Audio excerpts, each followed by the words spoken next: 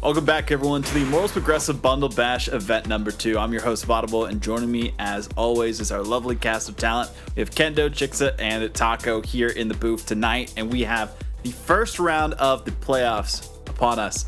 4 best-of-7s, no timeouts, and only 2 teams from each of the sides of the quarterfinals can move on into the semis, get at least guaranteed $1,000 if they win their match. It's going to be a great time and a lot of great matchups that'll be happening here, and some first-time looks at some of these teams that we didn't get to see during the Swiss stage yesterday. But with that, let's go down the line. Introductions, how you guys are feeling about tonight? Start with Kendo. You know what? I am feeling pretty stinking good about the night. A couple of my predictions going out of the draft show are looking very good. I know I had Team Helmsy. They don't look like a sleeper pick to me. And also Team Masseter came in, and I haven't looked at all the details there. But Masseter living up to the expectation of being able to get the ball around. Truly. For me, we had a long day yesterday, but it was a good day. It was certainly one that we were not expecting at any times. T-Bates, he made it to today. He's our first match. I spoiled that a little bit. He's very much in trouble, which we'll talk about more later. So I'm just excited for our first match of the day and seeing how everything goes. Yesterday was very unpredictable as per usual. We had a lot of high highs, a lot of low lows. Let's see who's really on the game today, because today is what really is important.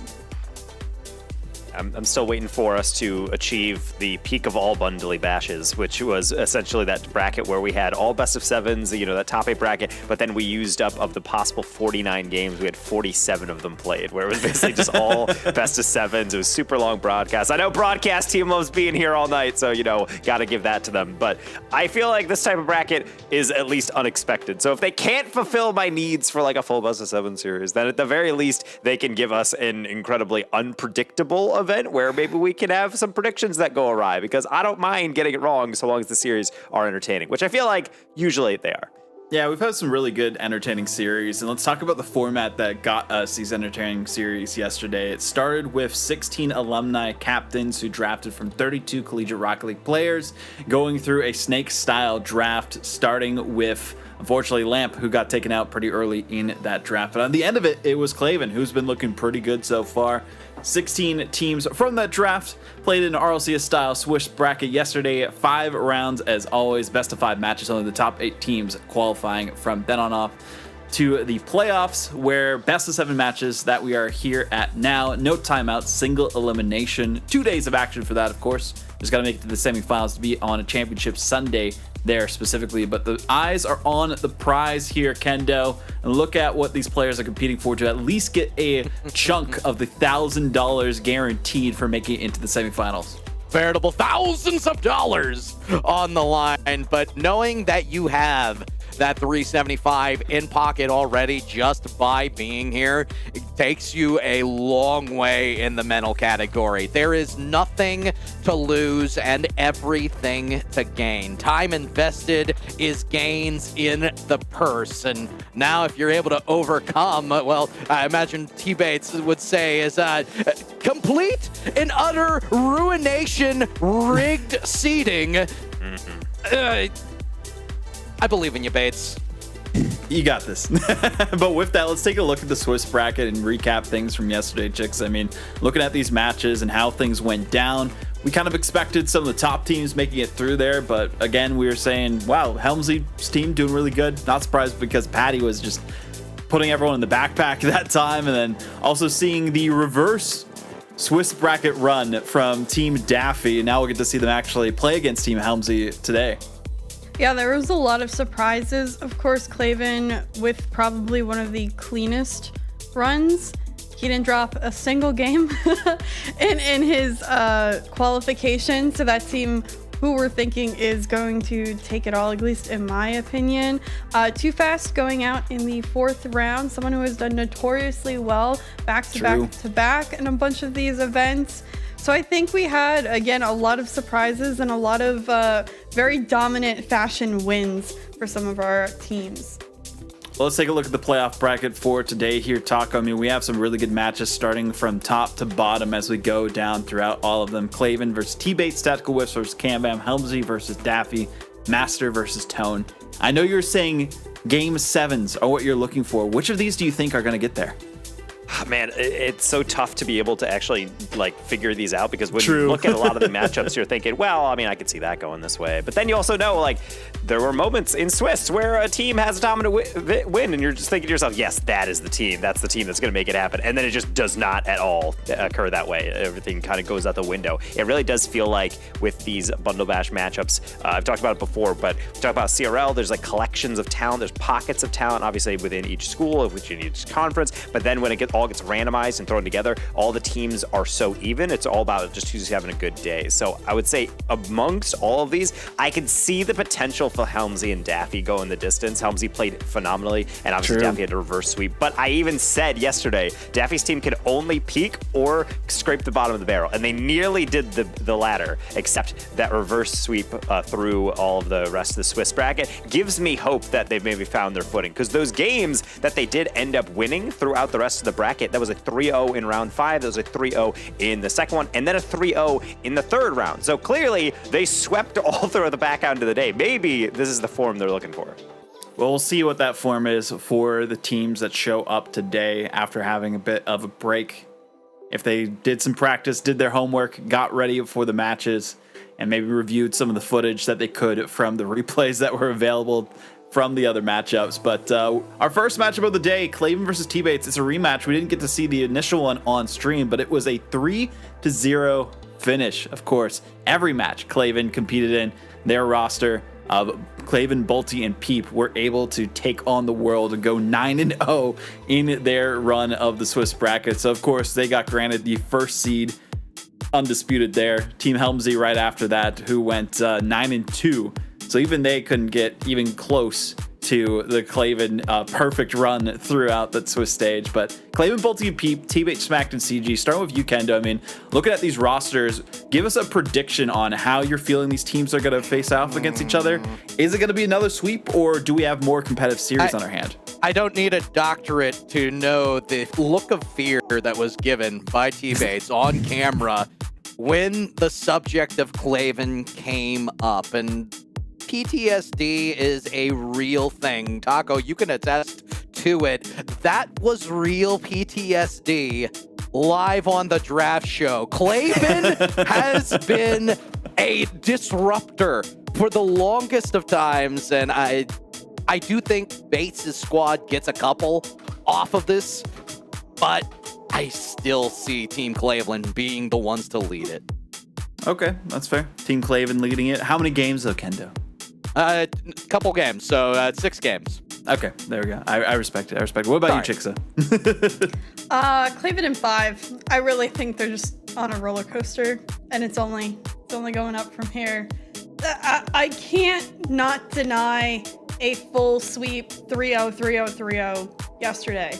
It's very rare you get that one-sided in the Bundle Bash. So if they're that dominant, then I have no doubts that they're going to continue to be dominant today.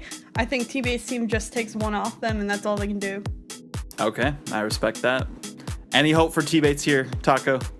I will say the one thing to keep in mind is that we know Claven's like, oh, he's a demo fiend and all that. T-Bates also demos a lot. I think if anyone watched any of the games, T-Bates demos a lot. They go for a lot of physical play. I think that's their one saving grace if they can counter that. But I do believe that I have to go with history. We literally saw this happen yesterday in Claven 3-0 T-Bates. I don't know if that changes in a best of 7. I don't know, especially with no timeouts, with minimal adjustment. I don't know. Maybe T-Bates just been drilling all these guys with all these different replay reviews throughout the rest of the night. And they're saying, no, we're going to figure this out by tomorrow.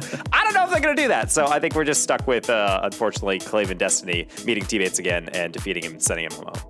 Well, the desk is being swept for Claven, so maybe that'll be the upset potential T-Bates needs for the victory here. I'm also going Claven. I'll say 5 games as well. Give them one for the road at least. But T-Bates has dinner scheduled, so they wanted to play a bit early, but maybe they'll be playing through the series as quick as they can to get to that appointment in time. We'll see what happens as Team Claven with Bolty and Peep take the field against T-Bates Smacked and CG, trying to smack around the competition in this first best of 7 to guarantee $1,000 for whoever comes out in first place in this matchup. Semifinal on the line between these two rosters. Only one can rise to the channel, so Chixa and Kendo, take it away.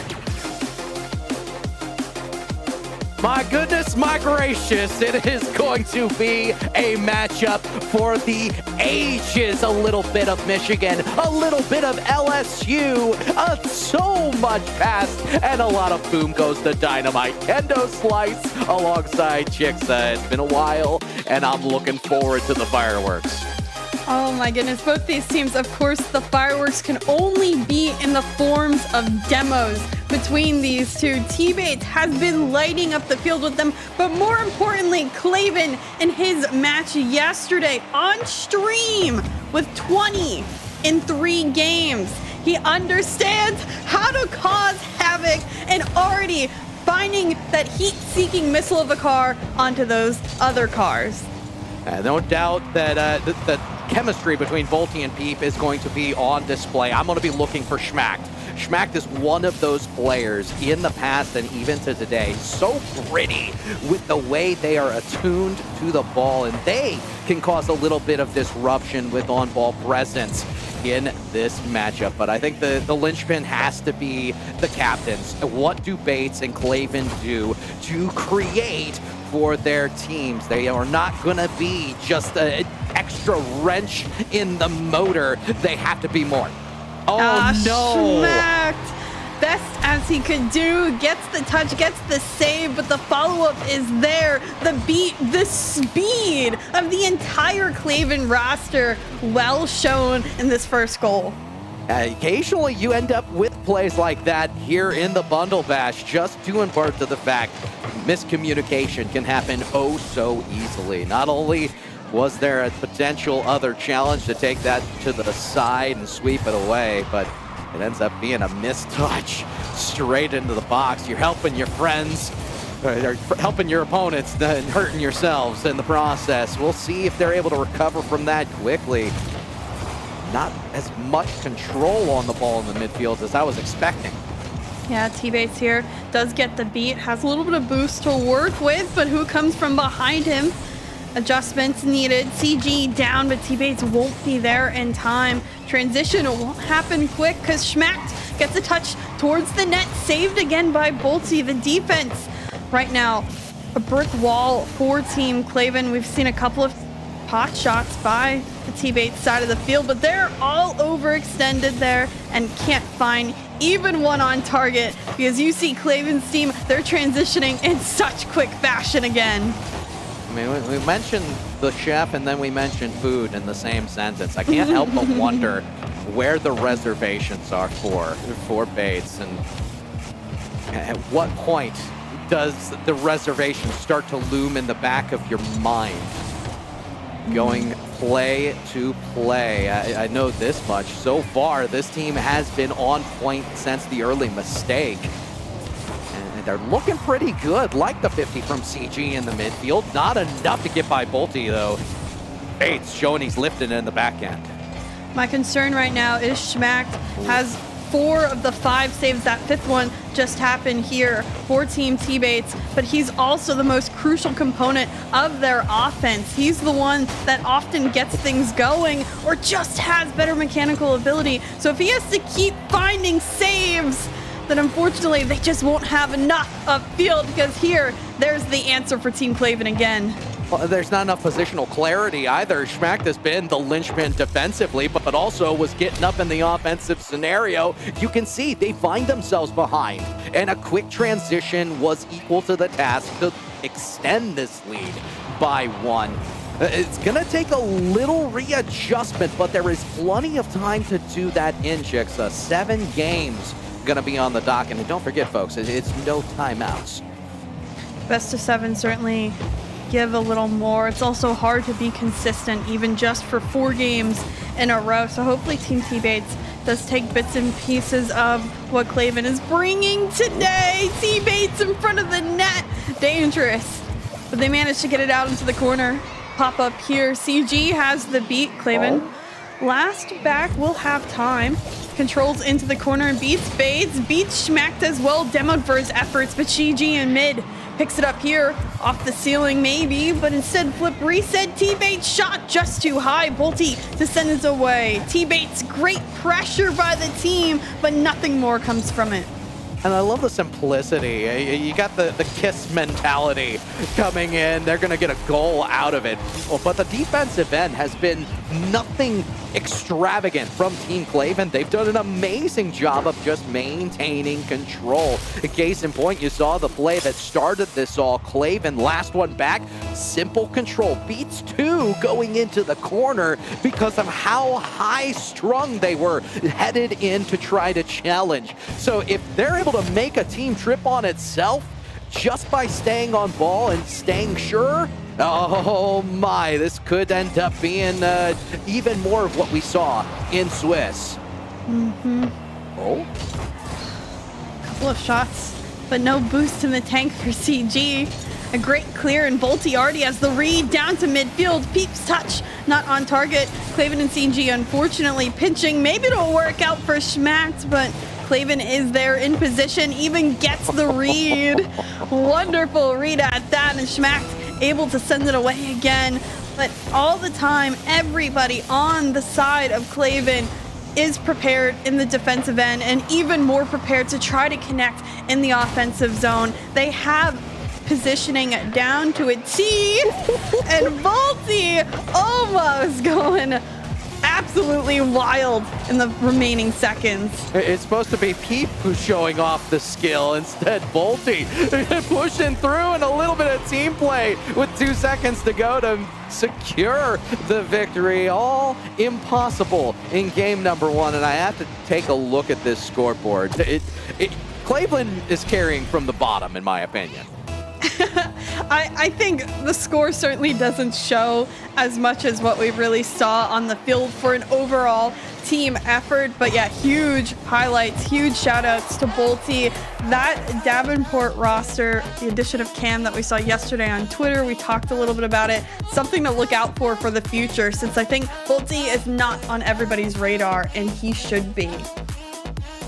Very much so. Going down the line, Schmacked only had, despite being in the offensive zone a lot and having the 5 saves, only 1 shot on the net. CG did a bulk of the touches towards the net in this spot, and it wasn't that dynamic of a difference between the two teams when it came down to the shots that made it. And in all honesty, that's attributed to Team Klaven. They picked their spots extremely well. All it took was 11 towards the net. And I got to give it to Klaven one more time. It was some of those controlled touches, not just in the defensive zone. I touted a defensive touch, but that carry up off an unguarded backboard, taking advantage of the missed position teammates players.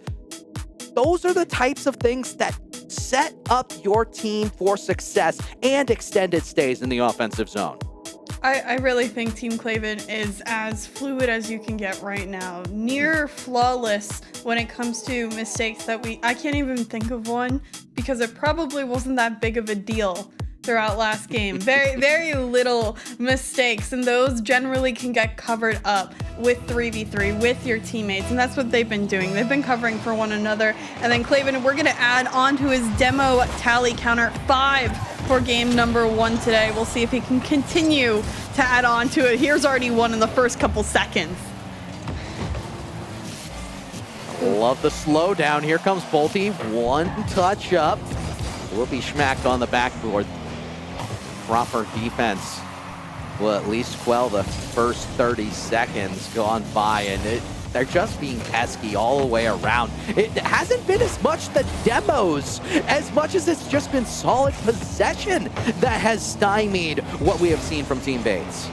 Yeah, we haven't seen this ball come out of the Bates half until now. First 40 seconds, all in clear possession of Team Claven. We'll see if they can get it out here, and they already do into the other zone. Just mere seconds for Team T-Bates to have some offensive pressure. This one will clearly go away. Bouncing back mid, Schmack may have a touch, tries to send it over to CG, but I'm seeing pretty empty boost tanks for everyone but T-Bates right now for our orange half.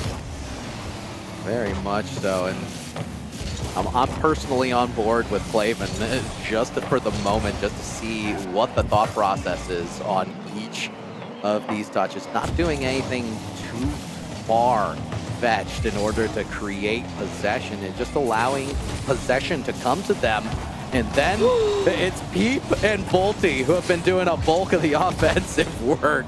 Love to see it, but when that ball gets down into the possession, they've done a great job of making sure that it's put into good confines for everybody else. And so far, it has been a team dip. Though CG gonna get over one. Do they have the pass? Yes, it's Bates, the delivery sphere.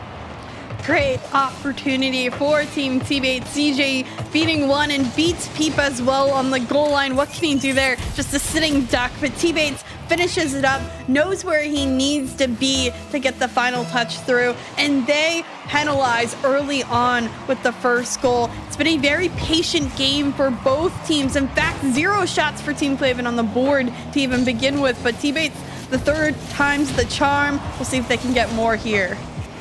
Oh, and that's over the head. Is that on net? Yes, it is. CG beating Claven in the midfield to make this one happen, and the demo did not help whatsoever. The smoke screen effect played to full. Doesn't matter what demo audio you have on that one. Now, this is a play that we saw a lot yesterday. Just nobody in the backfield and open nets that both teams could work off of. It's nice to see. The vision is there, the understanding that you have an open shot to work with, and the beat on Claven. I'm sure they're wondering what can they do at this point to get their momentum going. They just haven't been able to get those shots until now. Bolty down to Peep in a slot top right corner. Oh my! The audacity, one, to read this, but two, we talked about Bolty and Peep being on the same page. That was amazing to me. The read of the mistouch, and then Pete, right place, right time, minimal boost usage, and they cut the lead in half. That's crazy. No way, another one. Almost an answer. If only Bolty had that angle. Fortunately, Peep's shot comes a little bit too slow. Bumped off of this one. Schmack sends it away. Peep to keep it on the sidewall. Schmack, though, stays on it, finds the save. Claven bumps Peep away. Luckily, Peep able to just find the touch, and all the way towards the other end we go. It seems like we've doubled in speed from what we started. It was a really slow, really patient game, and now we're seeing high flying, very quick, very needed decisions for both teams. We're also seeing very conservative third play, both by Bates and Claven, to make things happen. But I think if they rest on their laurels, they're going to find that Peep and Bolty just have an it about them. There's a nice touch from Claven, gonna be centered well in the box, but Schmack is there to take it across. Great sweep away, and off the ball, here comes Claven. CG to midfield. Peep able to get up to Bolty, tries to smack that one in, but Schmack there in time to send it off the sidewall. CG back towards the other end. Claven first to it. Schmack has the read. We'll see if he can get a 50 with Peep. Unfortunately, doesn't read it. Peep beats 2. Bolty's in mid. The shot placed down, but just off. Peep's answer as well, not on. And this one, T-Bates sends away so close, but just barely missing the mark is Team Claven. T-Bates holding on by a string, and we're under the 1 minute mark. That we are, and Bolty and Peep still looking for each other in through midfield passes. Will be cleared away by Bates, however, and Claven right back. That is a dive to Bolty, but Claven unable to keep up. Looks for the demo. They look to secure possession. CG the push away with 36 to go, but they lose out, and it is back to the offensive drawing board for Bolty, Claven, and Peep. Schmack sends this one back to CG. Back pass works out. Bolty. Schmacked gets in the way. This one over to CG. Bolty still chasing.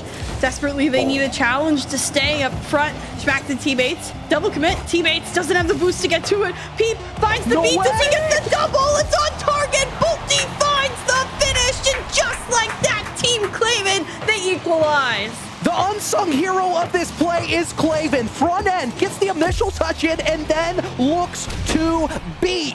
And by beat, I mean take defenders off of the pitch. They've managed to get the first aerial touch in, and it's just at that point a trap down. Tie game, they look to go to the promised land of content, and that is overtime in game number 2. Team Claven, 2 unanswered goals, have all the momentum in their favor. Can they close out a stunner? Something that'll cause mental, probably PTSD, like we mentioned earlier, to poor Team T-Bates, because they worked so hard to gain that lead, and all for naught, as now they're in overtime. Can they fight back? Can they manage to get that momentum? I just don't know, because Team Claven always seems to have the answer. Oh, it would be really nice to see Bates be the one to put that one in, but it'll just be an initial charge. Schmack stays on ball. Likes to float this to T-Bates, and it's Pete on low boost, gonna take this one back across. CG meets for the 50. Claven back line stays strong in the box and manages to get a second 50. They can breathe easy, but only for a moment, because here comes CG again. Keep to Bolty on the side. Quick 1-2, and Bates is gonna put this up. Claven's there. Claven has another touch. What a play by Claven! Oh, pop-up moment. You have your peak team captain, because oh man, way to come up strong. You mentioned it matters how the captains impact their game, and why not shooting themselves? Everyone laser focused on Peep and on Bolty. They're passing plays, but what about a solo moment for the captain? Hats off to Claven. Well-deserved Game 2 victory. I mean, you talked about how it is important for these captains to put in the work, and you talked about the potential emotional damage that might come from that. If I'm Team Bates, I'm wishing that there was some sort of timeout. That way we could talk, because all I can think about is the food that's coming up after this match. Emotional damage. That's all I can think too. Man, Team Claven, they're looking so good. It's no wonder they're in our 1 seed. I'm just impressed. This is by far, I think, the best match we've already had on stream. And it's unfortunate. It's the first one of the day, because that's big shoes to fill for the remainder of the day. Yes, is Team Claven up 2-0 right now, but it was a close game number 2. Yeah. Team T-Bates really put everything out on the line. It's unfortunate they couldn't hold up the remainder of the series. I'm looking for some Schmacked pop-off moments. I want to see T-Bates score another goal. They have to have answers, and they need to be able to shut down the entirety of Team Claven. Yeah, I would agree with you there, as it looks like we're going to be waiting on this one just for a moment. You'll stay with our faces as we get ready to go into game number 3. I would argue, yes, Team Bates gave everything in that match, or game number 2 of this match, but it was Claven who just went the extra mile. It was the plus ultra moment for Claven, because the front end of that play, it doesn't happen. They get to the 50 for the touchdown, if not for the fact that Claven just got the most minuscule of bump and displacement on the third that was just waiting for the goal line. So not only did you get your team to overtime, you end up getting that second touch in the air after the giveaway to finish everything off. Brilliant stuff by Claven. So we will see how everything goes, as we're still waiting on that match. Referees are working on it as we speak. Oh, here we go, everybody. I know. I'm anticipating game 3 as much as you are, as I'm sure all the viewers are as well. Bolty, the flip reset, but what a save by CG on the goal line, denying the early momentum start for Team Claven. But certainly, do we get an answer from CG? No, it gets denied, but teammates up, and here comes already the back and forth transition. If there's one thing I can say for Team Bates, it's the fact that they are going to be coming in with a lot of maturity. Schmack, as far as the bubble scene goes, is one of the more tenured members of the bubble and has done an amazing job of remaining competitive in tournaments when it seemed like the team was completely out. They continue to push forward. Bates, another perfect example of that. No one who's shown more maturity at times than Mr. Bates when it comes down to it to try to keep that team in. Granted, we also have a, wow. Maturity. Let's talk about the pass. Teammates, hello? Wait, we wanted another score out of T-Bates. Gets the boost steal, cheats up, schmacked, hits him exactly where needed. Have your trust in Schmacked and have your trust in T-Bates to finish up shots. He has been great at reads all series long today, as well as yesterday. Knows where to go when needed. So great opportunity for them to start early, but let's not forget, Game 2 started with a 2-0 T-Bates lead and didn't end up with a T-Bates win. I mean, I don't think that who starts with the lead is going to be the decisive matter in this bout, especially with Peep on the front end of this play. Trying to get a bump on Bates. Claven left as the third. Activates well, and Bates is going to get an amazing clear. CG, 1-2. There's another one. Great job by staying in it. Always an extra touch. Unfortunate that Peep doesn't find any sort of misdirection, but CG keeps it in that midfield, in the middle of the net, and the follow-up by Schmacked on target. Great team play for Team T-Bates. Let's see them continue this, because they are certainly rolling to start Game 3. I really do appreciate what we've seen out of Team T-Bates just coming out of the blocks going into game number 3. We can go back to the maturity, but I feel like that's the low-hanging fruit. They have established themselves and their rotations. They have done a great job of avoiding, for the most part, what Claven has been able to do on the back end. Claven has been restricted rather than some of the demos. It's been bumps, but those bumps are enough to make room for Peep. Bolty goes over one, underneath the one. Schmack just doesn't have the touch ready to put it down, and Pete finds the finish. The way Bolty is just so smooth with it. Great aerial control to get past the defense, and can he do it again? The answer is quick. But is there an answer back from Team T-Bates? That's what I want to know, because Bolty winning the first 50. T-Bates luckily back in time and sending it through the midfield. As we watch this full game continuing,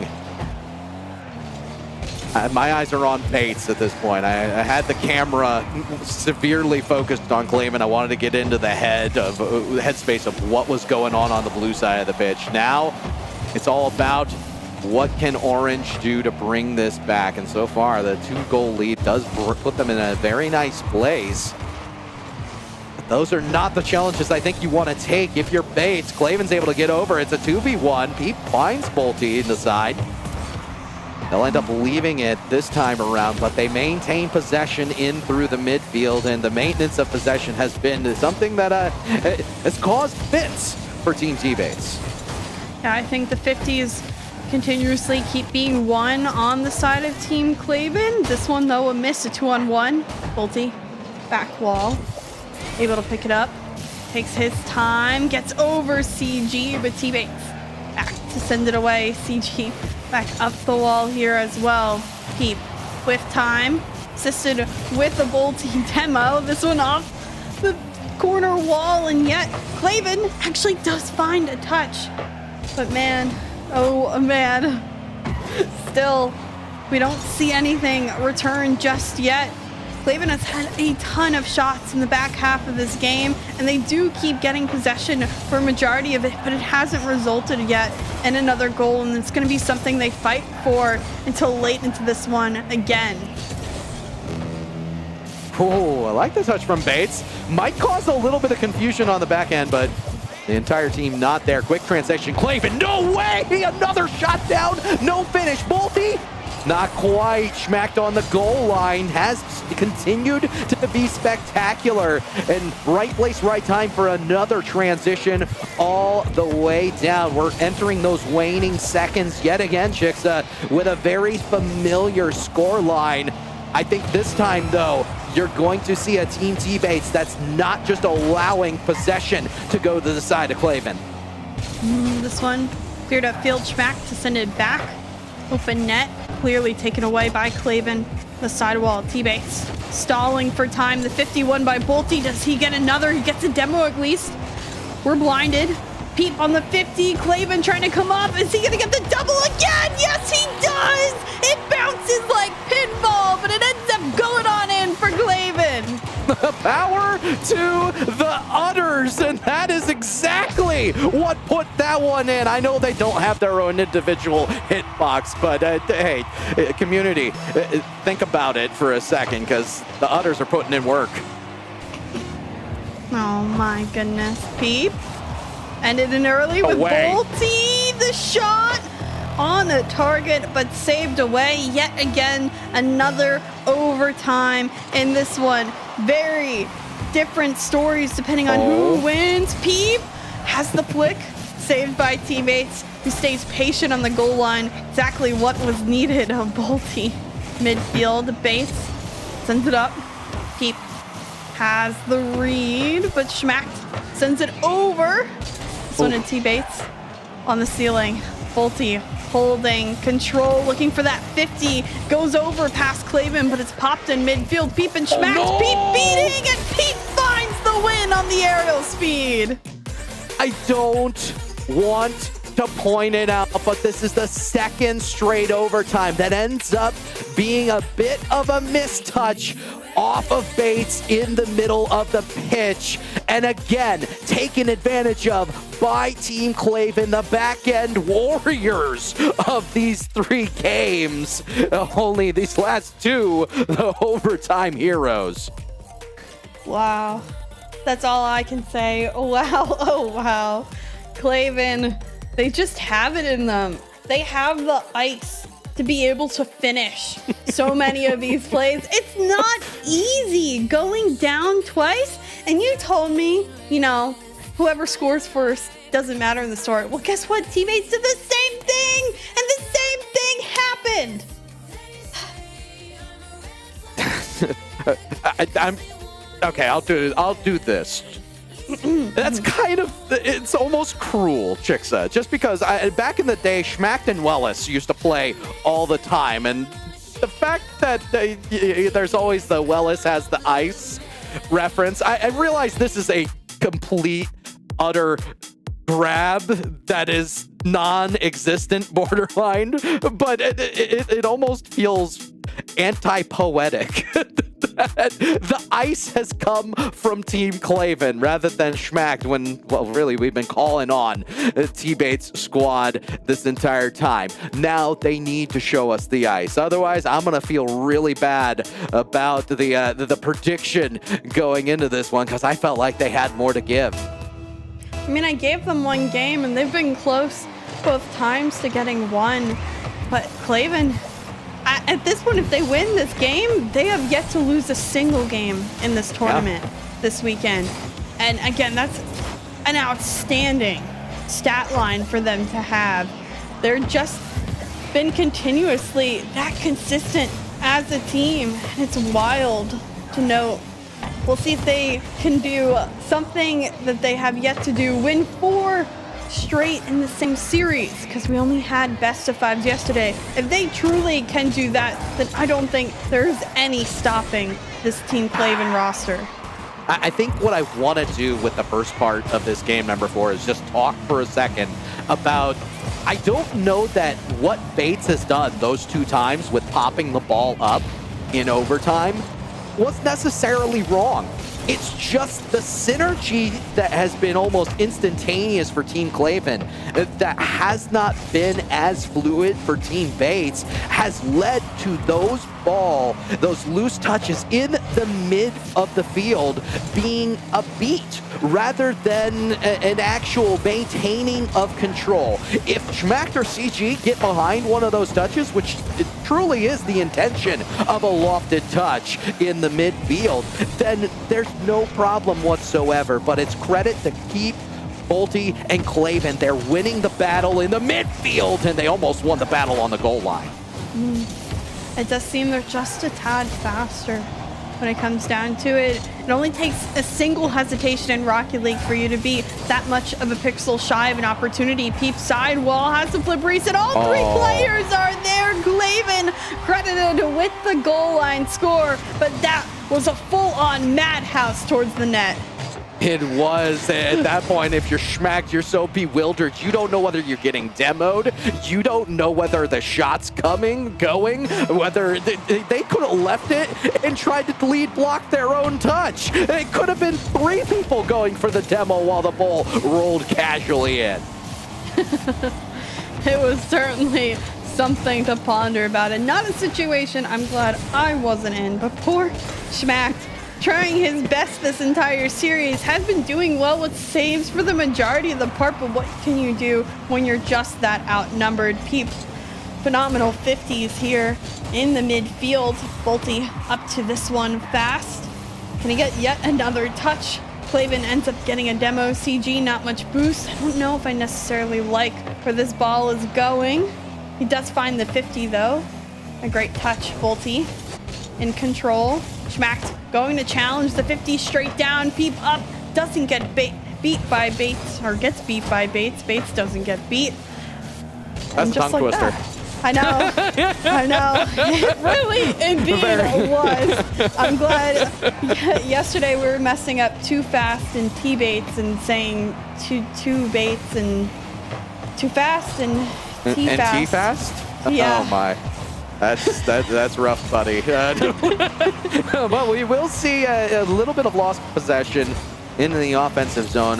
One thing I do need to compliment for Team Bates is that last game they had their most shots so far, 9, respectable number, and it came in part to the fact that they were taking care of the ball, especially in the midfield for the most part. I say it borderline tongue-in-cheek because I know the overtime winners were loose touches in the mid.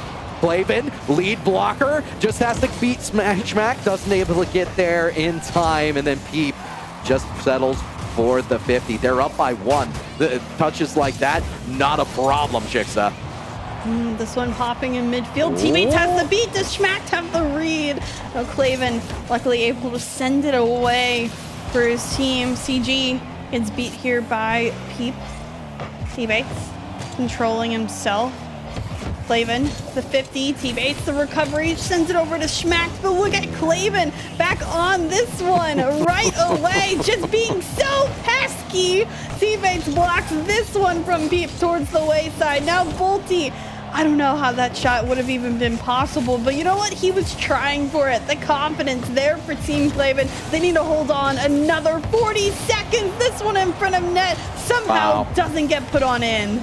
And everyone is getting involved on the physicality, getting involved with those little extra bumps or the disruptive plays in order to keep them in their own zone. They've been hemmed in there.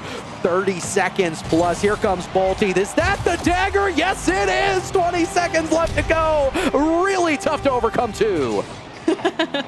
What a play overall by the entire, again, Claven roster. They've been so deadly upfield, so dangerous, so constantly annoying, aggravating when it comes to the pressure. It's bumps, it's demos, it's mistouches, it's coordination, whatever it is, they've been lights out. And their series scoreline, their game scoreline, lights out as well. They now go to 13-0 in the Bundle Bash, and they secure themselves to tomorrow. Yes, indeed, they do. And we will see Team T-Base already out of there. I I'm a little bit sour about the sweep. In all honesty, chicks, this should have gone more games than it did.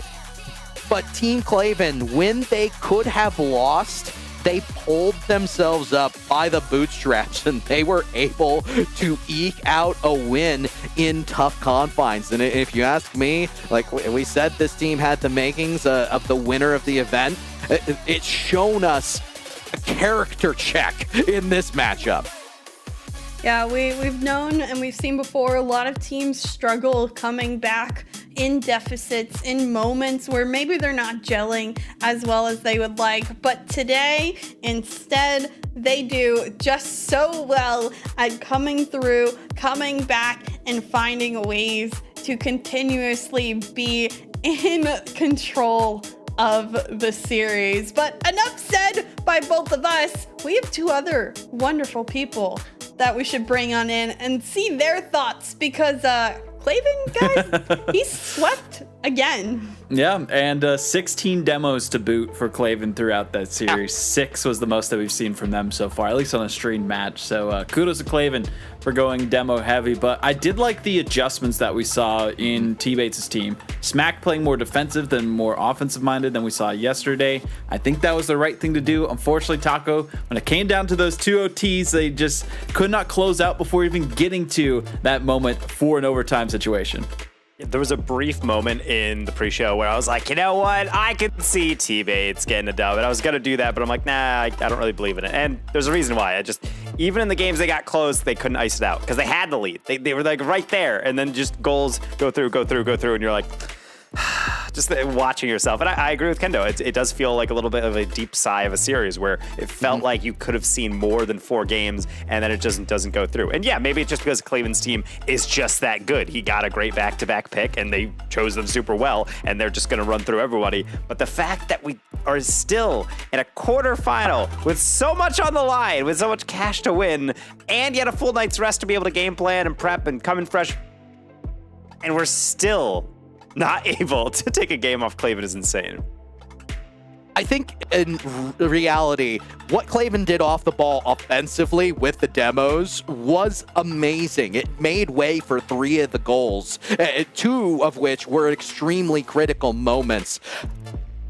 What Claven did as third, with positioning and with how fluid and smooth they were in maintaining control of the ball, I think was what brought MVP caliber for this team. And it's going to be something to watch going into a final day, just because if they're able to consistently do that, to not be a liability, and then on top of it, when they're moving out of third, continue to keep the press, allow Bolty, allow Peep to play a physical game as well. This team could do more than just damage here. If they wanted to do even, a couple of pick-me-up tournaments, I could see them winning that too. Yeah, really strong team. Got the chemistry like they were talking about. Seeing how Bolty and Peep have played together before. That's what Claven said and what he expected going into the draft. And, well, got the best picks that he could have asked for. A lot of people did their research this time, but maybe not enough research to separate those 2 players to make sure that they would not have to worry about this Claven roster. But talking about this Claven roster and the teams that are remaining here, Chicksa, who do you think has the best shot to take them down that remains? Maybe Team Helmsy. I enjoyed watching them yesterday. They might have a chance.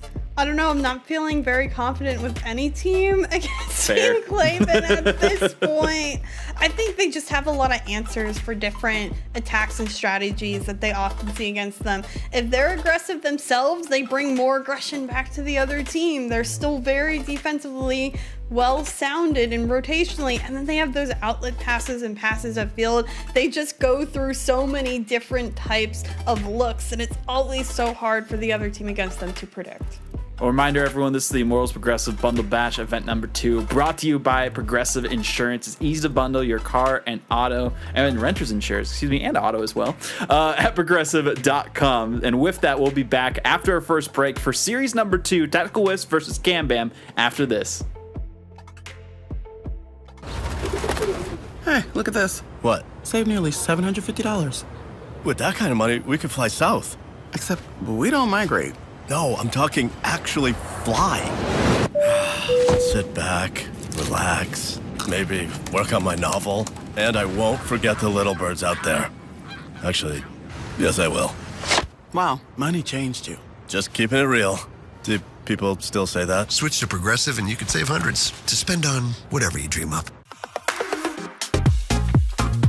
A half flip is a basic Rocket League mechanic that allows players to adjust the position of their car or turn around while maintaining their speed. Overall, this is a very useful mechanic, especially in 1v1s, and will allow the player to get back on defense faster, get to the ball quicker, and more. So how do you half flip? Start by doing some front flips on the ground. Now, when your car is upside down, halfway through the flip, pull backward to stop the flip motion. Do this a few times to get the feeling down. Finally, when your car's upside down, air roll in either direction to get your wheels back toward the ground. Many advanced players will bind air roll to a button to make this mechanic and others easier. Once you get the half flip down, try it going in the other direction. Here it is one more time, slowed down. Now that you know what it takes to get started on learning the half flip, get out there and get some practice. I'll see you guys on the next one.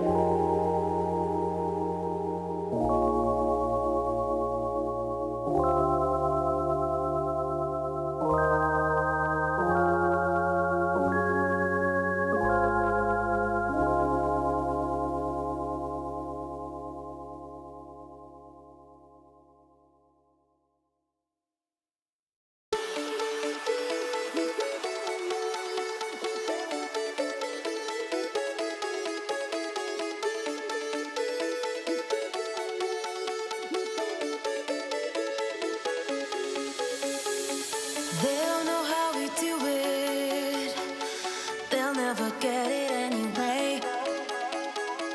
Conquering the impossible, all with a smile on our face.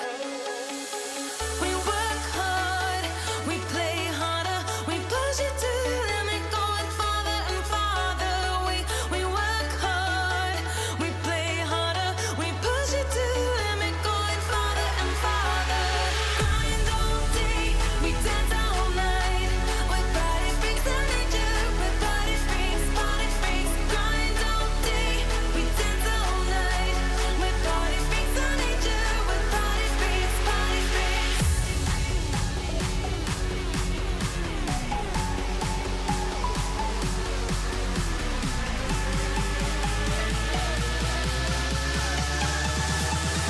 freaks. We're body freaks of nature, we're body freaks, body freaks.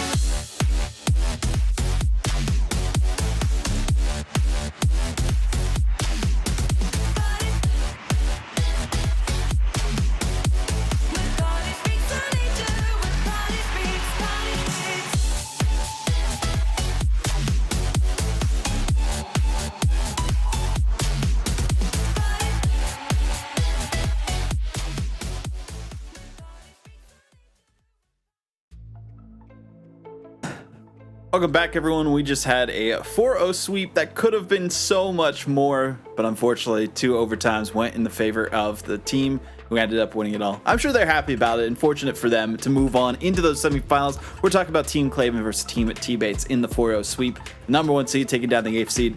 Not really a big surprise there, as Team Claven has not dropped a single game so far, and they got close to dropping their first 2, but were able to eke things out in the end in the last 7 and 5 seconds to get a goal to tie things up, and then win in OT in game 2 and 3. But that's enough about the last series. Let's talk a little bit about this next one, Kendo. Tactical Wisp versus Cambam. Tell me a little bit about these rosters here. They're two of the more, I would say, well-rounded drafted rosters, which is actually pretty dynamic when you consider Tactical Whiffs was, I believe, I'm going down the line, caster math is hard, 7th. And Cambam, right there next to Claven, had the ability to put together a kind of a quick 1-2 punch, and I feel like they did very well with Neskov, who's extremely talented, and then Calix, who probably shouldn't have been in the second round of draft pool, to be perfectly honest. Tactical Whiffs squad, Preston, you already know what you're getting there, but I think Whale is one of those unsung heroes, and Oakland is a program that is rebuilding at this point. When you think about the fact that you have a Whale and you have a Peep already there, they're one piece away from being right back where they were and have been for the longest time in the CRL scope. I'm just realizing now, this is off topic a little bit, but all the teams who were 2-1 in round 4 and lost never qualified, and that's not something you often see. No. That's interesting to note that Tone, Daffy, and T-Bates made it in, getting the upset there technically to move forward and get that victory. But nonetheless, going more into this specific matchup here, both these teams only losing to the number 1 and the number 2 seeds that were out there. Tactical Whiffs losing to Team Claven, of course, in a sweep, and Cambam losing to Team Helmsy in a 3-1 for them to qualify for the second seed there. So looking at those losses here, Taco, I mean, who do you think is really the stronger team out of these rosters? Stop asking me analytical. No, it's really hard to break these down because it's really about how they play together. Because Tactical Whiffs, I mean, this is a team that I'm like, I kind of like the combo of Preston and Whale. And then when we saw them on stream, we were thinking, okay, well, they've go into game 5 every single round. Maybe this is the same. And then they weren't really that impressive, but that might just because they get neutralized. There's a certain playstyle some teams bring out that are you just can't figure out in that moment. You have to kind of look at them a bit more, play a longer series. Maybe that's what the best 7 is. And with Cambam, I feel like I really do like the back-to-back pick. Neskov, arguably the best player to come out of Mexico, especially a best Mexican CRL player, I would estimate, within the system. And Calix, ex-EU pro. I feel like some people memed on him a little bit. He was not originally supposed to be on that Maryville roster. Now he's kind of taken he took a back step at times in other competitions, but still, phenomenally talented player. Obviously, very good mental, being able to play at a high level and be able to now come over to the NA and hopefully teach us how to play a more EU ball. But I feel like I'm going to give the edge to Cambam here. I feel like I like the composition a little bit better. I feel like Neskov is also just like one of those like psychotic players. It's really hard to pin down. Even when they're playing at the very top of West for his team, which didn't finish super high in CRL, he was still scoring like every single goal, a bunch of them solo. So I believe in CamBam to maybe edge this one out. How many games do you think Team CamBam would take this one then? We'll go with Chicks and then Kendo with predictions here before we get into the matchup as well. I feel like this is going to go to 6 if I had to estimate it out. Okay. I don't know if it's going to go all the way. I'm going to give Team Tactical Whiffs a decent number of chances, but I was not super impressed by what I saw last time. So even though I have not been able to witness too much CamBam, I have faith in the playstyle. What about you, Chicks? How are you feeling on this one? I feel like Tactical Whiffs are going to go back to their taking the series all the way sort of nature, and I think they're going to take Game 7. In 7. I just have this weird inkling that they're going to do it. I think Neskov and Calyx are going to be very not consistent throughout the entire series. You're going to see a lot of Neskov pop-off moments and possibly some Calyx stumbles through the way, and I think that's where Tactical Whiffs is going to come on through and be a little bit more consistent. Okay, I respect it. What about you, Kendo? I think I can say very similar to what Chixa is saying in that it will go to 7 games because going to the distance is the Long Beach way. We know that. Like you don't have to quote it because it's still law. I think it still goes the way of CamBam. No doubt in my mind, though, this goes 7. Okay, I'm going to go with Tactical Whiffs on this one just to split things up a little bit. But regardless of that, doesn't matter what our thoughts are. Let us know your thoughts in the chat on who you think is going to come out on top as we get ready for this matchup. Tactical Whiffs versus CamBam. Long Beach, they have 2 chances to have alumni make it into the semifinals, and this is the first of many for Tactical Whiffs versus CamBam. Cam couldn't make it into the top 4, but CamBam can. We'll see if that happens here in this matchup as we take it on to Manfield and take it away, Taco and Kendo. What a lie. It's not Kendo. It's in fact me. And you know what? It is Taco for the second series of the day. I am so excited. We have back-to-back bangers nonetheless here. And I am so excited that we are going to get into, I think, just a powerful bang kind of matchup. We have a lot of very high-leveled just MMR peaks in this lobby. Yeah, I mean, this is definitely going to be impressive. Just based on the titles, you have Tactical Whiffs, the CRL Season 2 contender. If you guys don't know how old that is the Paleolithic era of CRL. You have a Rival Series Season 3 tag in here, and obviously have a Worlds contender as well. You have everybody at all levels of competition and experience, so being able to get into this one certainly should be interesting, particularly off of the tiny bits of fake here. Look at the setup here from Neskov. I'm very confused. I don't know. I didn't expect that very early on. Well, bam. That's all I guess I can say.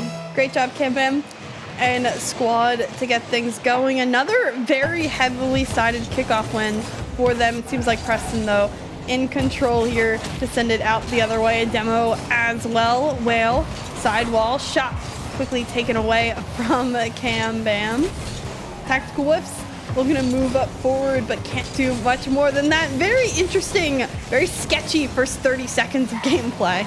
Yeah, it's probably the best way to describe it. It's just a lot of like suspect motions, and people are kind of just halfway committing to what they want to do, and it seems like a lot of improvisational stuff, probably just because the first plan didn't pan out, or maybe there's just no plan in their brain whatsoever. But regardless of what's happening, I feel like we're going to slowly see all of the hijinks kind of fade away, actually get into somewhat resembling organized Rocket League up until Preston maybe can provide that for his squad. Calyx, though, man, marking that shot all the way through. Tactical bringing it all the way back across, looking for a bump on CamBam, and I think he actually got most of him, but CamBam got a majority of the ball as well.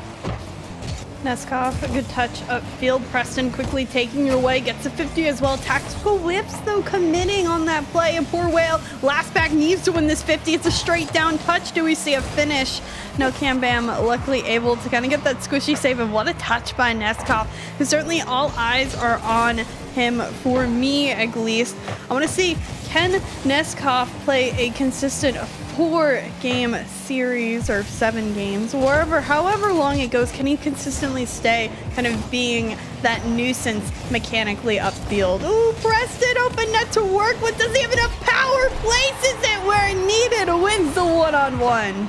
Oh, poor Cambam. He got so incredibly close. We can see him. He's just so incredibly limited on boost. He flies across the 100, and yet the crossbar, as usual, will turn its head and give an ugly glare at the defense. So hard to predict. But again, yeah, it is Cambam and company trying to go up against Preston. He is the first-round draft pick for Tactical Whiffs, and that's exactly what you want out of your first-round draft pick, potentially. Maybe get another one. Tactical Whiffs trying to get a back pass. That one that had way too much pace on it. Not the greatest touch by Neskov. Well, not hitting that bump or that demo that I was expecting him to. So this one just sitting in midfield. I think a lot of miscues by both teams to start in this one. It seems like a lot of leftover balls, missed touches. It doesn't feel like the gameplay is where it's needed to. It very much feels like we're warming up in this game number one.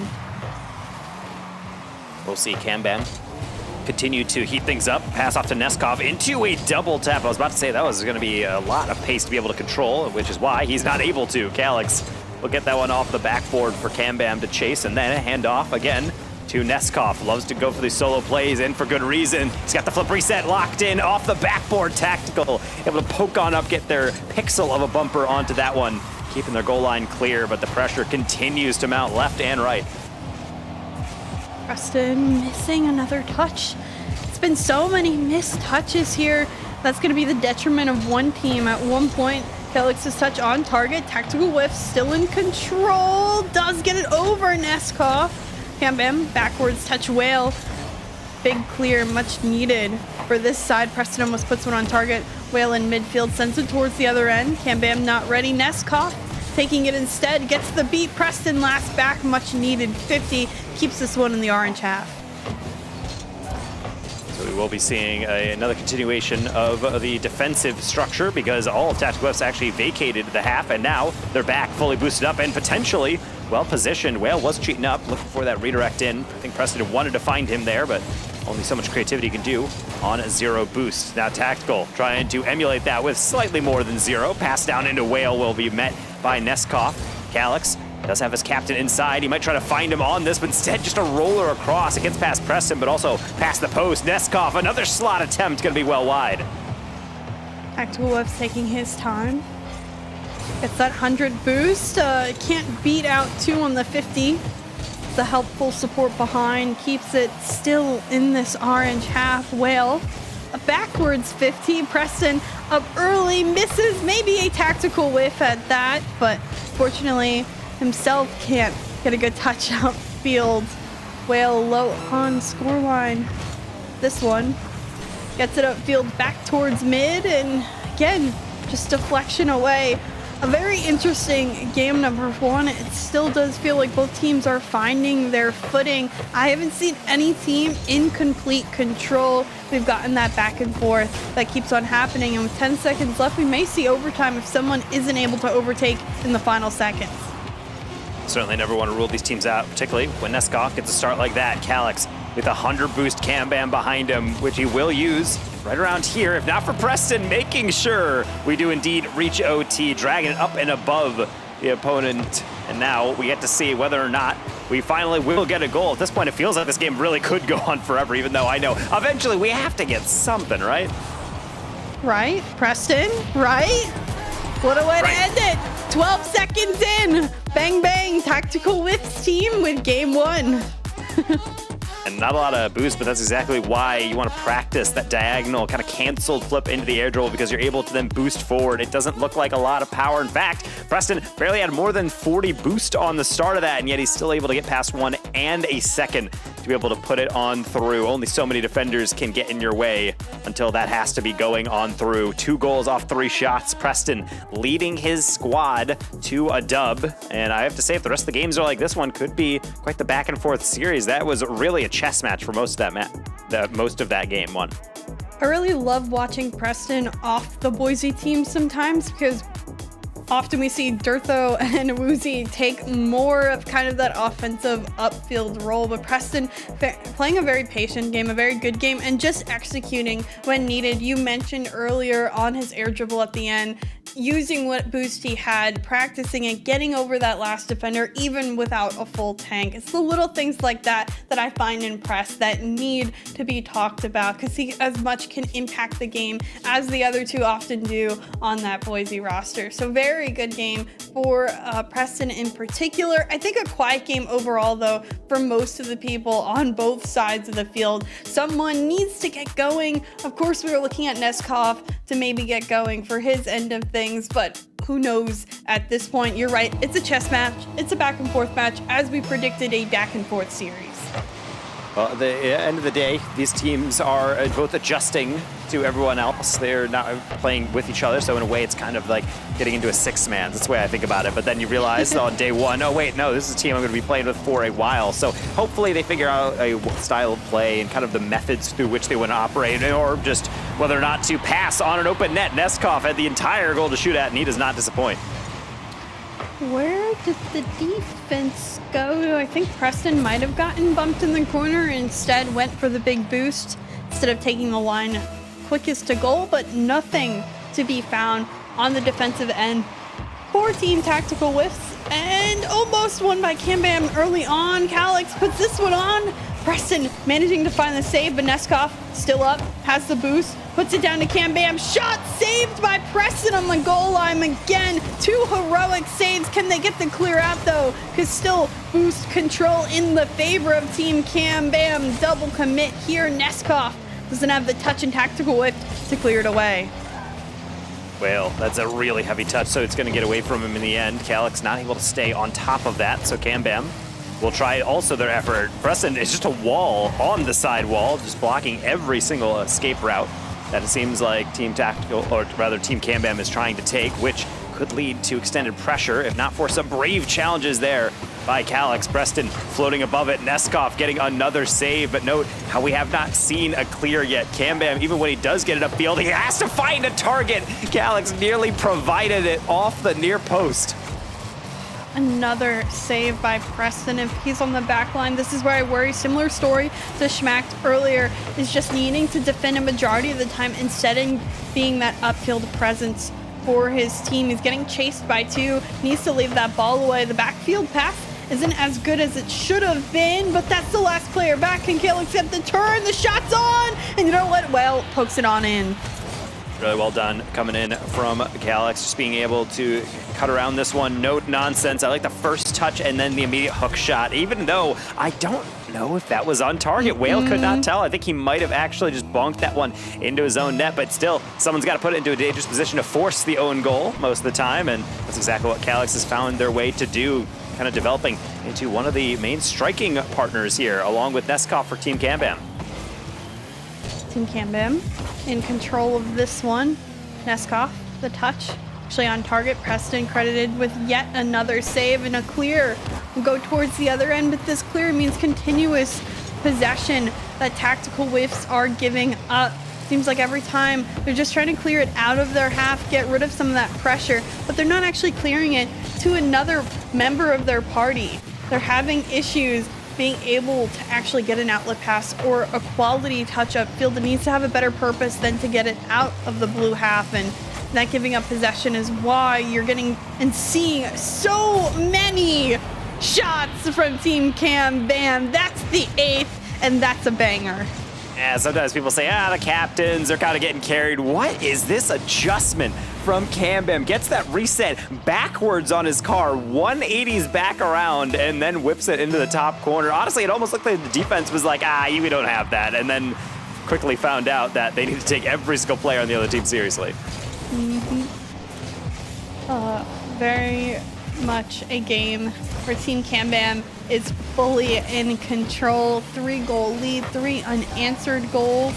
Calix here can't get over the last defender, but Neskov has a nice bounce, has boost in the tank, flip reset, keeps it up. Preston, patient as ever, still finding a way to get it out of the backfield. My concern is still, Whale has the only 2 shots for this Tactical Whiff squad, and neither of them have been anywhere close to going on in. The drop down pass to Preston, that's what's needed. When this man gets out of the defensive zone, he's able to impact the offense.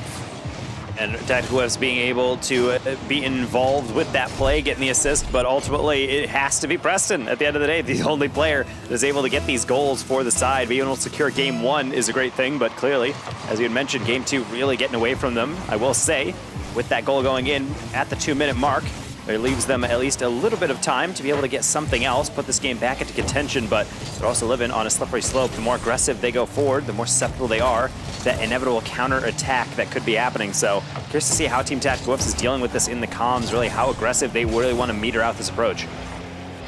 Neskov, the double tap, sends it upfield. Tactical Whiffs, an awkward 50 actually on target to his own net. Neskov sees Kalix, the shot just deflected away by Whale. Preston gets beat to this one by Cambam, who has been a very impactful captain, as we've mentioned a little bit earlier. Captains can define the make or break, the success of a team, and I think Cambam has just been doing better than Tactical Whiffs in general to really lead his team forward on a lot of these opportunities. Has entire 100% goal participation in this one, and I think that'll be their reason for success if they're able to hold on here another 40 seconds. That goal almost won that 50 over Neskov. Nice little half flip into the recovery as Preston will linger around the play. Will bait in Cambam, but Calix, really nice awareness to be able to step on in, just poke the ball into the far side. And with every single clear that goes by, and potentially every goal, that's just even more evidence. Team Cambam has control of this game too, as Calix taking these 50s, just burning off all the time on this clock. And this is a point where Tactical Whiffs really needs to start thinking about throwing Hail Marys. Oh, this one's so close. Whale almost falling on it, but I don't think Preston can find that angle. Gets it over to Tactical Whiffs, but unfortunately the angle there on the shot isn't made. Whale to keep another one up. This one just a momentum goal if it goes on in, but it hits the ground. Team Cambam tie up the series 1-1. That's a solid victory coming in from Team Cambam. They lost a little bit of pace near the end just because you could see Tactical Whiffs slowly starting to adjust. But regardless, 5 shots in total for Team Tactical Whiffs, and that's just what Calix was doing by themselves. So clearly there was a moment where Team Cambam came out of the gates and just completely blew by those opponents. And that's really where I feel like both these teams need to keep careful to be able to mitigate any of these mistakes, because a couple of those goals real sloppy, like we saw with this wide open goal to start things off with Neskov. Yeah, there's a bunch of opportunities that Cambam kind of got gifted on a silver platter, but they did work for it and they had the overall aggression. They had to figure out ways to get through it, and Team Tactical Whiffs just always couldn't find the answer. Preston, so many last second goals. That's not the situation you want to be into. 5 times, 7 total saves for that team. That's a lot of saves, and the ones that didn't get saved, 3 of the 4 went on in. Only 1 off-target shot by Team Cambam. They are very deadly when it comes to getting that ball towards the net and on target. And making sure actually to force out those saves. It's the biggest thing I feel like a lot of teams struggled with in Swiss stage that we were watching. A lot of plays would go around the backboard, or maybe they'd circle from left to right a bit and steal some boost. But ultimately, if you're not actually striking the ball on target, forcing saves out of the defense, you're not really going to be able to get anywhere, because ultimately the defense is just too good. So teams that actually are able to force all on target shots eventually will break things down. But that could have just been a flash in the pan. We'll go to DFH to figure out whether or not there's any trends here in the gameplay. Maybe Team Cambam trying to level up, get a second win. Maybe, just maybe, they'll figure out. Or maybe this will just continue to be back and forth. I really don't know. But we said this would be one of the most unpredictable matches, and we are exactly getting that. Calix does get the flip reset and the touch, and Whale sends us away towards the other end. Early shot, early presence in upfield for Team Cambam. See if they can get another shot here. Neskov looking for the double, deflected away. In fact, maybe on target, but Calix luckily there and able to send it into the corner for now. Well, a little bit of a delay on this one. Does not get it in, but that's why the captain is there, just to make sure to tuck that one home. Nice setup from Whale. Had the defense guessing the whole way through. He tried it earlier, but as you mentioned, that touch was just too heavy in the last game. This one, though, much more controlled, able to follow up on it and get the follow-up from his captain in Tactical Whiffs. Well played out play. and early momentum for the squad. A little bit of miscommunication though there. Whale and Tactical Whiffs in the same spot, sending it over. All three players in the same corner. Oh no, my coach and me and your coach and me is probably saying, quit bunching up, spacing, please, because they keep on impacting one another. What a squishy save. Can Preston keep it out? How they did not get scored on, I will not know, but they still need to play defensively. Preston holding on, gets this one only as far out as kind of midfield. Yeah, not a problem to be forced into your half so long as you protect those boosts. That's exactly what Team Tactical Whiffs has been doing, and they've been continuing to pile up the saves as well. Doesn't mean they're getting it out of their half anytime soon. Calyx looking to get that 50. I thought they might have been able to beat Whale, but I thought wrong. Eskov gonna have to take it all the way from the back corner and will be immediately stripped off by Tactical Whiffs being able to jump on through. So definitely like, even though they've been on the back foot, Team Tactical Whiffs not shying away from being aggressive on offense. Preston, so you have a read, gets the second one off target. Neskov, good amount of boost to start his dribble in midfield. Well, 50s this one, not in favor of his team. Tactical Whiffs, dangerous touch, Cambam out to the corner. Calyx is there, but I think misses that touch entirely, unfortunately. And Neskov going for that buff, can't do so. Preston past them all. Whale gets the doink. Not much farther as Calyx sends it back. This one off target and Whale able to put in the corner. I have to salute the organization of Team Cambam. Every single touch they're immediately following up, which means everything is scoreable. Even if it's not the best setup, it's forcing the defense to not have to take that extra half second to say, how do I want to read this? They have to just immediately go, otherwise it will be buried. So that is something that Team Cambam, if they keep this up, will be definitely one of my favorites to be able to see if they can continue to go on in this series. I did predict them in this, but outside of that, I feel like even though we have seen Team Tactical Whiffs in the lead right now, they're certainly losing out on the shot total. They are getting buried by pressure right now, and that's one thing I have to wonder, can their defense last for another 2 minutes? I don't know if Preston's holding the backboard. I'm feeling pretty confident in just that. He has been an absolute nuisance to be up against, but let's give a little love to Whale, who manages to get another nice touch off the double tap. Really nice setup by Whale. That is actually a flawless first touch. All three defenders are directly underneath it. They could probably jump for that one, but usually on a double tap, it's a little bit more lofted. You have a little bit more time to react, but nope, that was just a straight line and then a straight line straight down. Well, on over to Tactical Whiffs, who takes his time. Patience. Now this one's a chess game of burning down time, and I think Team Tactical Whiffs are looking to do just that. Preston to keep it up. Stays on that backboard where he's been able to deny. Does lift this one high up. Still in control. Flip reset. Tries to get it through Neskov and does. Calyx keeps it close. 50s here, and Whale, huge clear, buys down more time. Well just played is this series by Team Tactical Whiffs. They haven't done anything too fancy, but they've been solid for the entire 4 minutes that have played out. Gambam looking for double, and probably better that he left it, as I was waiting for Neskov to catch that, but then looking at the boost total, I kind of understand that decision. Deflected all the way across from Calyx means that Cambam should be able to chase. Nothing much doing here. Honestly, a lot of these touches down the stretch from Team Cambam, really just heavy contacts that go into kind of no man's land, and then you've eventually kind of just given up and said, yeah, you know what, it's on the defense, let them clear it. And then Preston does exactly right here, just kind of takes that one out, follows it up, and then more time is just bled off the clock. 2 goals is quite the cushion, especially with only half a minute to go. Calyx trying to take it coast to coast, and yet again, Preston in the way. Another nice touch by Whale. This one won't go on to Neskov, but Tactical Whiffs there now to hit it and to keep it on that orange half. A miss there, but Whale now able to fill. This ball has not been able to pass the midfield mark at all. Preston off the ceiling, flip reset. Whale may have touched that one off target, but nonetheless, the extra airtime will not give enough time to Team Cambam. This game 3 goes back to the Tactical Whiffs' favor, and now we're 2-1. Tactical Whiffs really missing an opportunity to grab an extra 2 points, just be able to catch that ball, but that's okay. Doesn't touch it at all, lets it drift and gets that dub for himself and the rest of his squad. And it continues. Chicksa, we have that pendulum swinging back and forth in this series. We have Tactical Whips taking game 1, then Cambam, and now Tactical Whips taking the lead. And I have to wonder whether Team Cambam in this minute, they're trying to think about what to do. I mean, they've read it up immediately. Apparently, they don't need much time to think. Maybe they just realized this one was one they just got a little bit rough in the beginning after that first goal 50 seconds in, and maybe they just need to reset. I really think it is going to continuously be this back and forth game.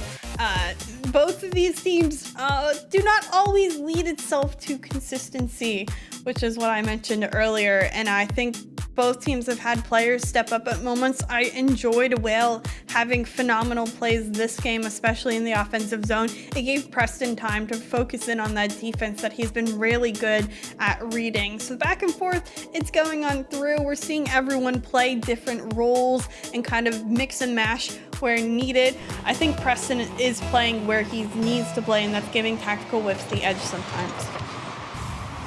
Well, we'll have to see whether Utopia holds different fortunes for Cambam as we load into such a pretty map in the nighttime. I feel like it's not going to last too long because we have seen some demos and some backboard bumps attempted by both these squads. Maybe that will mar everything, but for the most part, I just want some quality gameplay, and certainly we are getting that every single one of these games so far as Preston tries to deliver some more finesse, but even that pre-flip will not be able to make contact. Open shot potentially for Whale, but going to be well wide.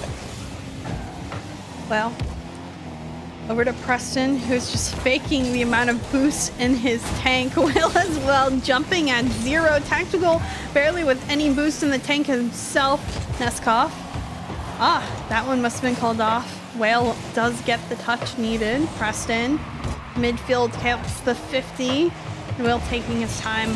A great carry into the flick in order to get that past the entire team. But again, we're seeing another chess match sort of play. We're seeing everyone being, I think, very reactive in this game instead of proactive. And we need to see a little bit more thinking ahead of time instead of reacting to what's happening each and every second. I think it's tough when the ball is moving this quickly, and as we mentioned, this is not necessarily something where they're maybe used to the comms and how each other play quite yet, despite this being technically the third day of being a team after being drafted. Who knows if they were able to set up some scrims or potentially just play some games, but when there's money on the line, typically these players are going to go all out, and I feel like sometimes it does kind of go into that solo play where you kind of forget the team mentality. You forget to mind the shop. That's just wide open for Neskov. Let him cook, as he said in his fun facts. Great touch all the way upfield.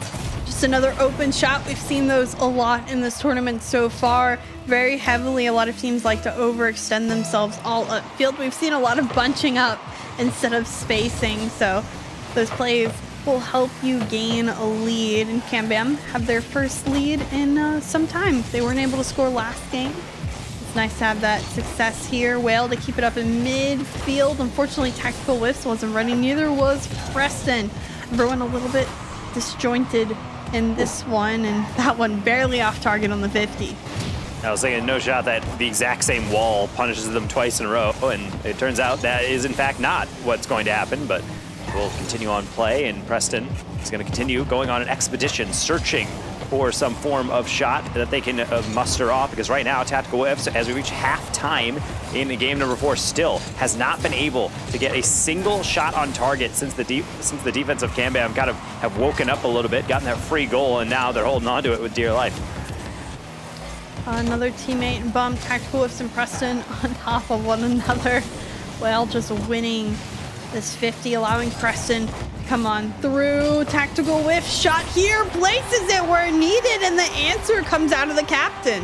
Well, who needs a bunch of shots when you just get one quality one? Poor Neskov going for the double off the corner, surely trying to put that up the wall. But unfortunately, it's just a flawless setup. So usually something that's minimal risk, and unfortunately, even the best players, your first-round draft picks, might make that mistake. How brutal is that? All the pressure in the world doesn't mean anything if you just make one fatal flaw in your defensive scheme. Maybe a second if they don't get up for this one. Calyx getting a deflection. Neskov met by Preston. Very well, could have been going in. Cambam last back on the touch here. Tactical Whip sends it down to a Whale. A great team connection. Demo by Neskov. Preston into the corner. Doesn't recover well on his feet. rotates back ball side. Gets in, I think, a little bit in the ways of Whale, but Neskov below the doink.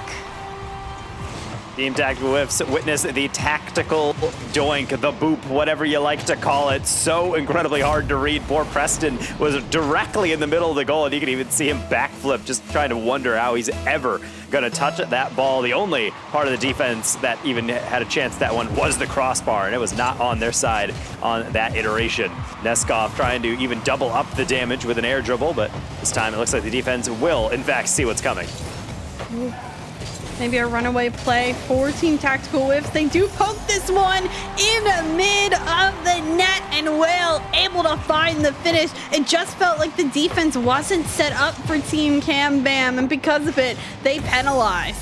I think part of it is really they didn't expect such a nice catch from Tactical Whiffs. He caught it, and then it wasn't even a catch, and then usually the acceleration forward to drag it across the car and then get a flick. It was just a catch into an immediate touch, and you could see the whole defense kind of stutter-stepped a little bit. They were not ready for that one at all, and that's kind of the expectation when you have a good rotation going and when you have the ability to just throw the ball in dangerous areas with everybody locked in on comms. The defense can really get thrown a curveball that they are not prepared for. I think everyone needs to understand that, yes, are a lot of these captains washed? Probably. But that doesn't mean they won't be pulling off peakable moments or moments that they've done before. There's been a lot of shock when it comes to captains doing things that are unexpected of them. And this one, the 2v2, gets won by Team Cam Bam. Yeah, shout out to the Rule 1 on the backboard. I don't know if I've ever seen that before. As we just see Calix and Whale exchanging some pleasantries, and eventually that will lead to a goal. You do not want to get into a 2v2 with Neskov. That man is 2K MMR for a reason. Yeah, he is. That's a feels bad kind of moment. Preston, though, missing initially, gets the 50 win, and Whale only able to deflect it into the corner. Team Cam Bam, they barely just be able to come out with this one. They're able to hold on another 30 seconds. Calix keeps it up. That's a straight down touch. Neskov had the read, but unfortunately deflected by the defense. Preston, a 50 straight down, 20 seconds. All that's left. Whale wins this one. Cam Bam's there. He gets double teamed, but I think that one would have been on if it wasn't touched away. Whale, Tactical Whiffs up here. Calix not the best touch. This one, back wall, bounces down. Preston, does he have the shot? It's still water falling down. Neskov, a good clear out. Whale to put it back in the midfield. Preston shot down. This one by Tactical Whiffs taken away. And just like that, Cam Bam now put it back to a tied series. I will say a spectacular effort coming in from Whale there to put it with just enough power to find Preston in space, but I think Preston didn't get the height on that arrow he wanted to. Couldn't really strike it down on target. Got super close at the end. So clearly, even though this one does go to Cam Bam, it's another one of those games that could go either which way. Shots pretty low. I feel like most of this game was played in the midfield, maybe slowly approaching the border of the attacking thirds for most of these teams, but most of the time it was really just teams trying to figure each other out. Took the Neskov masterclass, a hat trick off 3 shots to be able to pull this one off. It's a well-played game by, I think, the Cam Bam side. Again, they just played a little bit better for majority of the game. They had the answers when needed. They were able to catch Team Tactical Whiffs off guard at times.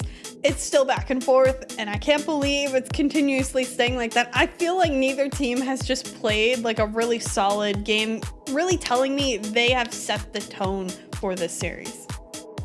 And being able to actually set a tone, I feel like also implies a sense of consistency. And I feel like both teams are reaching that point where we're seeing them near their peak efficiency, but then there's these slight dips, and that's what leads to these losses. I think that's exactly why we've been seeing kind of that win-loss pattern for Team Tactical Whiffs after they actually have gotten that first game. So whether or not we can break that pattern, we'll have to see whether or not that's going to happen here on Wasteland. Everything kind of being reset every single game. You have to think that every team comes in with a new strategy, but it feels like as every single individual problem is solved from both these rosters, a new one pops up, a new player pops off, and we'll have to see whether or not Neskov can be a thorn in the side of Team Tactical Whiffs for a second game straight.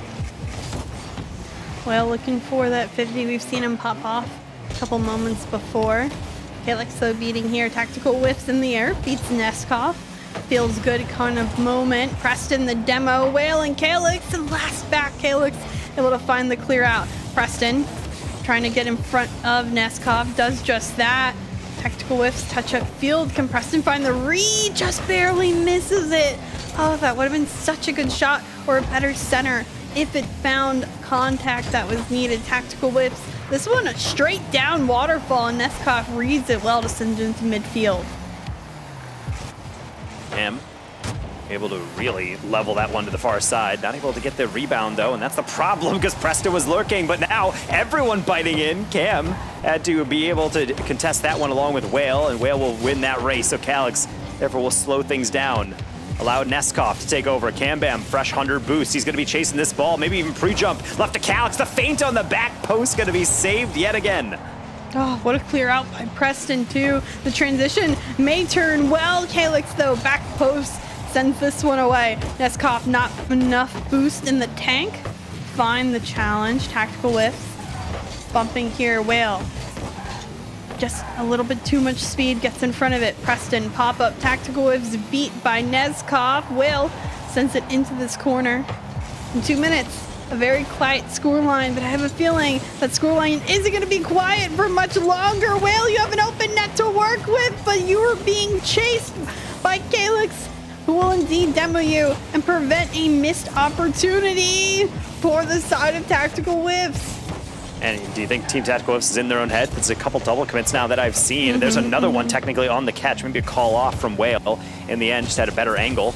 Now they're really gonna have to get an angle on Neskov. He threw it right in the middle of all of them. No one was up immediately for it, but that means possession could hang on the balance. Neskov, half rotation, trying to get that shot off, and really wants that one back. Had all the boost, had all the angle, had all the time, and still not able to put anything dangerous on. What a great beat by Whale. This one shot on target, but Neskov easily saves it into the corner. Preston, touch here, Cambam.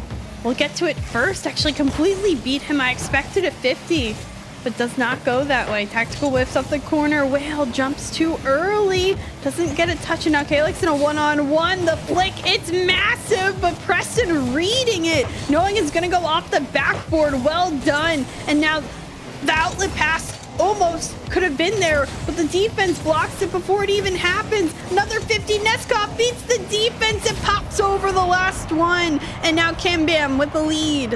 Why it's so important to get good angles on your 50. Neskov just powers through, and if one flick beats 3 players, yeah, now you got a problem. People get cheating up too much. 1 goal in it, 97 seconds. I feel like normally, in any normal series tricks, I'd be like, there's plenty of time. I feel like that might just be a winner based on how these teams are going. They have really been low scoring as we've gotten down. Again, between both of these teams, only 7 shots throughout this whole game.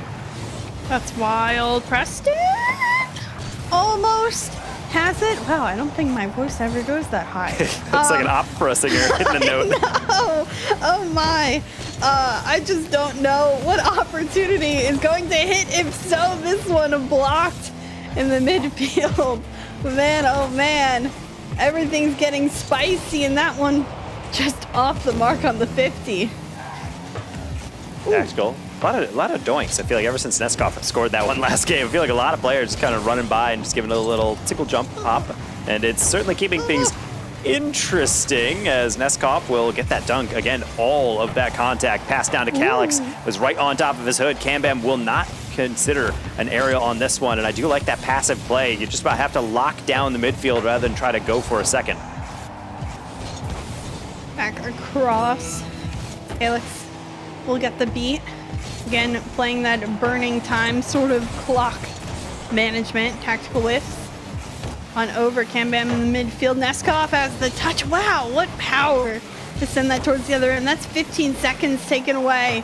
And that's 15 seconds that tactical whiffs needed. Straight down. Calyx for the touch. This one blocked away again. No boost by tactical whiffs. Preston has it. Can't get over Calyx. Cambam to it first. Neskov on the pre-flip. It bounces. It stays up. But can they go from one end of the field to the other? Calyx already up. He's been a nuisance everywhere in the 50s, the midfield, the challenges. Cambam barely squeak by.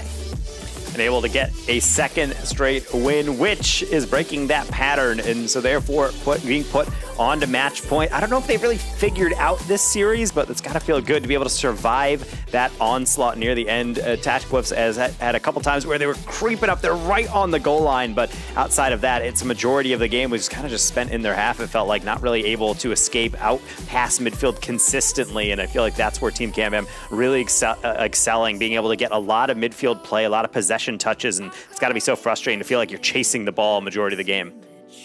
Yeah, I do feel like it is that kind of chasing game sort of deal that we've seen.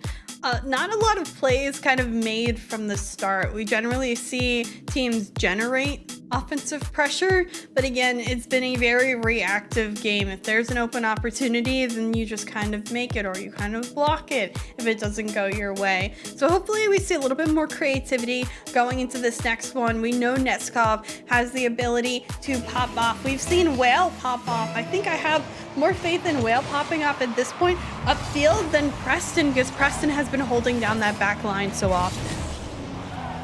Ooh, but you never like to see a game start off with Neskov bearing down. 2 players required to make that save, and nobody getting that next one is CanBam and Calyx engaging with some fun inter-team pinball, as that one will eventually settle down to Calyx. Gets bumped up and over Preston. Real lucky that didn't snipe the top corner. Neskov has boost to work with, takes his time. Granted, doesn't have much time. Whale ends up doing something nutty. Did I not call it, or did I call it? Whale finding a pop-up moment here early. Nah, poor Neskov, he was trying to take advantage of that touch and then immediately gets swiped. Tactical Whiffs is someone who does not respect anybody on the ball. He will really just chase that one down, but good job on Whale to also be able to follow the captain and get the immediate finish. Even if it's not the prettiest one, they all count the same. Absolutely. Great play. I think it's the momentum that Team Tactical Whiffs needed. They've been struggling in this series. Hopefully they can keep up with it. Tactical Whiffs almost squeaks that one over. Nice little back and forth here. This one off the backboard though. Whale finds the read and gets the double touch to get it upfield. Actually continues to go on it. Gets the 50. This one though on target. Preston. A little bit of back and forth. Able to control. Pops though. Lands on the backboard. Tactical Whiffs to it first. Holds on. A little bit of one-on-one with Calyx. Can he get around him? Almost beats the one-on-one. Good thing Neskov back in time. But Whale, you need to snipe that one on in. Can Preston find the finish? Nobody can find the finish. Missed opportunity for Team Tactical Whiffs, and they better get themselves back on defense. They do just that. I'm not entirely sure. I think Tactical Whiffs should have whiffed that goal because the defender hit it. It wasn't even like really a deflection. I have no idea how this is still 1-0. But oh my God. Now it is 1-1 as CanBam will be able to score that on the immediate next attack. The defense just crumbled, and you see both players in that goal line out of boost on that play. Team Tactical Whiffs breaking apart. They had the opportunity to go up 2-0, and because they don't finalize, they end up getting scored on. This one, though, by Preston, the follow-up from the original flick by Whale, just a floater. And I like this one. Whale trying to set up a nice little flick, but then the defense fully buys in, take the low 50, pounces off the back wall, and then suddenly you have a pretty easy putback by Preston. So signs of life still, even though they had some clunky moments on offense, they're still clicking when it matters most and keeping the lead when it matters most. Again, they're just trying to force a game 7, and with that shot, potentially could have secured it if not for the back post. Oh, bumps by Tactical Whiffs, points this one high. Calyx to it first. Whale keeping him in the corner. Tactical Whiffs takes his time. Does get a touch past one. CanBam, big clear. Calyx being a nuisance, steals the boost from the other end of the field. Now a little bit boost starved is Team Tactical Whiffs. Picking up some small pads is Preston. Has full boost. Whale, the 50, the initial challenge. CanBam now picking it up. Tactical Whiffs, the 50, and Preston able to send it high. Does Tactical Whiffs get the touch down here to Whale? Whale can't snipe it. It stays up high. Neskov now one-on-one. Preston up high in the air, gets the bump. Neskov finds the shot and finds the solo play.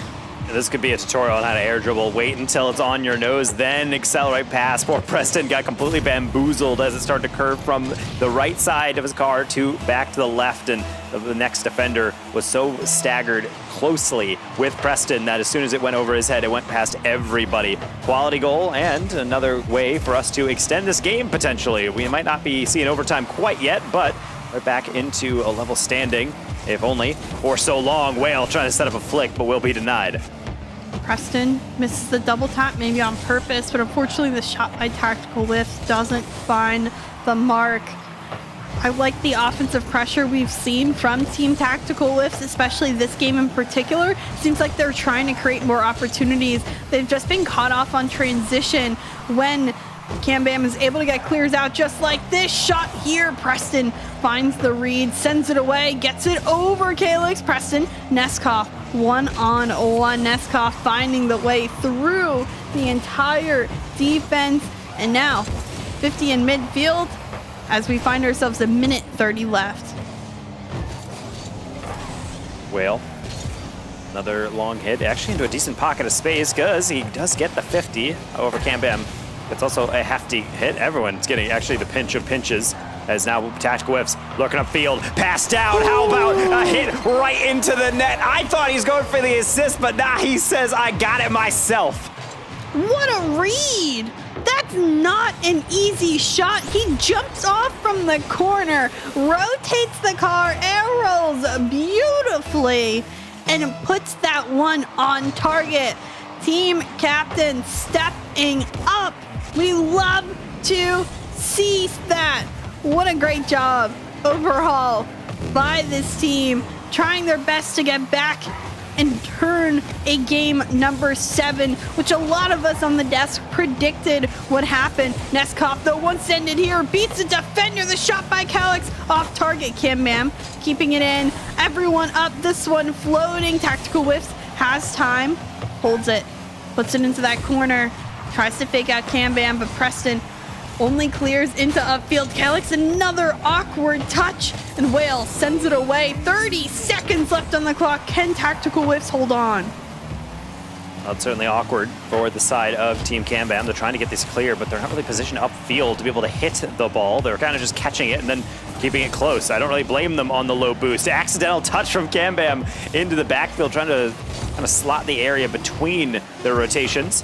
Calyx does get a beat past one. Whale's getting back with limited boost onto the backboard though. Preston has another clear for Whale to chase. Cam Bam into Calyx, fully boosted. Neskov downfield as well. Do we have some late game theatrics in store? This one getting deflected across, and that will be the dub. It does indeed look like we are destined for some Game 7 shenanigans.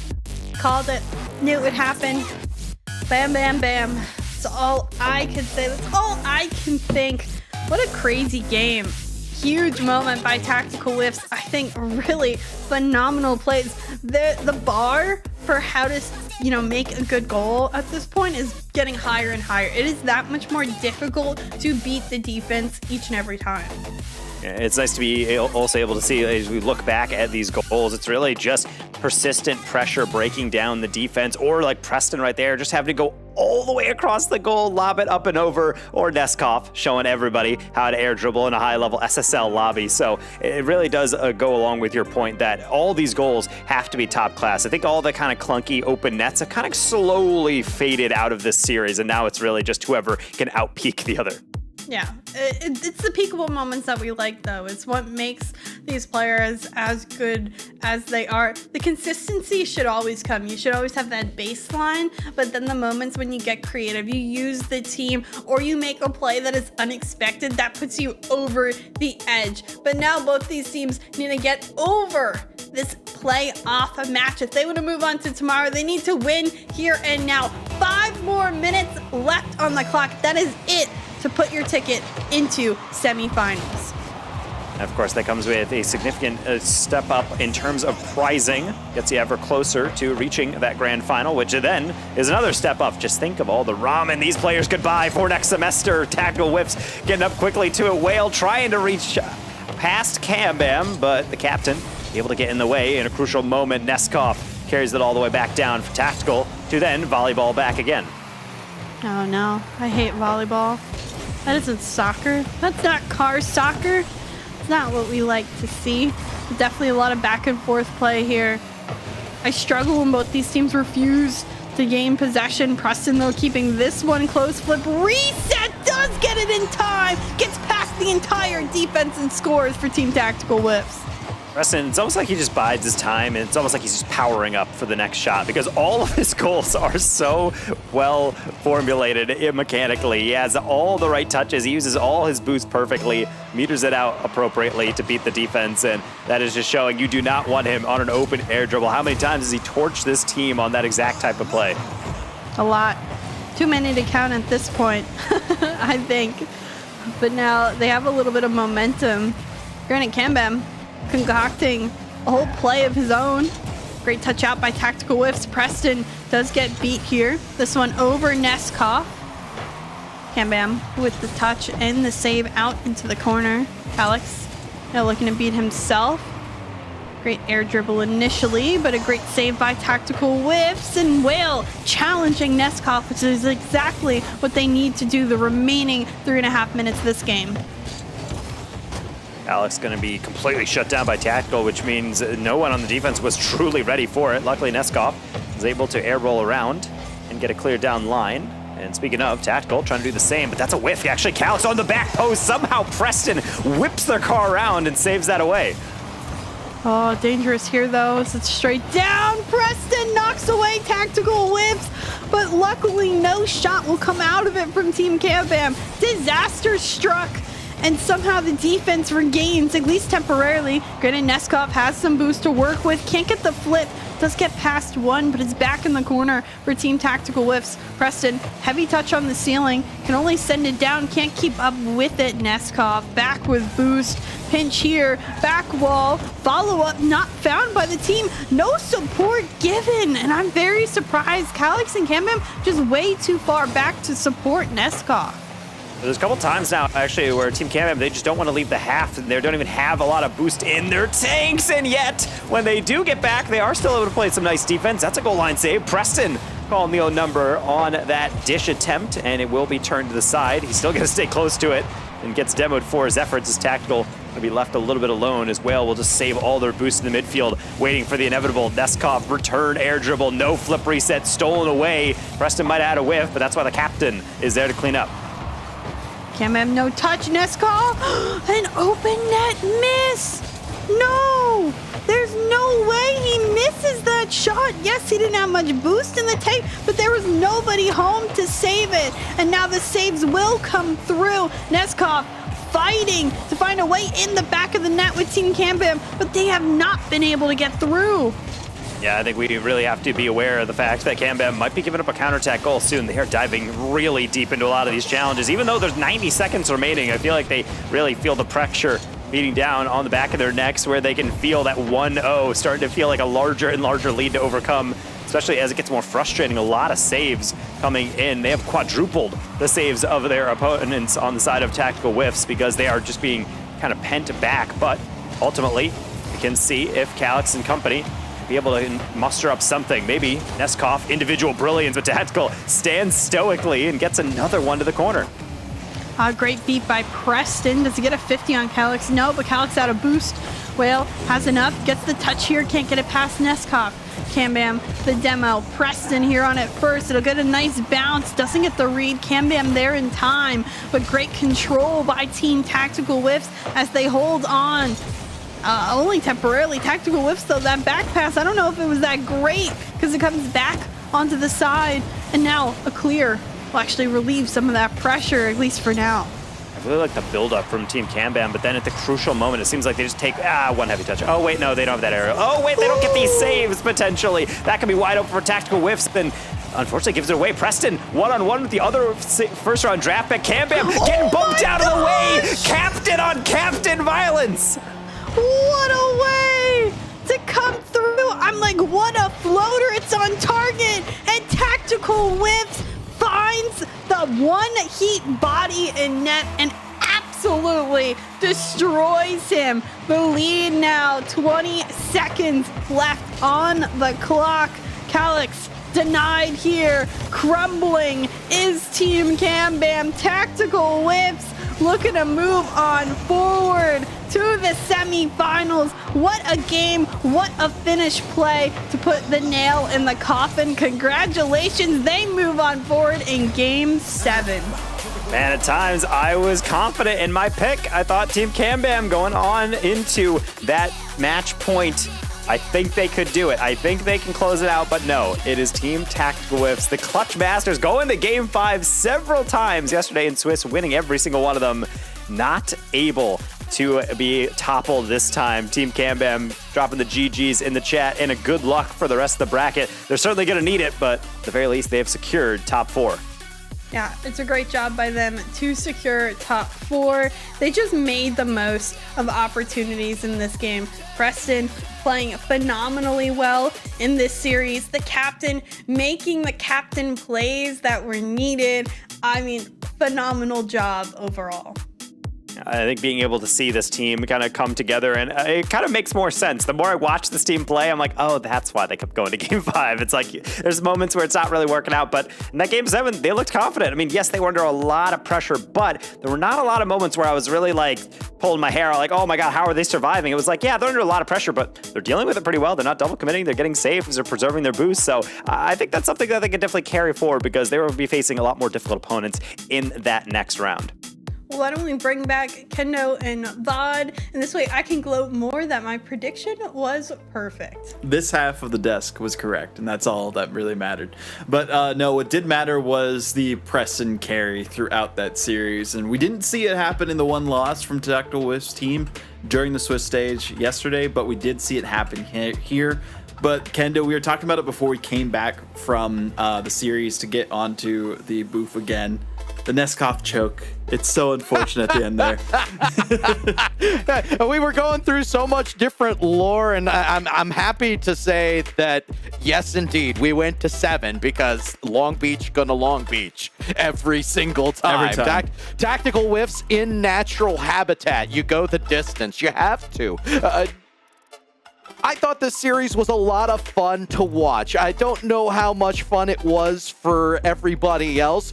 In all honesty, the MVPs, I don't want to give it to anyone individual. I'm going to say it's the viewers who were clipping snapshot play of the day after snapshot play of the day. Was there much cohesion behind some of those plays of the day? No, not really. There's a lot of room for improvement for both going into the next round. Of course, only one gets to do so.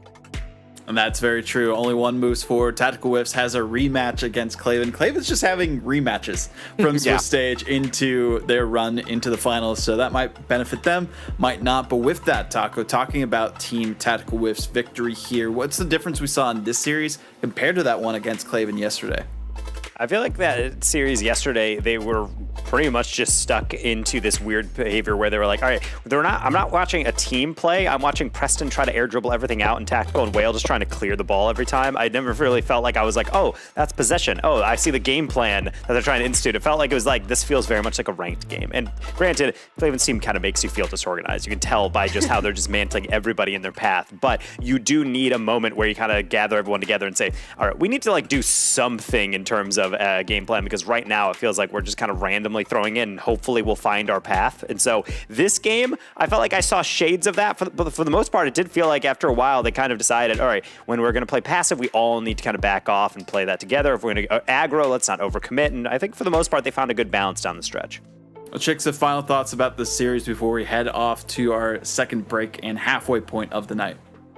Just Tactical Whiffs will keep on making plays with Preston. I think there was still a ton of clippable moments for both of them, and that was a little bit of extra boost they needed to push on forward.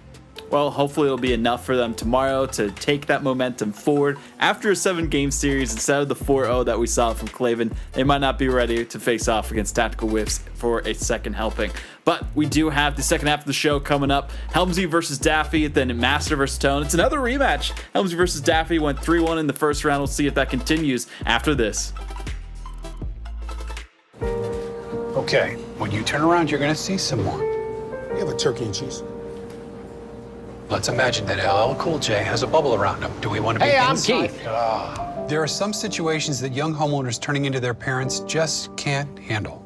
Yep, there he is. There's my nephew. Now, I got a video of him playing piano. That's not how you take a selfie. Progressive can't save you from becoming your parents, but we can save you money when you bundle home and auto with us. 3, 2, 1. We don't need a countdown. Just take the picture. Kickoffs, one of the simplest parts of the game, but still one of the most heavily debated topics in Rocket League. Does left go? Does right go? Who goes? Well, today we'll be going in depth on the best ways to set you and your teammates up for success during kickoff. To start things off, let's talk about positioning. In standard 3v3s, there will always be one player out of the three closest to the ball. They will go to attack the kickoff. The other two players should go in two different directions, one going back for boost and positioning themselves as goalie, and the other will creep up behind the player going for the kickoff. This covers all of your bases before the kickoff even starts, and gives you a good hybrid of offensive and defensive play. Now the debate of the century. Does the person on the left always go? The most common answer you will hear from the community is yes, left goes for the ball. While this is an unwritten rule of Rocket League, some people like to make it challenging on their teammates and switch it up. Even if they aren't left, you will find your teammates saying, I got it, for the kickoff. Let them have it. It may not always work out, but if you compensate by getting back to goal and being ready to play defense, you still have a fighting chance at a successful kickoff. The next thing to focus on is strategy, to get to the ball quickly if you're the one attacking. You technically can drive straight to the kickoff, but in higher ranks, you will find yourself being beat to the ball. One good way to make sure you get to the ball as fast as possible is to do one diagonal flip left or right when heading to the kickoff. This will help you save boost as well as gain speed to get closer to the ball. Kickoffs can be a struggle if you don't communicate with your team, so be sure to use the in-game comms as well as talking in voice chat to figure out the best planning of attack. The next time you load into a match, be sure to remember these tips and tricks to give yourself and your team the best chance of coming out with a win. Thank you all so much for watching.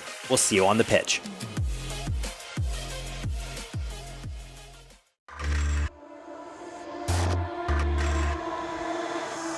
I stand back and I watch you explore. Imperfect visions like I've been here before. Falling faster, I try to ignore. I see you, I see you.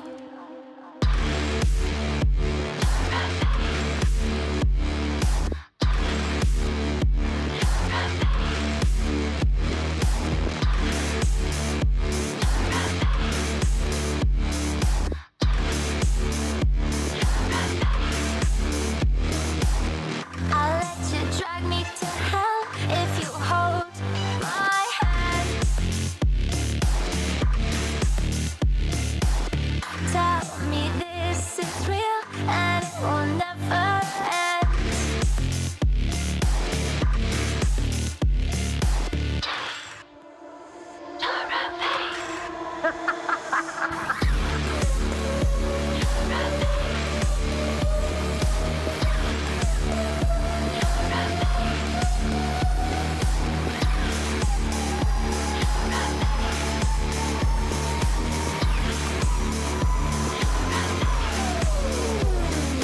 This is not what I came here to find. Memories show that I'm out of time.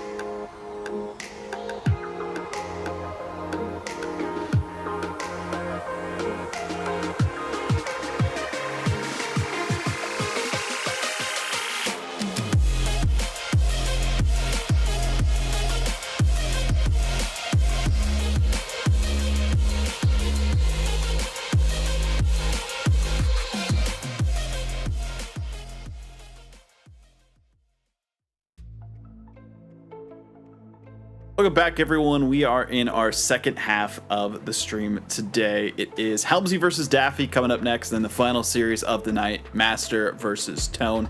We got Taco, we got Kendo, we got Jixa, and we have another alumni from Long Beach, which means maybe a long series. Yet again, we did have a Game 7 looking back at the playoff bracket, but Tactical Whiffs did come out on top, so at least one team member from former Long Beach roster does make it through to the semifinals. Will the second make it through here in Helmsy facing off against Daffy? I mean, look at the records too from yesterday. Team Helmsy with Patty and MST 9-2 in games, 3-0 in Swiss, looked really solid themselves, whereas Team Daffy had to reverse sweep the Swiss bracket there. They lost against Helmsy 3-1 in the first round and got 3-0'd by Team Lucia, who didn't even qualify for the main event, losing to Team T-Bates in that series. But after that, they did not drop a game to qualify. So looking at this here, chicks, I mean, what are expectations after the reverse sweep has happened already of the Swiss bracket for Team Daffy coming into this matchup? I mean, yeah, they have Melodic and Zath, two teammates out of University of Southern Mississippi, and probably two teammates that are very unpredictable. Kind of the highest highs you can see in the lowest lows. Do they mental boom is always the question when we get down into it. So maybe, if they have the same sort of confidence as they had yesterday going to that final end of the bracket, I think they'll have a good day today. I just hope they start off on the wrong foot, because I feel like game 1 is very make or break for them. I feel like it is for both of these teams. I mean, we know the carry, the Borger diff of Patty on Team Helmsy here, Kendo, and I know you've been talking about that since the draft day, saying that this is a team to look out for to qualify, and they did it in the second seed. That also being said, Helmsy has the ability to pop off, and while I did not get to firsthand see exactly that, to do as well as they did, it was not a solo Patty effort. I can say that of full assurity. Sure, Patty wears the cape and eats the burgers, but at the same time, it's not going to be a solo effort. It's going to need to be exactly that to beat Team Daffy again. Well, we'll see if that is going to be the case. But the key to victory here for Team Daffy, what would you say that would be, Taco? I would say the biggest issue that I'm witnessing with Team Daffy is also the mental. That's really the number one thing that I think I can say about Zath. I mean, Zath and Melodic, those are two players that are known for being incredibly good at the game, but also knowing, not say a short fuse, but just to have high expectations for how they want to play. So if the games start to not go their way, I do kind of wonder how that's going to work. That was actually the story I somewhat psychoanalyzed, aka, just completely guessed on in terms of the first 2 rounds of Swiss, because it did not go well. But then after that, like I mentioned, 3-0, 3-0, 3-0. So I know there was a lot of potential here. I say they have a high peak. Whether that they can achieve that, I think really is based on how tilting it's going to be playing against Helmsy in the squad. It's a good question, how tilting it is going to be to play against Helmsy and the team. Well, let's start with Chicks, go down the line one final time. Predictions, who's taking it how many games? I'm going to go with Team Helmsy, and I think it's going to be 6 games. I believe in Patty, and I think MST played really well with Patty yesterday, and Helmsy was constant throughout the series. I like the consistency that I've seen out of them, and I think they're going to give them the edge because of it. Okay, I respect it. What about you, Kendo? Chixley kind of stole my prediction, so I have to do something completely off the wall. The team is definitely going to be Team Helmsy, but I'm looking at Patty. I see the abominable throw man. The tag is there. You could be wearing anything else under the sun. It's the abominable throw man, and then the picture I'm seeing on this friend is borderline the most psychotic looking smiley face. I think they're going to pop off sweep for Team Helmsy. Wow, a sweep for Team Helmsy. Okay, I don't know if I quite expect that, but what about you, Taco? I'm just going to stick to my guns. I think Team Daffy takes this. I think they take it in 6. I genuinely think they have such a high peak. I know many people don't remember Daffy, played for a long, long time across different CRL rosters. He was like the man on most of those rosters. So even though he's been a little bit removed, I know he still plays this game from time to time, and he's still very, very good. So I think if they bring their A game, this is going to be quite the contentious series for Helmsy to deal with. I'm going to split the desk because that's what's fun about being a host, and I'm also going to go with Daffy on this one. I'm thinking 6 games as well, not a 7. We already got our 7-game series of the night. We haven't really seen it from Team Helmsy, so if Team Daffy does win, I think they have to do it quickly. If it does go to the Game 7, I could see Team Helmsy getting the victory here. So, again, we don't know exactly how it's going to go down, but we do have the teams ready in the lobby itself. Helmsy and Daffy, only one of them can rise to the challenge to make it into the semifinals. We already have one member, formerly from Long Beach. Will the beach be even longer here for Helmsy to stay alive in this bracket against Team Daffy, or can Daffy make the miracle run, reverse sweeping the Swiss, now taking it all the way to win the entire tournament? We'll have to see once we take the field. We got a social media manager against an actual duck in a car, having to see whether or not one of them comes out on top. I gotta say, I mean, this is really why I love Bundle Bash. I really don't know how this one's gonna go. I said I'm just gonna stick with my instincts. When I saw Team Daffy, I said, ooh, that team could be incredibly destructive, but whether or not they're gonna do it, I don't know. I will say, hats off to them. They all have matching tags. Every single one of them rocking the CRL Fall 2022 contender. Hey, I like the uniformity, and you get that when you have 3 players that know each other fairly well. The thing that upsets me, Taco, is the fact that a team that came in with the chemistry into a event where that is a treasured subject that never happens regularly, they weren't able to get it done. Normally, Daffy is unflappable. At this point, I'm flapping my gums to root against him. I think the one thing that really surprised me about the last time I saw Team Helmsy play was that MSTs, sometimes you're just saying, well, that's the second round pick. You know, that player is, it's important to be good, but sometimes they don't need to be. They really were popping off, but right now, I'm just waiting for them to do anything on the side of Team Helmsy. Right now, it is Zap cutting through the defense, finding a good pass. I told it before, it can't be a solo effort, and the team cannot leave Patty on the goal line trying to track and follow that ball the entire way. The entirety of Team Helmsy ended up putting themselves on the wrong end of a tweet. I mean, that's always the terrifying part, isn't it? Is trying to figure out whether or not you're going to be on the end of a tweet. Helmsy's going to beat you and then tweet about you afterwards. Oh, that's no. terrifying. Daffy getting another one, just working the backboard and corners. Well, y'all talked about how important it was, the momentum going into this one. They don't even need the first game. They can do it in 55 seconds. 2-0, and they have looked borderline unstoppable. Melodic taking it again off the sidewall. He will not be able to get that ball, but he will try to take on Patty, and Patty is going to give a little skirt. The single keyboard player, I believe, in this entire game, or rather in this entire lobby, being able to make their appearance. MST trying to set him up. Nice downfield path. Zap is in the way, and just enough to force that one off target. Oh, and I like the fact that both these teams are looking towards the midfield, trying to find each other with pass plays. You kind of expect it out of a squad that knows each other well, like you see from Team Daffy, but the opposite side of the coin, being able to find each other in the mid, that's really impressive. And being able to also synergize, everyone playing real fast. But the one thing I always kind of monitor within Bundle Bash is how often we're seeing those double commits, because that's just a lack of comms, lack of comfort. And I do agree that being able to have 2 players on the same collegiate team is so valuable. But you know what is also valuable? Having Helmsy as your captain leading the way and being able to set up Patty with a touch like this. The give and go, and Helmsy breathed on it just gently to get the final up to touch. That one might have been going in, might not have. Who cares? It's a Helmsy stat. Tweet about it. Yeah, we'll say very much a goal steal. You know, just someone leading the way, being like, hey, after all, I didn't score last game. Patty's just going to roll their eyes and be like, all right, buddy. Like, I see how it is. You know, yeah, you did all the hard work. I mean, the initial touch-in was off of Helmsy, though, so good for attenuation from I'm almost calling it Team Patty at this point because we know how much can happen in a 1v1 situation. Make it 1v2. Patty's gotcha. Patrick P. Patterson doing the solo play past everybody, setting up a flick. Nope, just kidding, going underneath. And now I'm going to cut it back across the defender. What are you supposed to do about that?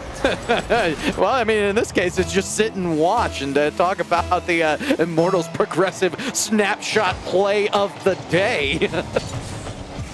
Well, certainly up there for a contender. I'm personally privy to that tactical whiff snipe off the top corner, but of course there's plenty of room for Helmsy, former teammate of Tactical Whiffs, to be able to put his team's name in that hat with Patty. And now Patty is going to the scrap heap. Some demos, not really something we've seen Reards had too much, but I'm sure that will ramp its way up, particularly as the defense starts to tighten up. Speaking of, that has not happened yet because MST is in planes of space, being able to set up a really slow double off the top corner. Zath with a save. They're just able to keep that one out, but a brilliant play to control and slow things down by MST. It's going to go the distance, Taco, every single time you're able to slow things down in the offensive zone like that to make the sustained press. And they could have low boost, but if they're able to control with that sort of a scenario, oh my, you let Patty do some work, it's going to be a miss this time around. Ooh, Melodic actually over pursuing, but I do like the presence of mind, just to be able to slow it down, understand no one's on it, and then find Zath so that he can create out of the sidewall, nearly finding Daffy. Melodic has to hold this ball up, and he'll do more than that. He'll follow it through, nearly forcing a 50, if not for that large Dominus hitbox, being able to power right through, sending it all the way back to Zath. Now Melodic, the cherry picking up field. They're never afraid on Team Daffy to just linger up field waiting for that contact. At the same time, you're also seeing a little bit of a cherry picker mentality. The outlet passes have come through for Team Helmsy. So both teams not afraid to push that first rotation out of the defensive zone forward to try to create more press. Has it done enough? No, not yet. I mean, we're tied 2-2, looking for more. It's going to be who brings the X factor in that final moment. Does MST have it? No! Wow. Squishy save by Daffy. And that's what you want to do as the captain. You lead by example. Someone's trying to bump me, and there's a wide open shot. Top shelf? No, that's fine. I can dodge and get the save at the same time. But can they do it again when Patty is bearing down? If you ask Zath, certainly so. However, that's a little bit of a dunk Daffy has to deal with, and I'm not sure if he has the angle on the sidewall. Helmsy will hold it up, and Patty will try to continue, only so far as Melodic. I like the idea of slowing things down. I like even more the fact Melodic took them off the pitch and punished them for the mentality. They have resorted to brutality in order to keep the press up when they need it the most. Will things change in overtime? I don't know. I can't even guarantee that we'll stay there. Okay, here we are. Well, close enough. I mean, really anything could happen. That deflection very well could have found that back post if they weren't careful. So now going to OT. I'm wondering, are you going to see a cautious overtime where everyone's kind of tiptoeing their way to a goal? Or is everyone just going to be chaotic? How about getting a bump? Poor Patty just had to be a passenger on that ride, taking the ball straight into the open net. And you need a little bit more control if you're Helmsy on the sidewall. I like the fact that they are in the right place at the right time, but you end up giving the ball away at the most crucial moment. And the first one in, that's why it's so important to follow through, get the physical play in rotation, and then get out. If you want a player to be able to step up and lead the way, it is your captain, Daffy. 3 goals, 4 shots. And honestly, would have more points if they were forced into any saves. Only 1 save in total from Team Daffy. Granted, with 2 goals, means you probably should be putting the ball on a target and being able to actually get a car on it. But ultimately, a pretty contentious game number 1. I think we have a good series underway. Definitely the only thing I can say for this matchup between the two teams, it does feel like Team Daffy wants to play a little bit faster. And when they are in that comfort zone, oh my, they have control of a lot of the situations that are on the pitch. They're going to want to continue to do that, and I think it's the physicality that is going to keep things that way. And for Team Helmsy, refine your axles. You're doing a lot of good things. Just keep it going. And being able to also extend those good vibes even across days with that victory. They take the lead, obviously, in this best of 7. That means that is their 10th straight victory, game victory in the Bundle Bash. They swept the last 3 rounds of Swiss, and now they're getting another one. If they can continue on that streak, then I don't really know what it's going to take to stop them. At the very least, a 1-goal game means that they're not running away with these individual moments, but certainly something to think about. That full minute of time to meditate and think about what you're going to do next is over. Now it's time to see the application from our blue side.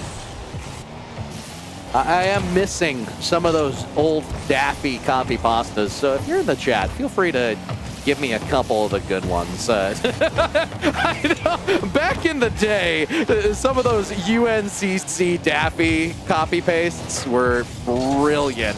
It was definitely some of the height of the CCH chat, so I'm requesting it. Y'all, come on, impress me.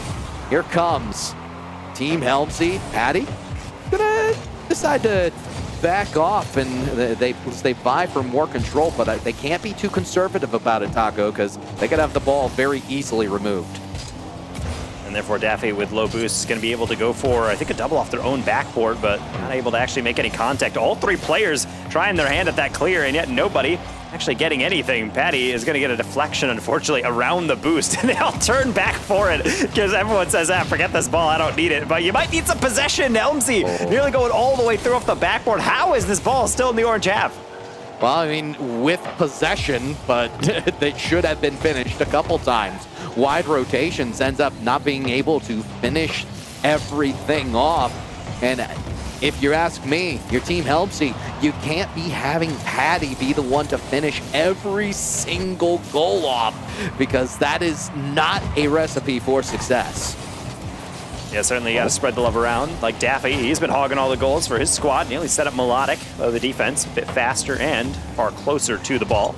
Zath setting up a flick. Melodic is already pre-jumping. That is that Southern Miss coordination we were talking about. They are certainly no strangers to each other's passing mentalities, and so certainly I don't think that's going to be the first passing play on the pre-jump that we're going to be seeing this series. Agreed. I'm definitely looking forward to seeing just how much they can show us, but I like the physicality. MSD's going to come through, give them a taste of their own medicine. A couple times MSD was on the receiving end of a demo, and now they've gotten the ball right back to where they'd like it to be, in the offensive zone. Patty working magic, finds Zath on the backboard, just won't be able to get it in. Melodic taking that one down, and Ripley doing a good job, I will say, Melodic, of staying with these plays. A lot of pre-flips into continued touches, and even when they do get an air dribble and it's not going anywhere, he is also just glued to the ball, which makes the clear even more difficult for Team Helmsy. You can see the 50 game really strategic from Melodic. In fact, almost somehow stuck that past the back post. Deep sigh, I'm sure, coming out from the defense. And Patty's gonna beat 2. Do they get it to Helmsy in the mid? Not quite. MSD quickly in, screaming through the box, and this is going to leave Patty trying to control. Melodic decides to go for the physical play instead. Love the decision-making process. This brings Patty all the way out and off ball. 2v3. Trying to work the corner. There'll be a drop down for Daffy. Zath high off an unguarded backboard, and the shot scores! They earned it. And it's an incredibly hard read as well, which is why they don't really get it that well around it. But that's the problem, because MSD also not really getting to it as either. They're getting dunked on. That one's deflecting in at 1,000,000 miles an hour, 83 on the clock. So a little overshot on my estimate, but either way, felt like that. And so therefore, that could very well be the winner based on how close these games have been. There's the inner side of my mind, the workings there. That, like, for some reason, I had a read on a sweep. Is this actually just the inverse of what I had thought? Could I be so negative on my game differential at the end of this prediction that it's unrecoverable? Well, it's certainly one thing to be anxious about, but plenty of time for your team to redeem you and say, let's just do a gentleman's sweep instead. Not if they keep hitting shots like that. Melodic nearly kind of a jack-in-the-box type of redirect there from Patty, completely catching him off guard. If not for all the boost in his tank, Melodic gets the boost as well, so no steal away from MST either. It seems like Team Daffy just trying to slow things down in a different way. Not necessarily the pace on the ball, but to keep a maintenance on the control, especially in the defensive zone, which is a good thing. Try to keep the ball out of harm's way and make it so that a lot of those offensive chances that they get into the zone, get into the box, are one and done. If they're able to do that successfully, it's a very good thing, and Melodic's just going to see it over everybody on the defensive set. Solo play, absolutely nobody in the air for that one up until the very end. Poor MST, he's trying to force a challenge, but he didn't expect it to deflect off of Melodic's car, then with a flip, get powered over that second defender. Only so much you can do if you allow that much space for mechanical players to set up. It's a very nasty shot. Another one that you could file under potential snapshot play of the day. But this one's going to fall down for Helmsy. MST, they try to work the corner. They're looking for solace. The shot will be saved. And insult to injury, salt in the wound to finish things off. Patty does get around, but Team Daffy's going to get the win. See, these are moments where, you know, I take a risk and I feel it slowly coming together, where I'm saying if this team is playing at their peak, I really do feel like they can take this one, go super deep in the bracket, and look at them go. I mean, they're generating a lot of shots. They're looking confident. They're following things up well, but I have to admit, this isn't just Team Daffy dominating. It's also Team Helmsy. I'm not really finding their way of actually moving forward consistently. It feels, in a way, like you had mentioned, kind of like the Patty show. It's like if he's not scoring, what is this team doing? Yeah, not enough. And I think that's the simple answer that I can give right off the bat and be sure of myself. You said a lot of shots, but at the same time, it's a very marginable amount of shots. 5 in this game, 7 in the previous. A lot of the gameplay is being phased out towards midfield, and it really has served Team Daffy well. If they force Patty to go through more resources, force Patty to go through more solo beats in order to get to the nibbly bits of the defense in that final zone, then you're nerfing their potential. It's going to be up to an MST and a Helmsy to really get in there and take advantage of what Patty's creating. Sath, solid dunk down. He will, I guess being a hypothetical, will be able to move on forward. He immediately is demoed out. MST, I like the fake. I do not like the lack of continuation there, as really some cyberbullying start to come in on Team Helmsy. They're trying to take their time to set up, and they're just being so rudely pushed off the ball. On board MST right now, it's touches like that one where you don't really get anything out of your investment that really leave me scratching my head and wondering where all the hair is going at 36. Oh my! The defense somehow hangs on, but they're in desperate confines as this ball just floating in the box. Patty on no boost gets it out, and MST able to secure it. Zath able to control, use that second jump well, setting up that flip reset. Zath's really feeling it. Melodic is as well. The striking partner's almost going coast to coast. Daffy does not want to dive on in. He'll take his chance on the next one, generating a bounce into the middle. I thought that would be the follow through, but Zath decided going all the way back. Felt like the damage had been done on the first attack. Rather not give up the defensive solidarity on the next. Ooh, and this is another one floated in the box, but not enough resources to get a follow through. I do like the progression that we're starting to see in the offensive rotation for Team Helmsy. They are looking for each other a little more often than not, but I'm also seeing, and it's one of my favorite additions over the last couple patches, the resources that they have on the sidewall once they get there, not adequate when it comes down to what they need in order to finish. Daffy immediately reads this one, and no one anticipated Patty giving that one away. Patty actually AFK in the corner boost, knowing, yeah, that one's on me. Yeah, 100%. No boost to be found, and the touch that came through was one of, I'm going to get this touch quick, find more boost, and I'm going to finish.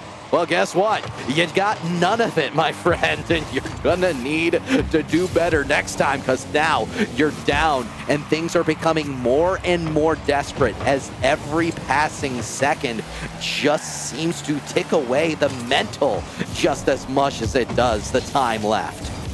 Particularly in close series, it can be so frustrating to see everything crumble down just because of one play where you're not really in coordination, because that necessarily wasn't a giveaway from Patty. I almost guarantee that he meant to say, hey, someone go middle, and as soon as he hit this, everyone turned away. They just so happened to be grabbing boost. The comms weren't locked in. The chemistry wasn't where they needed it to be. So that can be tough, especially if they're not able to find some goal to get themselves back in it. Even their 50s not going their way. How about some passing? Patty not able to put that one between the sticks. Seen a couple of aerial touches by MST, and there's another one that ends up being just straight up a turnover at this point, hurting the team rotationally. They're putting themselves in very opportune circumstances as far as positioning up field, but when they give away the ball at times, it just does not help in the bottom line. Now, Patty, gonna need to control this out. No doubt they can do so well. Melodic finds Zat. It's a clanger, not quite off the bar. Good defense by MST on the back end. Good disruption by Zath. Actually doesn't even pay attention to the ball. He actually plays the man instead, gets underneath MST, screws up his landing, and then just hops in front. That will curtail the first attack, but Patty has jaded a second one. Pop on out. Helmsy was not being able to catch up to that one, so he will play the passive route, just a soft touch into Daffy, who should have that clear, albeit with a deflection, still very much so in the control for Team Daffy as they're circumventing every single one of the players. The deep rotation gonna open up yet another counterattack. Melodic, flip reset, not gonna use it. Open shot potentially for Daffy. The slow shot slaughter. And the low ball as well, knowing that a low 50 is better to take, takes full advantage of the fact that MST left the axles very early on that, trying to cover as much of the net as possible. So now, a sense of desperation as the double demo comes through. Is this one just in? No, not quite. MST picks up the ball from the midfield. You can see maybe a little bit of panic sinking in, but panic on the goal line for Patty usually means carries from one end to the other.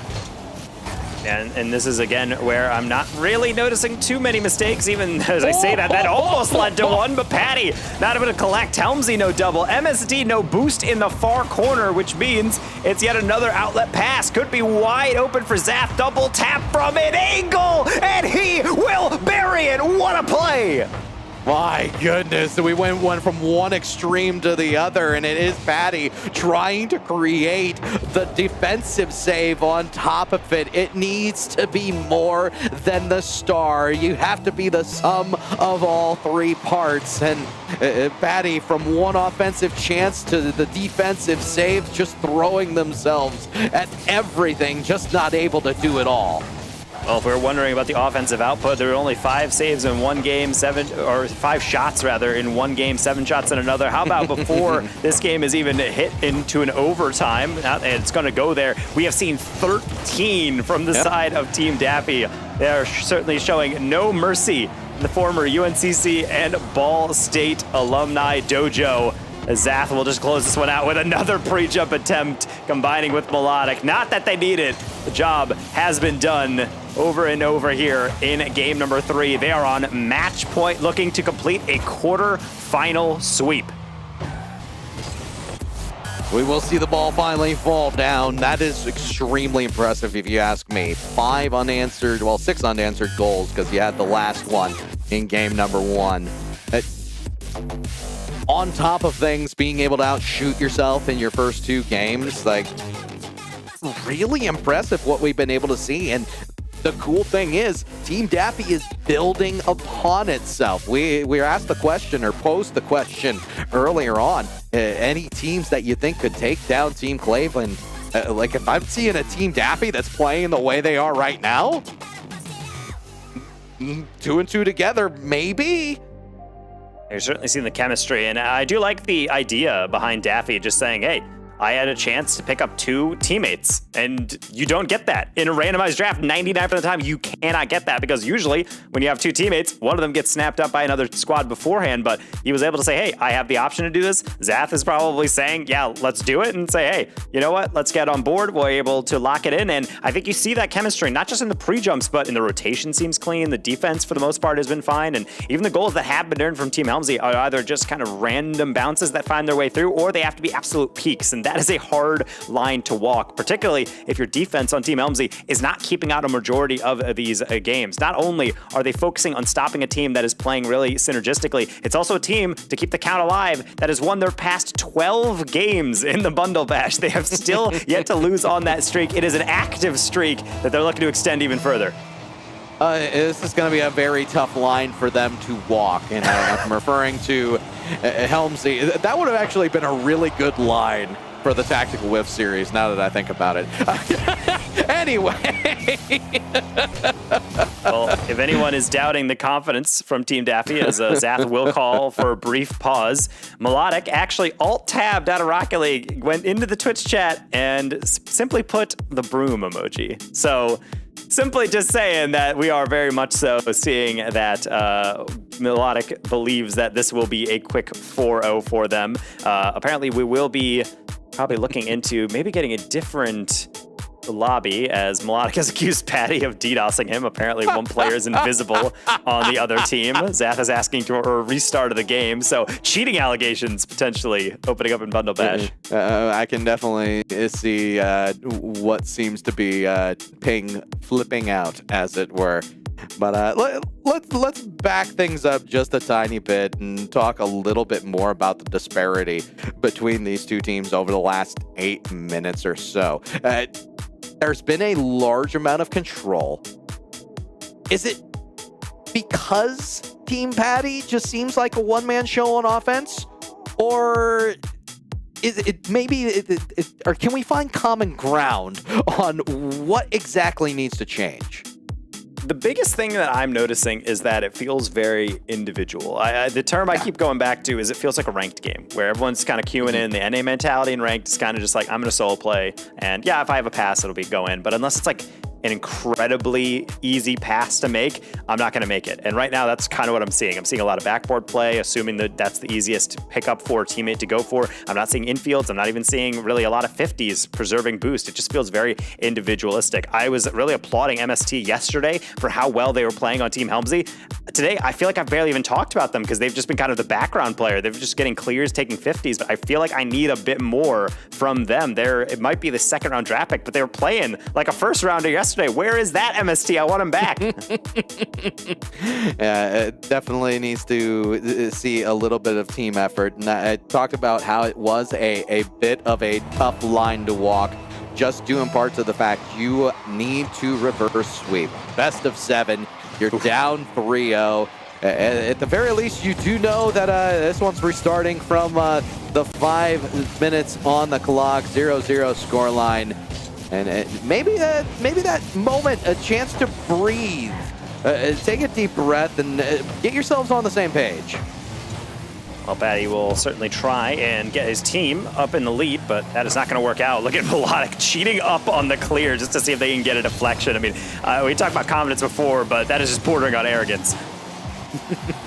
I like a little arrogance in my coffee in the morning. Will be MST and Helmsy getting together in the offensive zone, but you see how quickly they are retreating out. There still isn't as much sustenance behind the possession as there could be with MST. One and done. Patty also going to suffer that fate due to the 50-50. It's up to Helmsy to bring it in and try to keep face on the ball. It just has not happened. I do like the fact that they've been able to successfully cycle the corner and slow things down, but what does it equate to with a demo on the back end? That was very risky because there was nobody home defensively.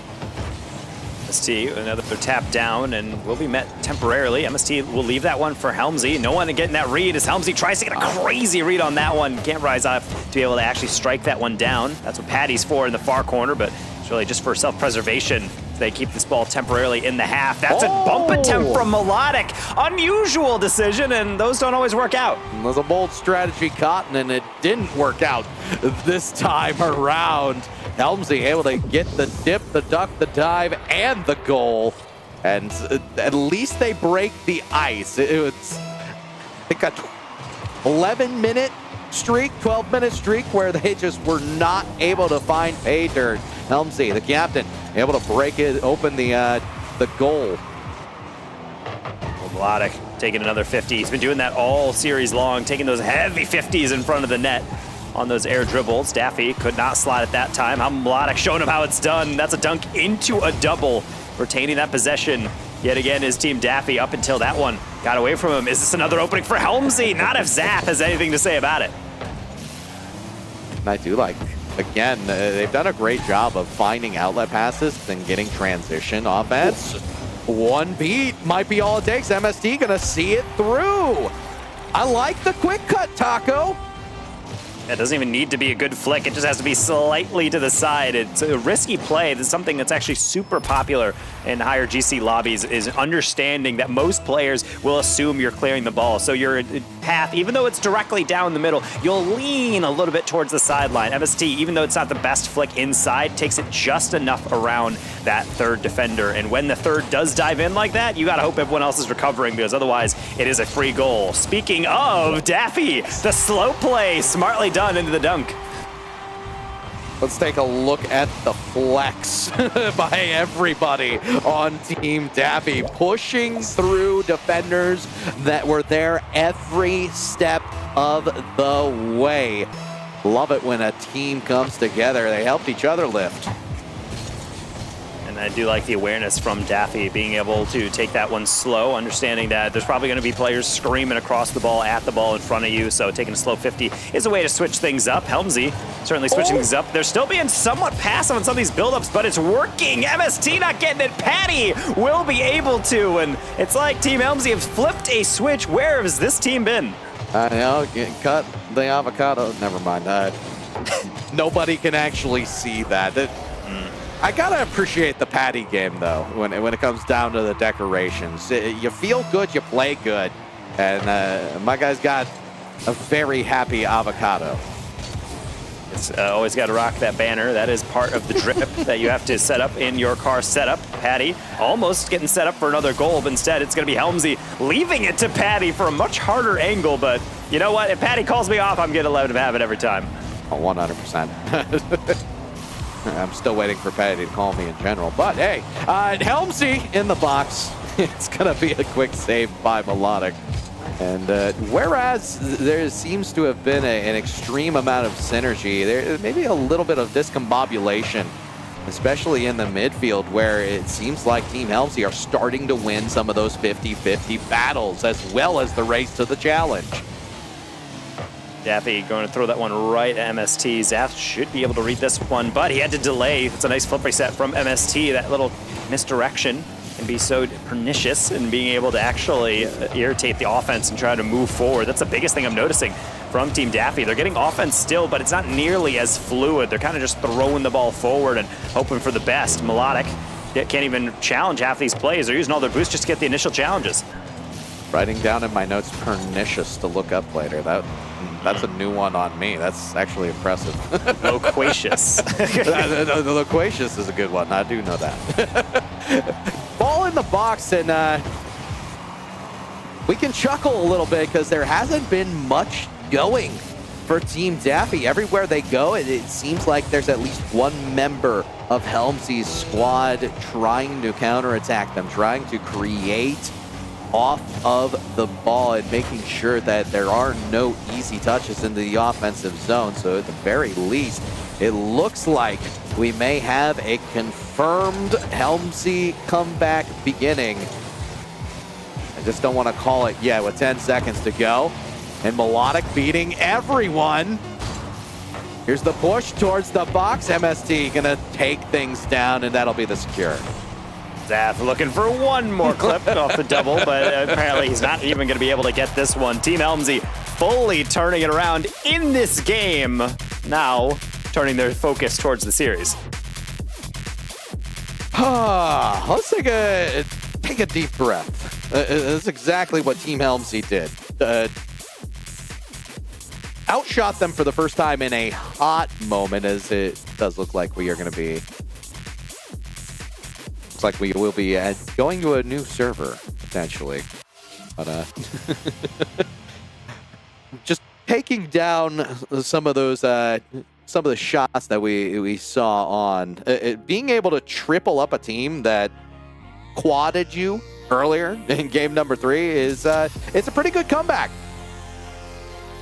It's definitely it's why I felt so weirded out by it at first, because I was thinking, okay, well, it's so hard to be able to immediately come back, but that really did feel as dominant as the former wins from Team Daffy, where they were actually just crunching down on the offense. They're taking advantage of every single mistake, and sometimes you do live and you also do die by the aggressive third man. A couple times we did see those players on Team Daffy say, hey, ball's in front of the goal, but usually when you're playing aggressive third man, you want a fake challenge, you want to be able to play off of those clears, that desperation the defense feels, but it felt like they were just saying, no, I'm just going to go full send into every single challenge, and then you just have one tap just go boop, slightly to the side, and then oh no, everybody's staring at the ball is just rolling into the open net. So I don't really feel like you can afford that, even though the offense hasn't been always clicking for Team Helmsy. If you're giving them free goals, they're going to be able to lock down the defense long enough.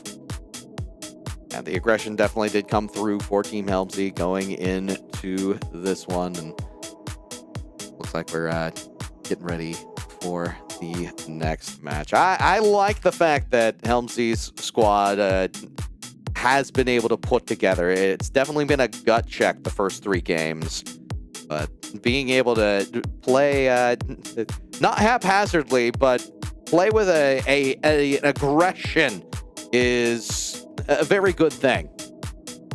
Yeah, I think being able to meter out aggression is kind of the hardest part, because it's so easy for a team to get, in a way, kind of like dependent on that type of play style. You play aggressive all the time. It's working, it's working, it's working. And then it's almost like a gambler, like you lose on your traditional superstitious picks. And you're like, I just need to double down. I just keep doing it. It's like, well, sometimes you do have to be somewhat like water and be like, all right, well, that passage has been blocked. Let's find the next way to go across. So I think this next game might not be a complete turnaround from Team Helmsy. I definitely think they've figured out a way to be a bit more confident on the game. But I do think Daffy potentially has a chance to be able to use that aggression somewhat differently, maybe play a bit more team focus, get back to those pre-jumps, those infield passes, taking those hard 50s, and maybe we can get back into maybe a bit more of an even-handed series rather than just one team running away with it.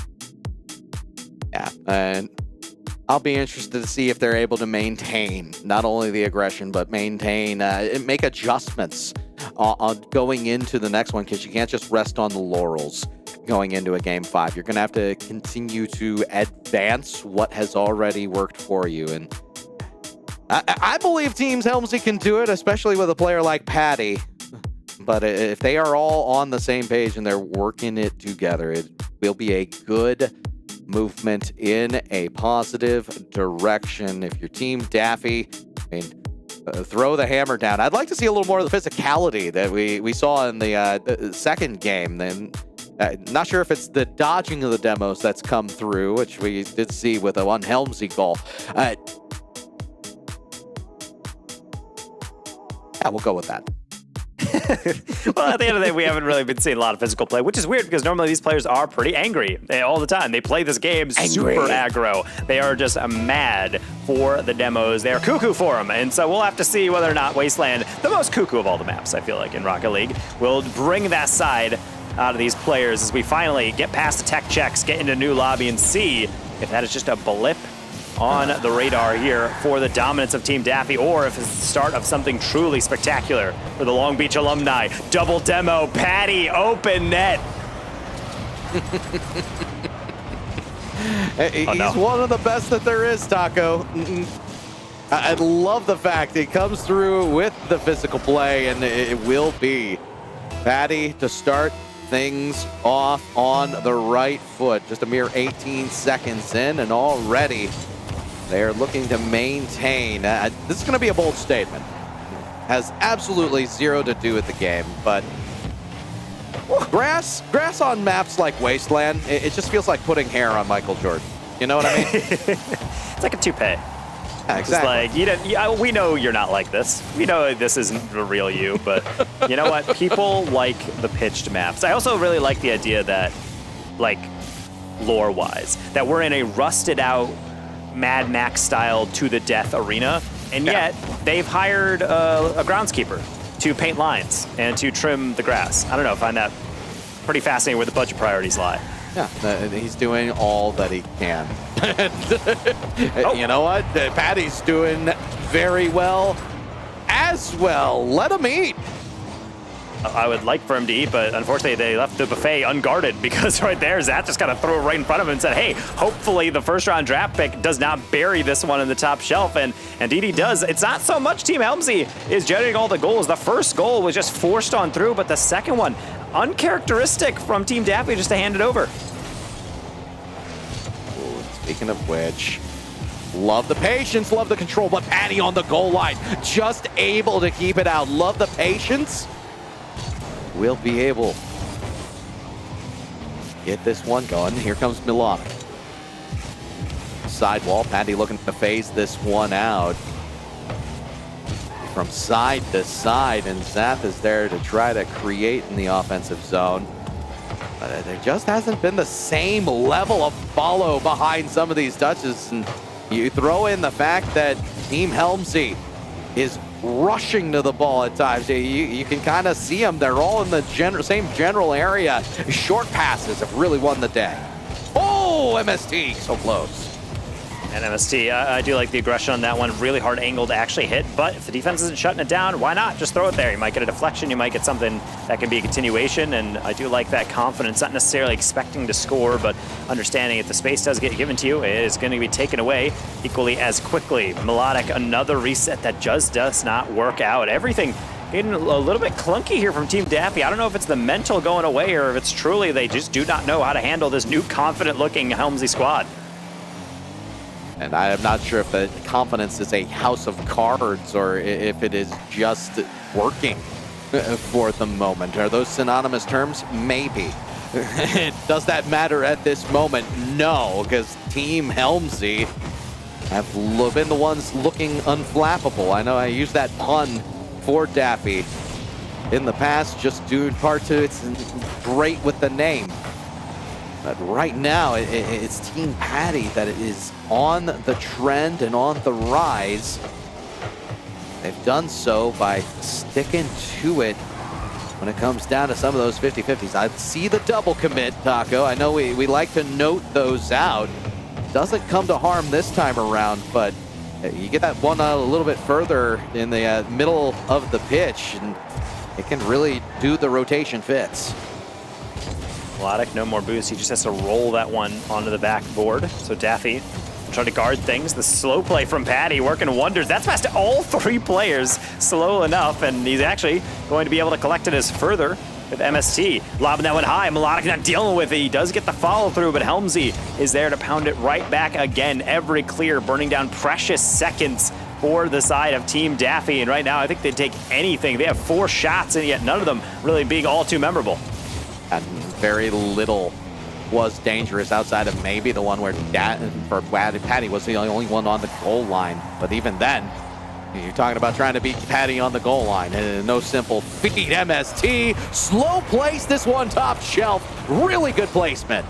I really can't say that I feel like the application of Tortoise beating the hair can always really be seen. But on shots like that, where it's wide open, you know the defense is going to be panicking, just make sure you put it in between the sticks. Just put it in the top shelf, lob it if you have to, and sometimes defense will flail about on their own. This isn't just the attempt at a comeback. It is a full turnaround from the squad. Even on the defensive, a double commit somehow produces a pinch save.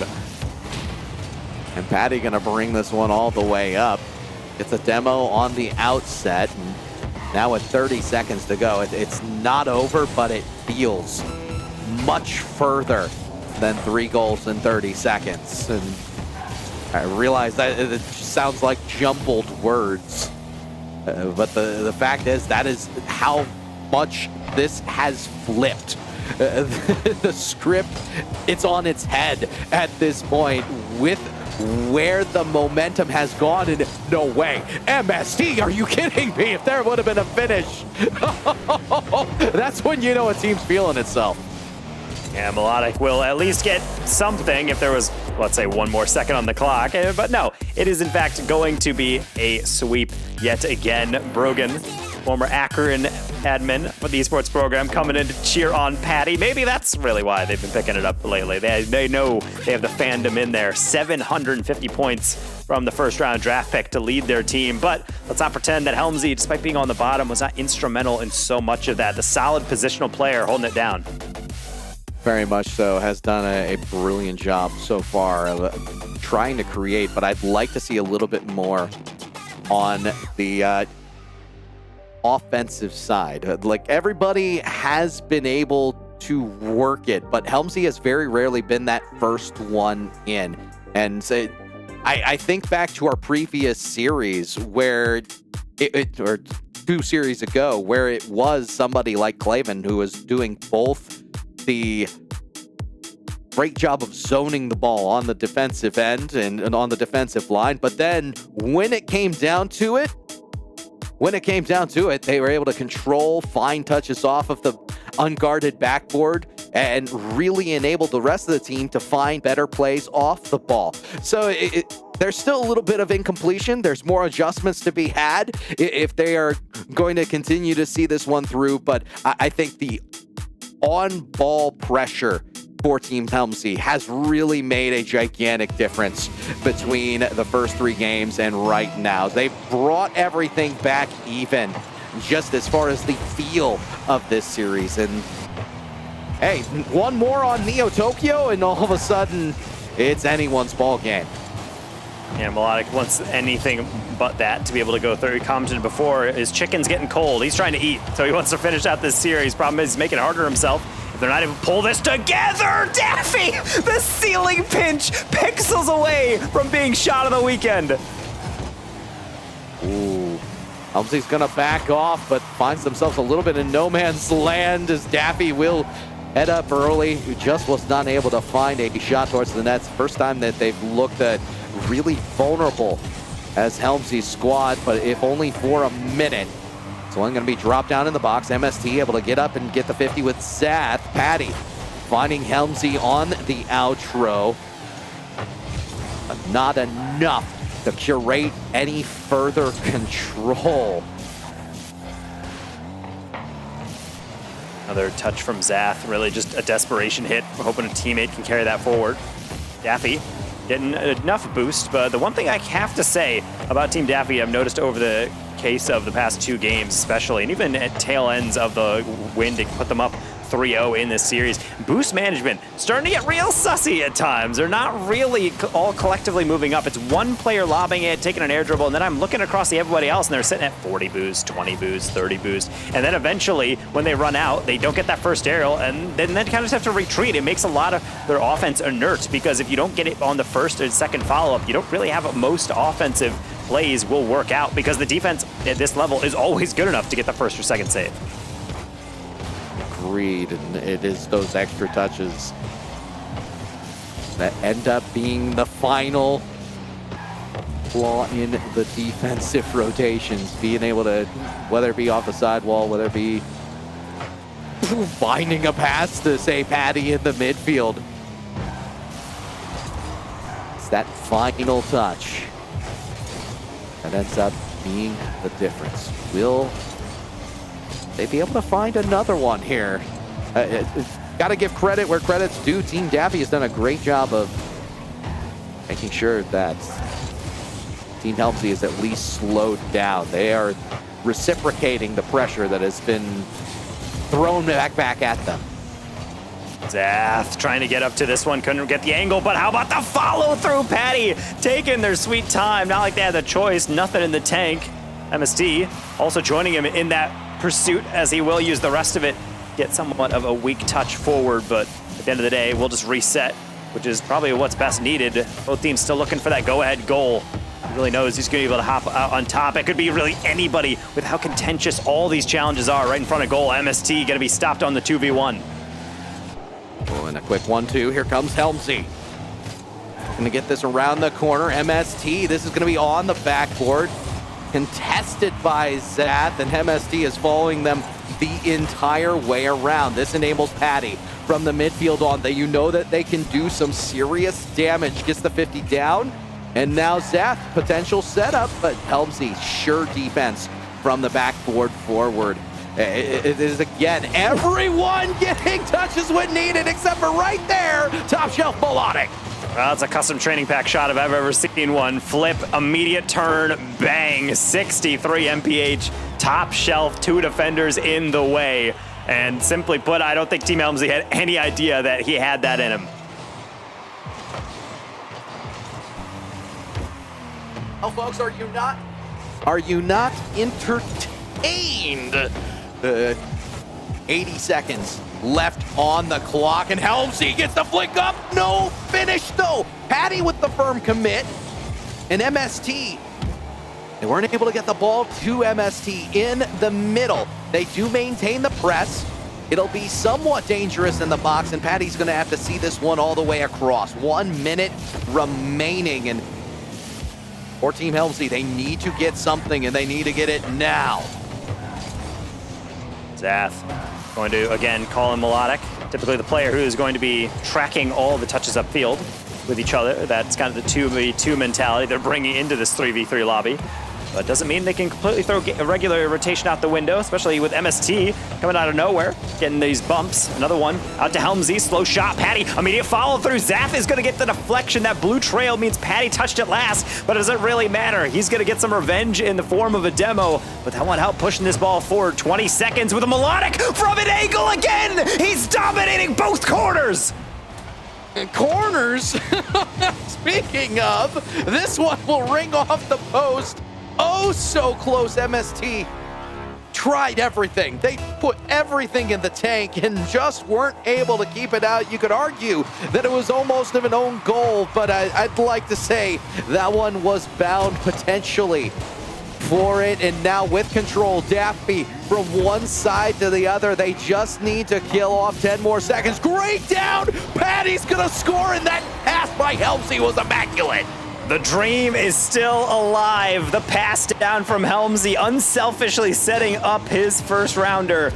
And now we'll have to see if it all comes down to this kickoff. Do we see the trickery engage? I don't know what we're gonna end up seeing, but it's on right now. Helmsy, it ends up, the kill's down. 50-50s full time. It's Team Taffy gonna win through, and in 6 games, almost prophetic at a certain point. I know just about everybody was 6 games in this one. Taco. I mean, this is where I predicted it to go. I expected it to go in 6, and I was saying I was a little bit spooked by how dominant those 2 wins were from Helmsy, but no. Team Daffy able to come through with some clutch goal scoring from Melodic. He was trash talking a little bit in the chat earlier. He put in a broom emoji after game 3, but he backed it up. 2 incredibly good goals from each corner on offense. Apparently, he just needs the shot to be the most difficult possible before he can actually score. Yeah, very much so. Difficulty level Daffy at this point. Oh my. Well, at the very least, I found myself extremely entertained by what we ended up getting towards the tail end. I was worried after games 2 and 3 that we were going to see a blowout, like legitimately worried. And then I would look like the most insane prediction of all time.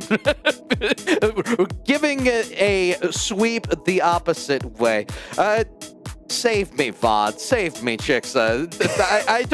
I don't know how I feel about how off I was in this series. I mean, we expected big things from Team Helmsy, and really, as you said it yourself, games 2 and 3 is what made them lose this series. If those 2 games didn't happen, if they weren't shut out the way that they were, honestly, I think they could have taken it before it even got to a game 6. Unfortunately, those games did happen. They got shut out completely, and it wasn't really as good as they could have. Patty woke up after that, ate a burger or something, and it's like, I got this. Unfortunately, he got lethargic afterwards a little bit, a little tiredness after eating some food and ran out of energy towards the end there. But also Melodic just popped off in that last game. Regardless, though, to make sure that doesn't happen to Team Daffy again here, Chicksa, what do they need to do in the semifinals to close out early? Not get a little complacent. A little too overconfident. Fair. Maybe not putting broom emojis in chat until you actually complete the sweep. I think that's certainly playing in your mind, but I think ultimately it's just continuing to play as a team. I liked what we saw to Daffy in particular. It seemed like he was certainly the most consistent kind of baseline for that team. And when Melodic and Zath had pop-off moments, that's when they really excelled. So just understanding, play off the consistency of Daffy and continue to hopefully be confident, but also cautious when you go throughout your series. Kendo, I know you have some thoughts on that. At the same time, yes, was there a little bit of overconfidence from Team Daffy? Was there a little bit of maybe throw? Sure. But I also want to give it to Team Helmsy. The aggression they came out with team-wide took advantage of that to the fullest. That's why it was borderline whiplash when you go from games 2 and 3 to 4 and 5. Outside of one goal scored by Team Daffy, they scored the exact same amount of goals. You had almost 4 straight shutout score lines, and that, in my opinion, is mental. So did Team Helmsy still have a chance despite the early performance? Yes. I just would have loved to have seen the aggression earlier. What are your thoughts on that, Taco? I mean, I believed in Team Daffy. I was like, you know what? I'm going to put my faith in them because I saw them get those points. Yeah, I mean, I put in 200,000 channel points. So run me my points. I was starting to sweat mainly just because the dangerous side, and we brought this up, I believe, actually in Game 4, where the downside of playing so aggressive is that the moment the other team starts to counter that, if you don't temper that a little bit, it results in a lot of free goals. And we saw that a lot on Utopia, where it was just kind of these simple cuts across or diving in on a play that kind of just gets tapped to the side on a pass. And then after that, it felt like there was almost this, not a crisis of confidence, but almost this identity confusion where they're like, wait, how do we play if not exactly like that? And then they could not figure it out for another game up until they got to Game 6, where I feel like they dialed it back in. Melodic was just saying, okay, well, I'm just going to rip shots from crazy angle. You guys just follow up on the rebounds. And they did that.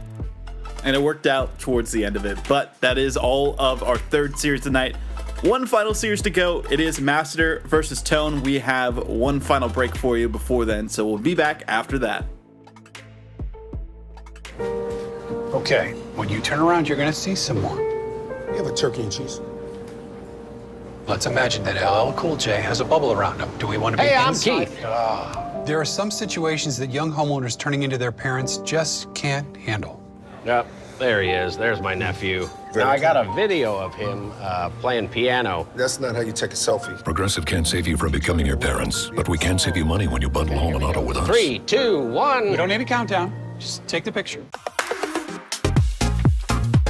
A wave dash is a basic Rocket League mechanic that allows players to maintain or increase their speed without using boost. There are tons of advantages to including a wave dash into your arsenal. Maintaining momentum from the wall to the ground, achieving supersonic speed without having boost, and more.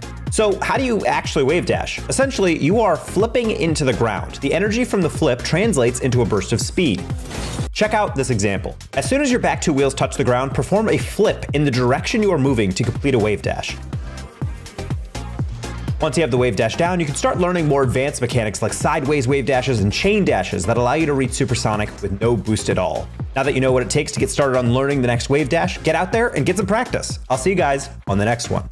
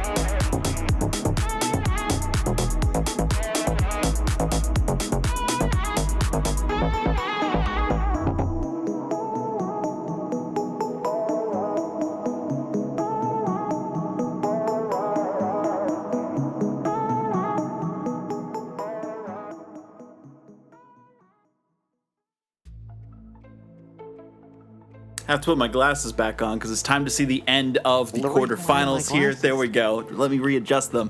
As we have Master versus Tone in our final series of the night. But let's take a look one more time at the bracket before the end of the night, at least, and see exactly how things have gone down so far. Team of Daffy moving forward after taking down Helmsley, but at least one member of former Long Beach roster, Tactical Whiffs, did make it through to that semifinal for a rematch versus Claven. We'll see if Daffy will face off against either Master or Tone in that semifinal afterwards, but we had 3 teams guaranteed at least $1,000 each, which is crazy to think about there, but we got to talk about these rosters here. Taco, introduce them for those who might not be familiar to these rosters, and what can you tell me about them? I mean, the biggest thing that I think you need to grasp is that you do have kind of players more in the beginning of the roster shuffle and being able to actually draft effectively, because at the end of the day, when you look at how these rosters were assembled, you have Master right in the middle, and then you have a Tone just a little bit earlier on. So they drafted 3rd, but that means that they really kind of get a lot of their choice get taken away from them near the end. But despite all that, usually I say, yeah, it means like I don't really know what to really expect out of these players. No, Exodia was playing out of his mind last time, set up a bunch of insane passes in her last game. So that's exactly what you want out of your second pick, is being able to have that player not only just be like a background player when they need to be, but when they are in a position to be able to have to set up a peek, a nice air dribble over someone, they can do that. So I think with Tone, you have a lot of pop-up potential with Exodia, someone definitely to watch as a striking partner with Durtho. But when it comes to Master, I feel like you just have staples of CRL. Master was around for a very long time on OSU's non-varsity team. Somehow the club team was better than the varsity team, but Jonathan and Luca obviously are names that we know a lot from Akron, Gold, and Rochester respectively. So I would say the high levels of consistency in terms of just qualifying for CRL and also being really well-known players in that scene for Team Master, the star power is definitely not anything to shy away from. So with that, Taco, starting with you going down the line, who's taking it how many games? I really was surprised by how well Tone was playing, but I feel like I just have to trust in the Melon Man. I feel like Master is like the definitional player who doesn't do too many things fancily, but is just so incredibly consistent. I know the vibes are good in comms. He's a very friendly guy, and I think Jonathan and Luca will flow off of that. Luca being a former champion of Bundle Bash, so he has that experience he can bring to the table as well. I think I can believe in him taking it home here in, let's say, 5 games. Okay, that's fair. Master also 3-1 in the Swiss, whereas Tone was 3-2. Though Tone did have some pretty tough opponents to face off against to get to that point in time. Nonetheless, though, this isn't a rematch this time, so it's a different story. So with that, Chicksa, I mean, who's taking this one for you? I'm gonna give it to Tone. I like the Durtho Exodia kind of energy, the duo energy. I really enjoyed watching it yesterday. I'm a huge fan of Durtho. He was bringing the aggressiveness upfield, and I think Tone really does set the tone. He sets a good pace for the rest of his team, so I have them taking it in 6. Okay. So we got Tone, we got Master. Who you got, Kendo? You know what? I also do believe in the Durtho difference. But the day that I give a nod to someone from the school Mizzou, outside of having my leg pulled, my arm twisted, or actual facts and results immediately in front of my face, or Chalks' mom telling me that we're amazing at what we do. By the way, shout out to Chalks' mom. 2 more years later. Love everybody at the Mizzou fam. Nah. It's Melon Man. It's Melon-O. Like Melon-O. Yeah, it doesn't matter how many games it is. It's Melon Diff. Okay.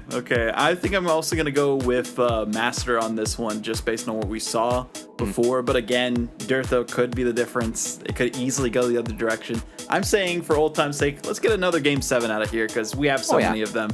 But I don't quite expect it to be a Game 7. That's just what my hopes are. Let us know what you are hoping as far as who is going to win in the chat. So far, looking at those predictions as well, it seems most people are voting for a Master over Tone, so we'll see if chat is correct in their assessment. Nonetheless, though, we do have this final series of the night for the quarterfinals. Only one more team can move on to the next stage of the competition, and Championship Sunday, $1,000 winnings guaranteed. You just got to win one more best of 7. 3 $75 into $1,000. It's a lot of a difference, and hopefully that's enough for Eileen's teams to take command with Jixxa and Kendo.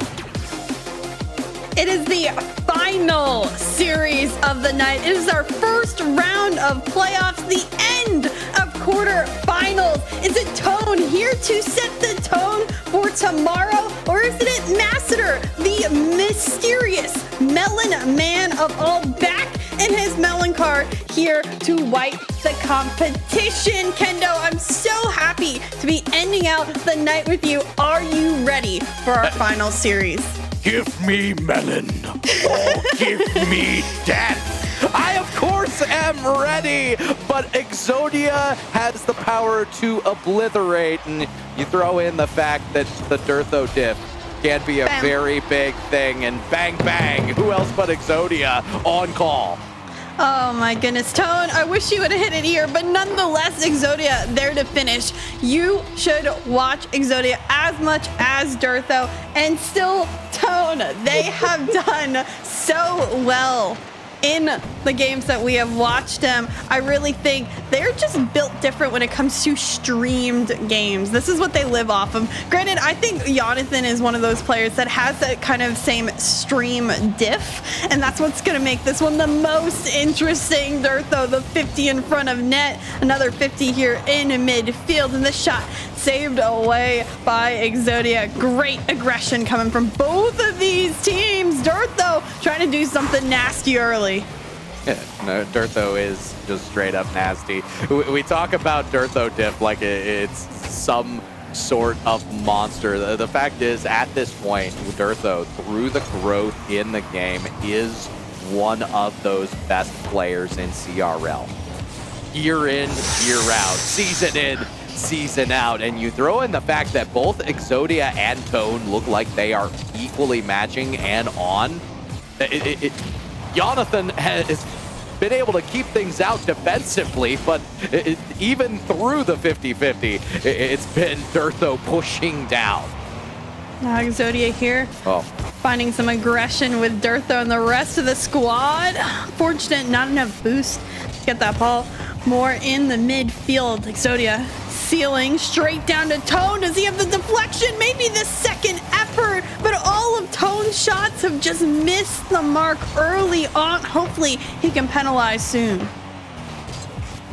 We want to see a few outlet passes. Gonna get a little bit of help, but Dirtho immediately in through the mid, and if Dirtho's able to continue to conduct that, it's gonna create more opportunities like this for Exodia.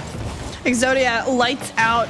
2 of 3 shots already start, both assisted by his teammates. Just bar down. You can't get any placement better than that. If it was a little bit lower, Luca would have had the save. I will say again, midfield is a battlefield, and I do like, I go back to the old Ohio State play style. Masseter is someone who was a heavy proponent of that. But it is starting with outlet passes from the back end and then creating your team plays from the back end on. If I'm someone like Dirtho or anyone on Team Tone, I want to jam as many 50-50s in the midfield as I possibly can to create disruption. It does not have to be demolitions. It has to be make sure that those outlet passes are forechecked on. Well, you know, Dirtho's just built different, so he's going to win those 50s. This one over to Tone on the shot. Unfortunately, just shyly off. Another 50. Keeps his ball up in the offensive zone for Team Tone. Finally popped out, but only as far as the car of Dirtho was continued to occupy that midfield line.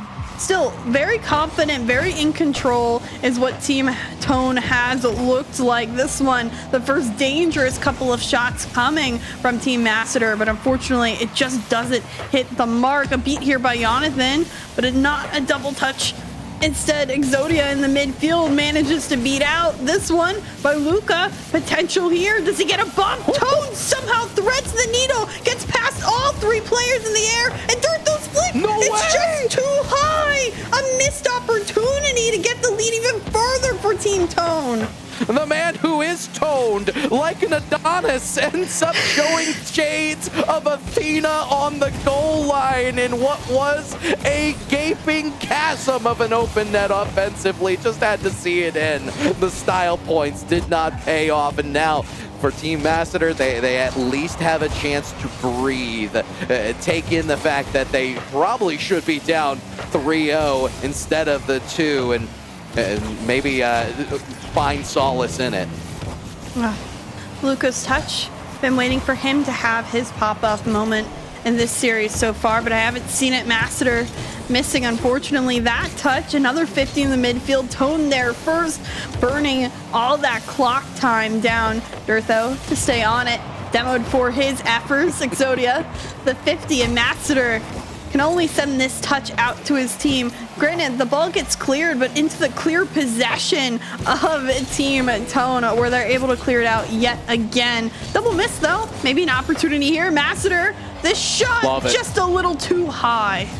It's same old Masseter, though. You're finding these short little movements in the midfield. They're connecting with each other on the pass play. So I love the fact that we are seeing shades of what I was expecting out of this team. They're going to need to keep it up. And if there's one thing I know about the old Ohio State roster, yeah, they got knocked down, but they got back up again, and they were able to make adjustments as needed. Well, Tone setting the tone in the last series of the night, in game number 1. They do well offensively, really, and they kept Team Masseter on their toes. So you can tell many saves, 6 coming from that Masseter side, over the 10 shots from Team Tone. And as for Team Tone, they also denied a majority of shots that came at them. They did a really good job of balancing both the offense and defensive zone while controlling that midfield. Yeah, I like the fact that it seemed like Durtho was setting the... Okay, this is going to get worse and worse as we go on. He set the pace of play with physicality. We'll backtrack that just for a moment so we don't end up saying his name multiple times. At this point, who knows? Say his name, he'll appear and just take over the entirety of this. But I like the fact that Exodia was the one on the strike both times and able to take advantage of a Masseter defense which looked bewildered at times. Is that going to happen every time? No. In fact, I do expect some adjustments going into game number 2 and a much tougher go of it in the midfield. I enjoy watching Exodia play, and once we get these passing plays going more with him, phenomenal. It was so fun to watch yesterday. We'll see. I want the Masseter to come back at least for a game, make this series that much more interesting. Gotta see that Melancar score at least once.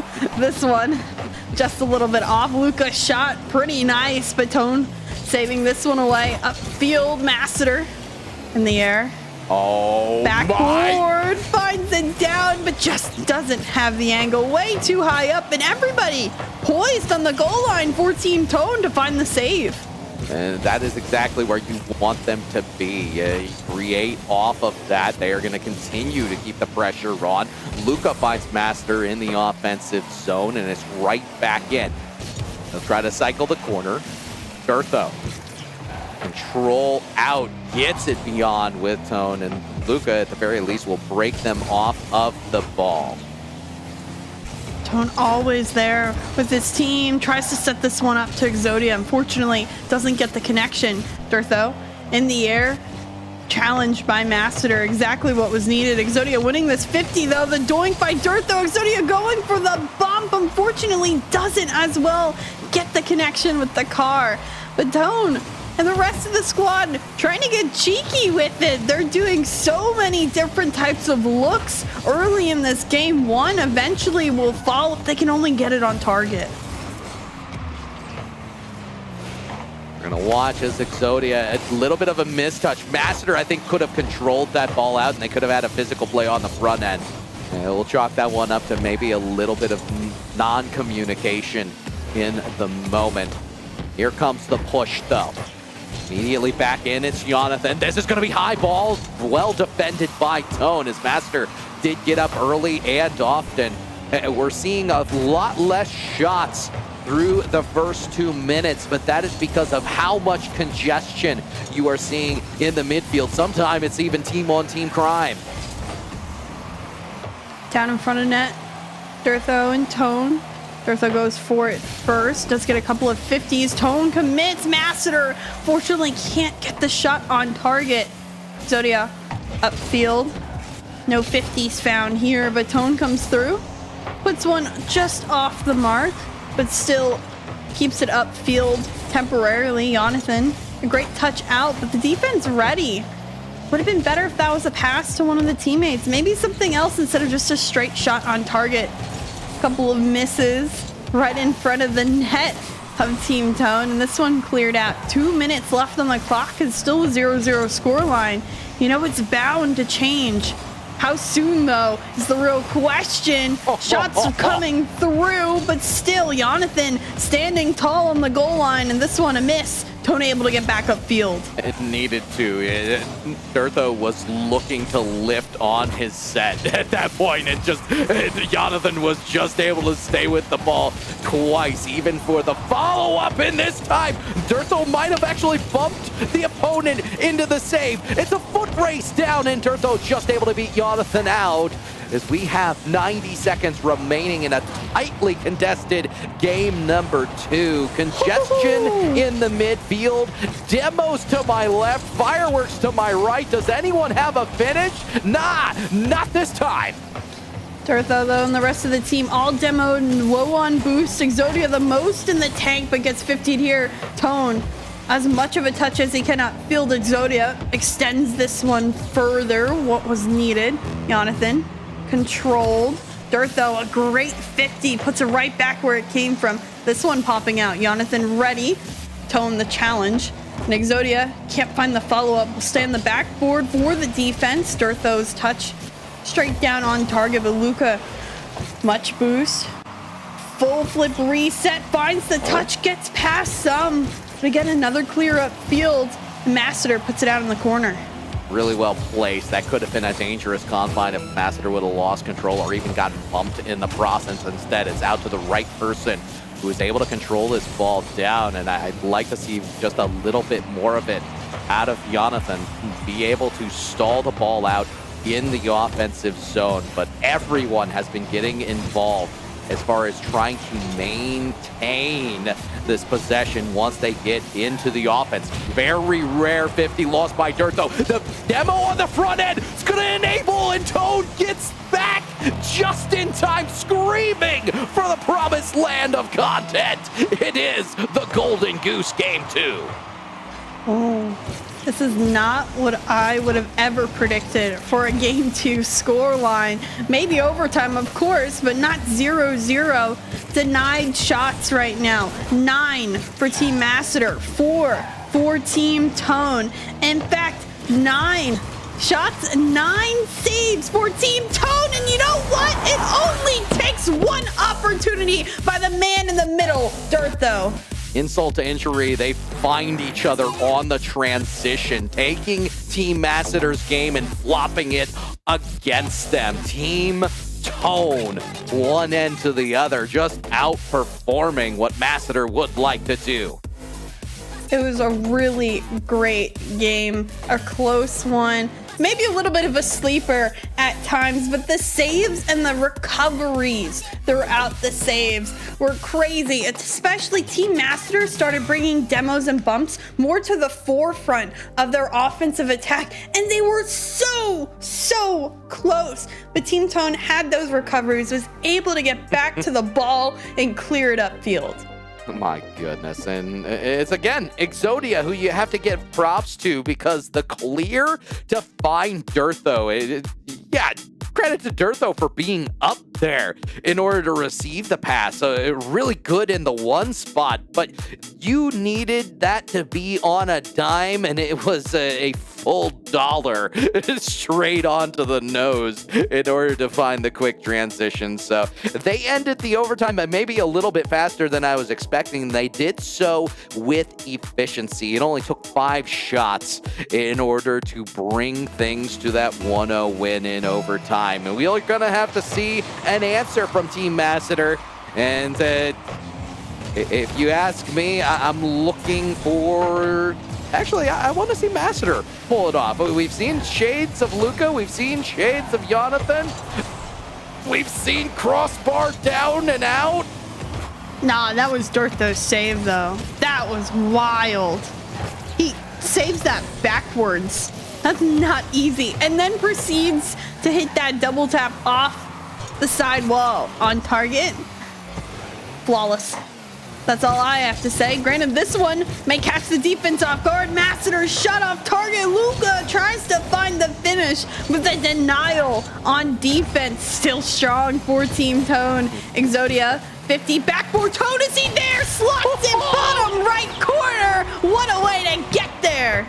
At the beginning of this event, there were multiple people wondering who is Tone. Well, you know what? Seton Hall is one of those teams that, despite the things that they didn't always get to do in CRL, were running some of the other collegiate conferences, and they were doing it very well. Tone, big portion of that on the regular, has the ability to not only possess the ball, but to be oppressive in the center of it all. Now they're going to lose out to Luka. What a turnaround, though. Dortho on the goal line. I think that one was actually Exodia that gets credited. Again? My goodness. It was wild. They barely got back in time. Credit where credit's due. The defense has been lights out.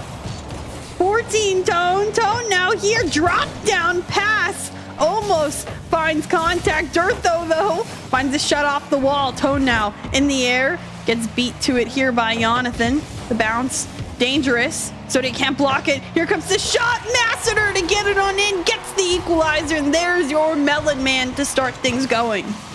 Yeah, nothing quite like it. I'm starting to wonder, did they make all of the watermelon things just for Masseter? I don't know that that's a thing. We'd have to ask the community manager whether or not that all happened, because never mind. Anyway, 1-1, good equalizer. You want to make amends quickly, and they have done so with plenty of time to spare. And it's going to be Masseter again. Again, Ohio State back in the day, they were the most strangers to going down 2 and even 3 in some series, and then making the slow run back. They did so with oppressive control, especially up the midfield. But at this point, Team Tone are back passing to each other. They're showing off aerial prowess. They're doing things that a couple of strung together guys, you wouldn't expect them, and they're making the saves when it looks like they're beat. Yeah. I would say definitely the saves when it looks like they're beat has been the most apparent thing each and every time. I don't think they're going to get to it somehow. They do. This one in midfield. Dortho turns back, expects Luka to get a touch, in which he does. Good 50 by Dortho. Not much boost left in the tank. Masseter here sends it straight to Tone. Off the sidewall, goes for the flip reset, does indeed get it, not much power on it. Granted, that's a little bit of a triple commit from Team Masseter. That's not what you want to see when it comes to the defense. Dortho taking the first 50, Jonathan poking it away, and Tone to place it into the corner. This is getting to be a very dangerous under 2-minute mark. Score's still tied at 1. Seems like back and forth has had both opportunities. I gotta get a love letter of appreciation to the back passes, because Team Tone has been utilizing them extremely well. They've been taking the ball all the way back as far as their own corner to re-establish push into the midfield. And with a Team Masseter that is very attuned to trying to jam you up in it and then find pass plays consequently from that, it's really stymied what they'd like to do. And now they've got the punish. Third is up too far, and it's Exodia obliterating.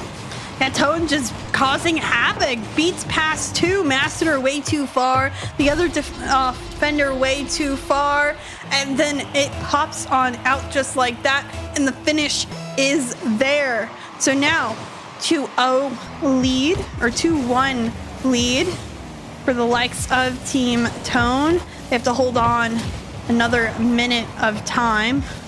Durtho off that sidewall does get beat here. Exodia corner needs a read, especially with a teammate, but he gets bumped actually into it. Has a little bit more extra speed to it. But Master, they're looming through. The 50 doesn't go in their favor. Tone the miss here. Jonathan off the ceiling doesn't get the flip. And Durtho somehow gets out in the offensive time. At least for now. Look, he's bumping there on the backboard. What is this man doing? They're everywhere, and as a squad, they're causing disruption. They're creating both off-ball and on-ball circumstances, and it's really messed with anything Masseter's squad would like to do as far as pacing. They're making Team Master play to their pace. Durtho almost gets the quad touchdown. Luca, the quick one to Jonathan. That's a quick answer, and it is 3 seconds left. You know, I really like this touch by Durtho, but I wish Tone and the rest of the team did not extend so far up for it. If Durtho wants to go for it, sure, but you're milking a 2-1 lead with under 10 seconds left. Let the opportunity go. Be prepared for the back end. Now there's overtime, and there's a very different story. You can either go up 3-0 to match point or 2-1 and make this series a lot closer. Yet another overtime. And Exodia right off the kickoff is going to make things dangerous. Durtho comes through and looking for one of those devastating 50-50s. Won't be able to find it this time around. It goes through the corner. Goes through a couple extra touches, and you had mentioned milking. No, that was the Claven matchup, first thing of the day. We're a little off beat in our references. You know what I meant. I'm not bringing up the topper. Oh my goodness. I know you're tired. I'm tired too, but I ain't that tired at this point in the day. I get it. There's melons and there's I don't want to say that word. Melons and udders and goals. Oh my. Here comes Jonathan living up the namesake of what I'd like to be doing. Master to the slow play. Won't be able to get by Durtho. You will not fool him. He will rep the set yet again. And Exodia finds Tone on the outro. Back down. Jonathan looking to get thrown through. Thought he almost had the finishing overtime goal. A couple of misses though. Who's back? Luca can he get a double tap read? Doesn't find the angle. Masseter just keep it in the corner. Luca on the turn. Can't beat Durtho. Granted, there's no boost left right now for Team Tone. Jonathan, other corner. This one to be cleared up field, and finally some time for both teams to gather some boost. That's exactly what they're going to have to do, and that do so well. The back pass not planned this time around. As Jonathan looks to set themselves up. Dangerous in the box, not quite. Exodia follows through. Will need to follow their own touch all the way to the box for Tone. No way! As that shot is saved, they get another set, and it's quickly right back. Good thing Tone playing back far. Third man has the opportunity to get this one farther into the midfield. Durtho turning. Tone even a demo. This one over Masseter, but can't follow up. I wish he had more boost to make a play. Another doink. We've seen multiple today. Unfortunately, not enough power. This 50 back into the corner of Team Tone. Durtho past one. Jumps early, expects a challenge. Exodia, though, picking up. Well-placed first touch. Can't get past Luca. Tone was so ready to finish that one up. Shot off target. Exodia, follow-up. Is there someone in midfield? No. Tone deciding to play far third man back, playing the safe strategy. I don't know if it'll work out. At this point, I don't know that you want to be too conservative, but you do have to remain safe. Keep the ball out of harm's way. It will be what they look to do. Exodia Plays it right back. That might play to Jonathan's advantage. Durtho up early, reads the scenario, and is going to try to control this ball out, but it's immediately broken upon by... Oh my goodness! That quickly came right back around, and the pace of play is absolutely constant at the moment, Chicks. I get the feeling it's going to be another one of those transition goals that we saw in the previous OT. All three players up right now. They quickly return back for Team Masseter. The 50 in midfield. Exodia up first. Towards the corner, Luca ready. Tone not much boost. Durtho boost though. On the back wall, doesn't get a touch actually. That one stays blue, but Masseter not ready initially to go up for it. Tone, the 50, Durtho here. Masseter, can he find the finish? Durtho just gets in the way. This one straight down. Durtho to it late, but it's running out of boost. Team Tone, can they get the clear? Can they get the space they need for a reset? They will. Durtho on these 50s is looking to expand his own personal domain. I have no idea how this person has been able to get as much girth even in the net. What a save! Do they have another one? Not this time around. It's raining fruit. Let's take a breather a sec, Kendall. Yeah, you're telling me. Woo! Got hot in here. I gotta say, that was intense. Deck got there. I mean, Team Masseter, Jonathan scoring with the final 3 seconds of regular 5-minute gameplay. And here they fight back, and it's 7 shots from Masseter, equal to the amount of his teammates in order to finish. And we called for offense from Master, and look what we got. Like, that was otherworldly at times. It created a constant press that really made Team Tone look uncomfortable. Once they lost control of the ball, they lost control of the ball. So really good stuff from Team Master. You're going to need to duplicate that. And given how crazy some of the play was at time, unhinged, you could even say, I don't know that we can take that. What a series this is gonna be. That's all I'm gonna say. We're 2-1, still in favor of Team Tone, but Masseter has finally come back. They literally clawed their way back into that game in the final seconds and finished it in overtime. It was wild to get the way through it.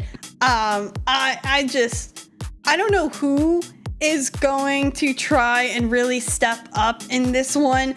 I've loved seeing Tone, Exodia, and Durtho all the time. Like every single time they find something as a team, and then Masseter, Jonathan, and Luca have such a different approach. You're seeing 2 different teams playing against one another, and it's wild that both strategies will work at times. Well, we are currently waiting for game number 4. Durtho's protein seems to be taking effect. Really good stuff from Durtho in game number 3, really in all 3 games so far. If I am on a team with Durtho, I need to make sure that I am covering some of those 50-50s, because you know the 50-50s are happening and they are going to be favorable. So you have to make the rotation be a part of that 50-50 gameplay. You have to make sure that the covers go through. Otherwise, you end up with that scenario at the end of overtime. And sadly, Durtho wasn't able to make the 50-50 in save on the goal line happen. He can only do so much. Well, we will see how this game decides to go early on. Already a lot of offense from Tone. Durtho trying to get through. Tone, does he have the angle? Luca barely saving on the goal line, but they're still keeping it in. Tone gets over the last defender, and there's goal number 1. It seems like every time that Team Tone needs something as a quick response, it is the captain that comes through. And hey, you know what? Here we go. It is Tone on top. No way, Dirtho. Don't do that to us. He's gonna hit one. I'm just telling you. It's gonna come through. Eventually. Exodia. Corner. Pop up here. Is that one gonna sneak its way on in? Tone will add a little extra effort, but they are all ready for this game 4. My goodness. Another pass. And at this point, you need to, if you're Team Master, get the position of challenge out of your box. And you need to do it quickly. Otherwise, you're going to fall by the wayside and you're going to do it quickly. Speaking of quick, I mean, we're at 3 goals and we haven't even a minute go by. Yeah, I honestly, I can't remember what happened the last minute. I'll be real with you, Kendo. It's gone too quickly. There's been too many goals. My short-term memory has short-termed to this last goal only. Why? I don't know if it's everyone else's brain shutting off for the night as well, but it certainly seems like there's some last-second opportunities that keep on going through, or just very all-in chances that everyone's trying to take. This one, though, will go towards one end and the other. Tone to pick it up first in the corner. Back down, Dirtho. Controlling touch, Luca ready for it, and I think Luca has continued to get better as this series has gone along. Oh my, here comes another touch, and Luca, that was not advised.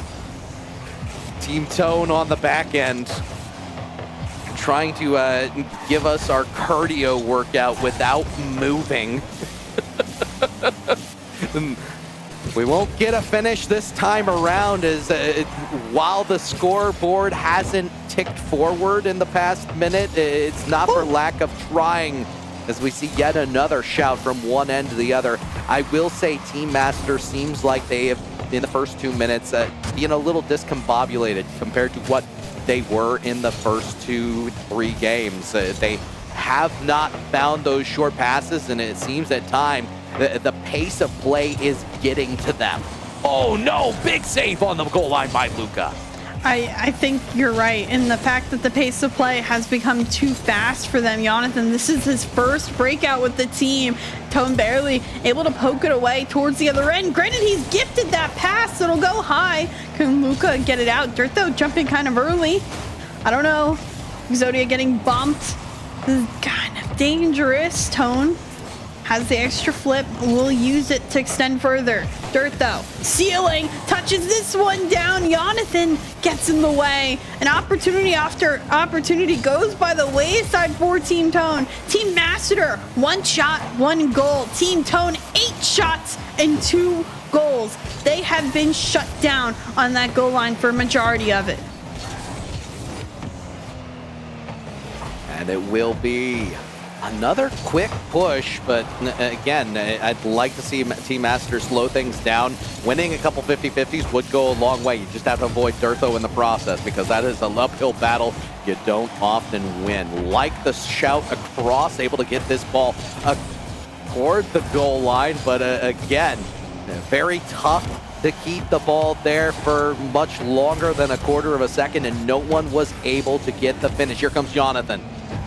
Challenged immediately by 2 defenders, and it will be Exodia grabbing the boost in the mid. That's another thing we haven't talked as much about.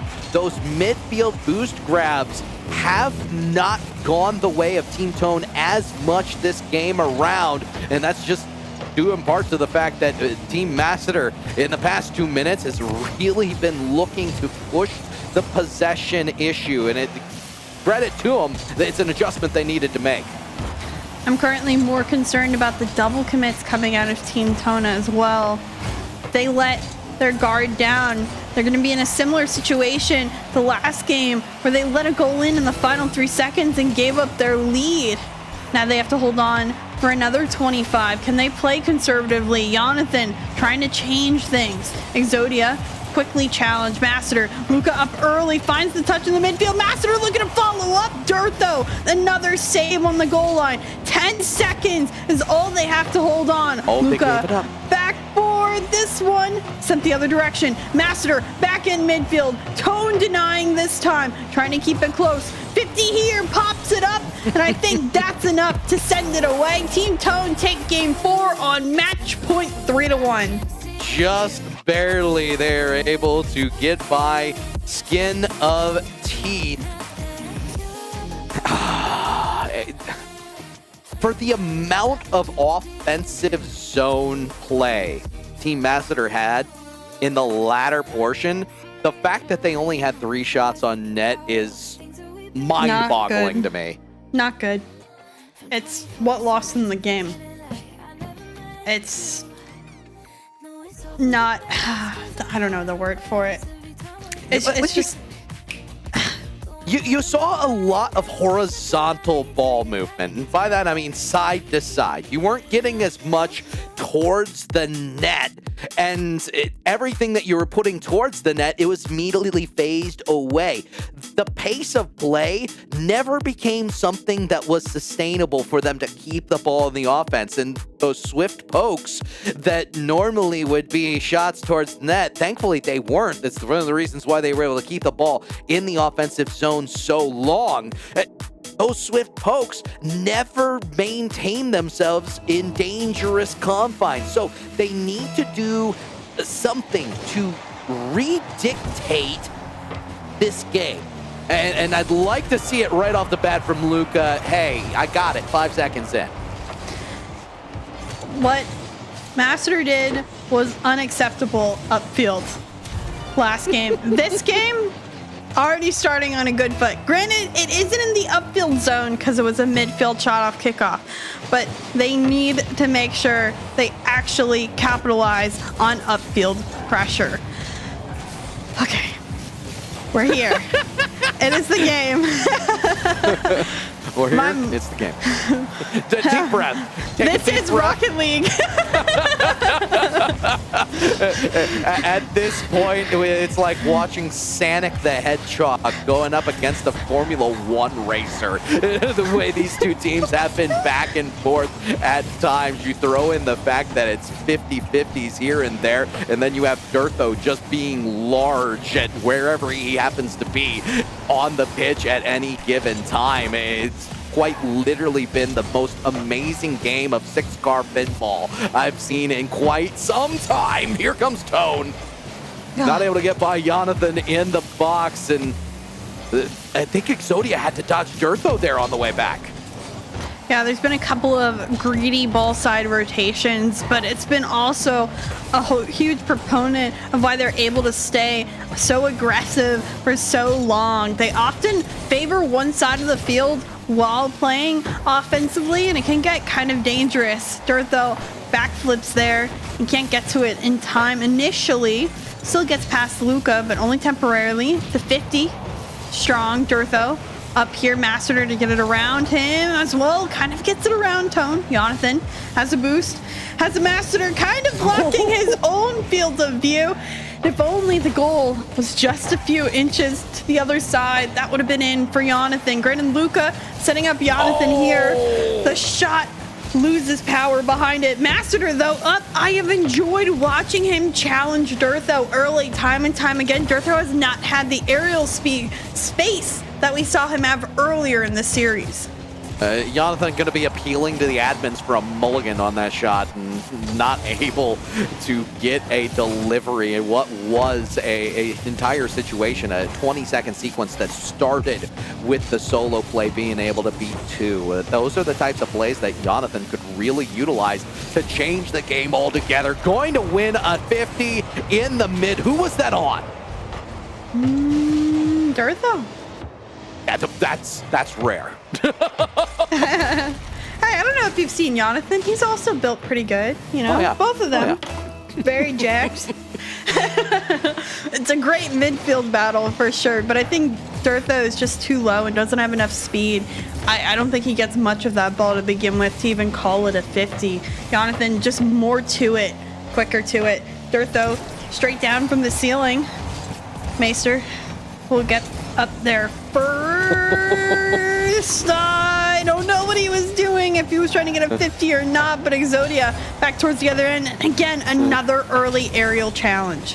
Expecting the challenge, and it just never came. Here comes Dirt, though, has potentially an angle. Is able to get the ball to Tone, and it won't go this time around. It feels like the lateral movement of Team Tone is not doing them any favors. And while Dirtho has solo playability, you're seeing deep dives into the opposing half all the way down to their corners just without possession. And that does not bode well to your rotation, especially when your opponent wants to jam the midfield. They want to try to create possession right there with 50-50s. And I think for Team Tone, they need an adjustment. If they take the loss here, they still have a couple games in the pocket being on match point, but they need to take the deep breath in between games and understand, hey, we need to make them play our game instead of playing to theirs. Yeah, Exodia has also gone very quiet in this series, and they do well when both Dirtho and Exodia are being impactful at the same time. But I just haven't seen anything really out of anybody in this game in particular. All of them look very quiet. And again, those challenges, they keep on coming through. Granted, this one, still Luca last back, able to get to it. Exodia over by there's two that go forward, and this one's up in front of net. Jonathan tries the backward touch, and Tone still gets the 50 to keep it out. That being said, I don't mind the patience because it might open things up in the mid with a couple of misses. Not this time around, though, because we only have 30 seconds to go. Tone looking to create. Luca immediately jams. The push now from Exodia. Dirtho not able to get much on it over Jonathan, and that is yet again a moment. I like the fact Dirtho on the way down getting a bump on Jan. Gotta give the scrappiness to him. They're gonna lose out on game number 5, but I don't think it's indicative on who has had a majority of the control as Jonathan sees one more. Yeah, great finish here. I think this one was just scrap time, though, extra in this one. At this point, you're right. They need to take a deep breath. They need to realize what strategy, what adaptation has Team Masseter made at this point in the series. They're challenging you early. They're finding ways to connect. They're winning 50-50s. Make adjustments at this point. You can outwin the game with only 3 shots and only 3 saves. That just won't do it for you. At the same time, it wasn't for lack of trying. It was Team Masseter taking command. No longer allowing Team Tone to play their game as they see fit. I still think it was Team Tone trying to go just a little bit too much, go a little bit too hard on some of the challenges and the pace of play. It's easy to get burnt out, both as commentators as well as players on the pitch when you are rocketing back and forth. Again, it's a deep breath for Team Tone. They need to be able to make an adjustment in between games. And I know. Dirtho specifically, no stranger to making adjustments in between. Yeah, I think they're going to talk about it. They're going to come out better on top. I expect a closer series. This has been a close series. I expect a closer game in this one in particular. I don't think it's going to be a shutout on one side or another. I think it definitely will go back and forth now that both teams understand what they're up against. Jonathan double tap, definitely poked away by Exodia, but already early looks for Team Masseter. Granted, nice back pass here. Exodia quickly challenged. Luca has controlled the skies so often in the back half of this series, and it's certainly working out. Good old Neo Tokyo for game 6, and will it be the side of Hitakeru Kobayashi trying to take down a bevy of watermelon octanes, or do we end up seeing Champions Field down the road? A question that will be answered for you shortly. Tone immediately in on ball. It'll be push to Luca, and I'd like to see a little more control with some of these clears. They have gotten a little loosey-goosey at times with possessions that used to be more along the lines of Dirtho controlling down into a 50. Instead, it's just giving away in the mid. Tone up for this one, 15 with Luca. Out first, Dirtho trying to send it back to Tone, puts a shot on target. Jonathan, a save. This one, Luca demoed, Masseter. 15 away by Dirtho. Zodia now up in the corner, trying to get through the defense. Tone turning, shot on target. Jonathan, yet another save, and look at that touch into the control. Everyone running back for him. And Exodia able again to poke away. Transition so quick. Can Luca make a play? Just off the mark, just too high. It will be Dirtho getting up early in the offensive zone. This is going to allow Tone one and done, though. Luca immediately on, and I do like the fact that Dirtho stayed with it. It was aggressive. It's going to pay off for the first goal. Huge demo here upfield. It was what was needed in order for Dirtho to have the open net. He stayed with it. You're right. He often does stay. He will take the aggressive turn, and he'll also do the ball side rotation half the time, but it does work out. They communicate well, and each and every time it works out in the end, as long as they communicate through being a little greedy on a lot of these offensive plays. And here is Jonathan immediately pushed on by Tone, and neither team has decided to slow things down. It's becoming even more manic, the back and forth. It's Luca. All a little too high to get a finish. Jonathan is there, though. Big save by Dirtho. Scream it's it across. Is yet again. Goal line stand by Team Tone, and they play so different once they get the advantage. Will we see shades of game number 4? Is a very good question. I don't want to see Team Tone kind of folding their offensive efforts. 3 shots I don't think is going to be enough this time around. Not saying that's where they are currently, but you can't just put everything on the defense at this point. No, they have to stay aggressive. They have to make Team Masseter just uncomfortable the rest of this game in order to stay in the lead. Dirtho has had a lot more opportunities. As long as the rest of the team is aware when he goes full send up field, they'll do well. Luca, a demo on Exodia. Jonathan as well up on it. Exodia spawned back though on the right side. Luca in midfield. Gets the first touch. Dirtho doesn't win the challenge, but Exodia's back. Gets the save, sends it away. Jonathan stalling. Tone on the 50, loses. Dirtho to win this one. Tone stays in it.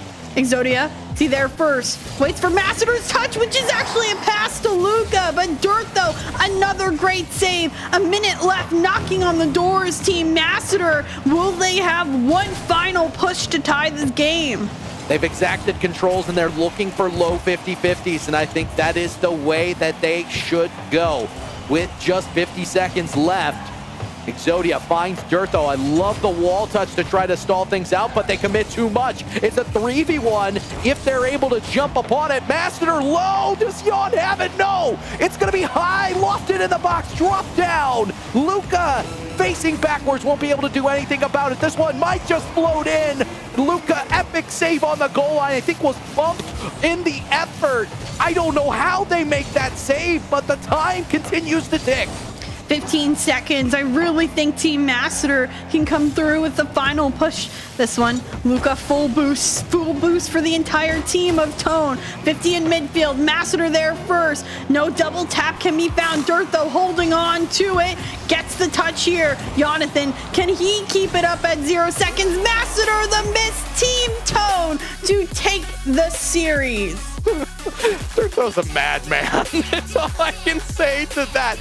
How do you read in that moment? Everybody's attenuation going to be toward the net. Masseter comes in as the third to try to keep the ball and retain.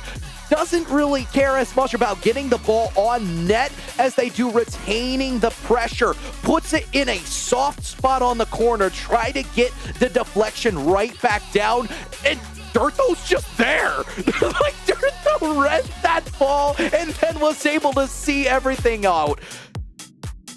Wow. Like, I need lung training after that match. We quite literally were treated to probably the fastest match that we've seen the entirety of any Immortals Progressive Bundle Bash. But then on top of everything, we got a treat of a matchup altogether. Multiple overtimes, very close battles, 1-goal games at every turn. Taco Vod, I mean, what all did you enjoy about this treat? A lot better than I was expecting throughout that series. Of course, Dirtho carried a lot, but it wasn't just Dirtho for the majority of it. I mean, Tone, MST really doing everything that they could throughout that series itself. So that was really great. Or not MST, excuse me, Exodia throughout that previous series. A little late. But still, even with that though, I mean, Masseter, Jonathan, and Luca put up as good of a fight as you could have expected. They gave it their all. They almost pushed it to Game 7, but it wasn't to be. No Game 7s after the first one that we have because it wasn't a Long Beach matchup there. But with that, I mean, looking a bit forward towards the future after that game, I mean, now seeing that this is the team that'll be facing off against Daffy, what does Tone need to take with his team into the next series to continue that momentum here, Taco? I mean, I think being able to actually continue having everyone involved, I really liked how the rotations were setting up a lot of shots and a lot of putbacks, but the thing is that they never really were reaching for all of them constantly. They were just trying to wait for their opportunity, break it down. And I feel like that maturity on your playstyle is really difficult to find, and when you're able to dial it in, it looks really nice, because I believed in Master's team. I like the pedigree of all those players, but they just look so disheveled at times when Tone was really cooking. They were just getting shot after shot after shot. They run up the score, and at times I'm just looking at the screen like, oh man, I really need them to score, because I predicted Team Master, but beyond that, I was looking at them like, I don't really blame them. I mean, the rotation is just really, really locked in. I guess, again, Exodia really a player to keep an eye out for. Really solid late round pick. Well, again, that was a great series, but we also had some great series today. Let's take a final look at the bracket and see where we started, how we got here, the teams we have remaining. Claven versus Tactical Whiffs. A rematch there. Hopefully Tactical Whiffs can get a game at least this time. And Daffy versus Tone here as well. It's another great matchup that I don't believe we had during the regular Swiss stage there. So looking at these matches, Chixa, and the teams that are remaining, who do you think are going to be our top two going into those grand finals? I think it's going to be Claven, and I'm going to take Tone.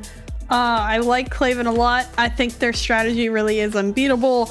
They've been unbeatable, literally in game differential and in matches, and I think that's going to keep moving on forward. Daffy Tone going to definitely go the distance. I think Tone's going to win out a little bit more on the consistency side of things. I think Dirtho has enough star power, especially with Exodia, to beat out that kind of melodic Zap, the Daffy trio that we saw earlier that can be just as powerful at times. So that's what my prediction is. Well, we'll see exactly which prediction comes true then on out. But again, gotta remind you all, this whole event has been sponsored by Progressive Insurance. Protect your home and auto. Save when you bundle and get a quote at progressive.com. And with that, Taco, we have a pretty spicy snapshot play of the day to take a look at if you want to talk about it. Oh man, and there's few things that get better than just a solidly delivered flick right into the bar and out. No, this is not our play of the day. This is not something we ever really want to celebrate. This is just Dirtho failing at open net, one of the best players in the entirety of CRL, failing to hit the psychologically most difficult play. Now, here's what we're actually talking about. How about Preston lobbing it up for the captain? Tactical Whiffs, little spin in the air, hard angle from the back corner. Sheesh. Sheesh is right. I mean, some great plays and some better plays that we see here for our snapshot play of the day at the end of it. But Kendo, I mean, talking about the series tomorrow, talking about the way things have went today, what are you hoping for in those last three series for this alumni Bundle Bash event? I'm hoping that Team Tone finds a way to harness whatever speed that they were playing at. Truly. That way we can actually get a true time travel device and return back to the future, because they were insane, and I think they could put, at that pace, Team Claven in fits. The other thing that kind of goes unnoted, I had kind of given a little bit of it, was the fact that this was a team that almost willed that pace, not just by playing fast, but when they had possession of the ball, they weren't afraid to go backward in order to go forward.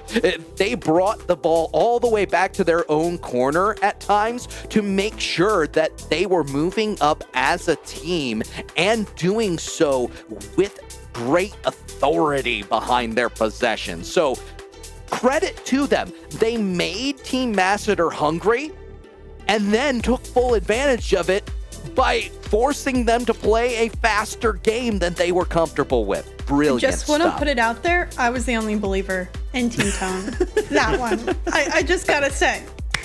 I can't believe you guys did not believe in the Dirtho star power and Exodia and Tone itself. It was expected, so we wanted something unexpected, but of course, Lame. you can always Excuse. expect Tone to come out on top, especially with Dirtho on the squad and Exodia. I mean, when you have all the pieces of Exodia, you can't be beat. So we should have expected that. Nonetheless, though, we'll go down the line. Final thoughts, and as well, thank you, Jixa and Kendo, for joining us for the Bundle Bash. It'll be me, Taco, and Bass to close things off tomorrow. So we'll start with Taco, close out with you two. I mean, always lovely to be able to have the Bundle Bash back, and I feel like we're slowly getting there. I did feel like I jinxed it because we opened the day with a 4-0 sweep, and I said I want all best of sevens, but then we got actually pretty close to that throughout most of the series. We had one go the distance, we had 2 game 6s, so that all works out for me. I'm happy with that. Hopefully everyone else is, and for everyone in the chat saying, wow, this is really nice casting, this is really nice production, this is really nice games. It only gets better, so come back tomorrow for semis and grands. I just want to say thanks to Immortals and Progressive and CCI and everyone for having me back for these events. I absolutely love them, and I adore this community. It's nice for me. I said it earlier in the week. A lot of these alumni was before my time on the CRLB stream when it was there, so it was really cool figuring out, finding who these people were, and really getting an insight into old kind of CollegeCarball and now the talent that we see in the reflection of both. You know what? I mirror everything has been said so far. You got to thank the sponsors. You got to thank the fans who have been immaculate in the chat. But I want to go a step further, and I want to thank some of these old timers, just due in part to the fact that being able to not only cover them for the longest time, but also getting to see some of the rivalries renewed, and then T-Bates being done oh so harshly. Granted, you gotta win and not be the 8th seed. Hey, you got money, man. Yeah, you got the reservation paid you got for $125 a little bit. You know, so, that's kind of huge, but. A T-Bates versus Claven matchup, a T-Bates versus Too Fast matchup, a Tennis Master versus Masseter matchup. Like, this is the stuff of dreams for somebody like me who's been kicking around CollegeCarball since 2018. Yeah, with that, let's give one final thanks to the teams who did not quite make it, but the captains that came out, participated in the draft, Swiss, and this bracket, that those aren't in the top 4. We got Fat, Lamp, Sleppy, Tennis Master, Too Fast, Buddha, Donnie, Lucia, T-Bates, Cam Bam, Masseter, and Helmsy. And then tomorrow we'll see which out of Claven, Tactical Whiffs, Tone, and Daffy can make it forward all the way to the end. It's interesting too because we have one team that went 3-0, another team that went 3-1, and 2 teams that went 3-2 to make it into our semifinals. But with that, that is all the time we have for the first day of action for the playoffs. Join us tomorrow, same time, same place for Championship Sunday.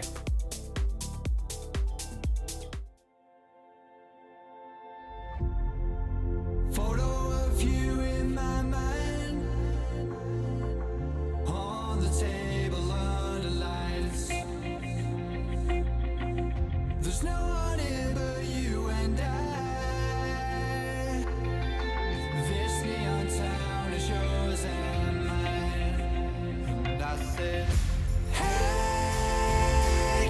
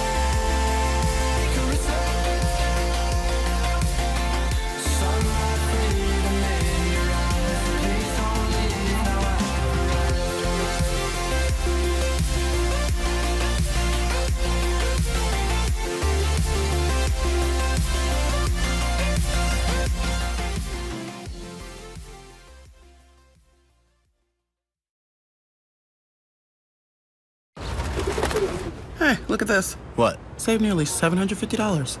With that kind of money, we could fly south. Except we don't migrate. No, I'm talking actually fly. Sit back, relax, maybe work on my novel, and I won't forget the little birds out there. Actually, yes, I will. Wow, money changed you. Just keeping it real. Do people still say that? Switch to Progressive and you could save hundreds to spend on whatever you dream up. Maintaining possession of the ball is one of the key elements to staying above your opponent in Rocket League. As you start to climb the ranks, you'll start to see more and more players utilizing the air dribble throughout the game. Air dribbling is one of the most challenging mechanics of Rocket League to learn, but once you get the hang of it, you'll be winning games faster than it takes to make a claim with Progressive. One really helpful tip is to utilize all of the workshop maps that are available in Rocket League. These will help you get comfortable with recognizing when to execute an air dribble, how to approach the wall, and how to carry the ball towards the goal. The first step to setting yourself up for an air dribble is to push the ball up a wall and then follow it. Next, you're going to tap the ball from the bottom and pop it up into the air. The hardest part about this is finding the right speed to hit the ball. Hit it too hard and it bounces off the ceiling. Hit it too soft and you won't have enough time to jump off the wall and turn. After that, you're going to jump off the wall and rotate your car so that you're facing the ball and the goal. This part can be a little tricky to get used to, but with those workshop maps, you can get plenty of reps to lock it in. Once you've done all those steps, the last thing you have to do is guide the ball into the goal. Make sure to feather your boost so you have plenty left over after the attack to get back if need be. Don't be discouraged if you don't get it on your first try. This mechanic will be one that you will continually find yourself improving on the more games you play. Learning to air dribble will feel incredibly awkward at first, but once you lock it in, it's muscle memory. Now that you know what it takes to get started on learning the air dribble, get out there and get some practice. I'll see you guys in the next one.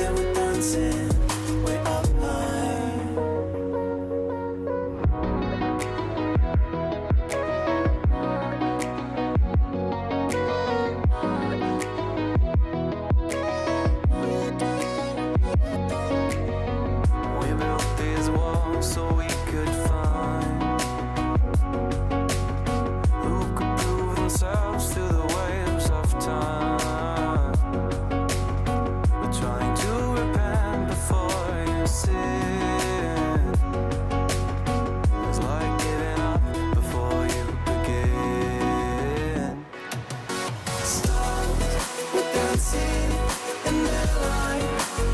that we could never run. Oh, they were dancing way up high.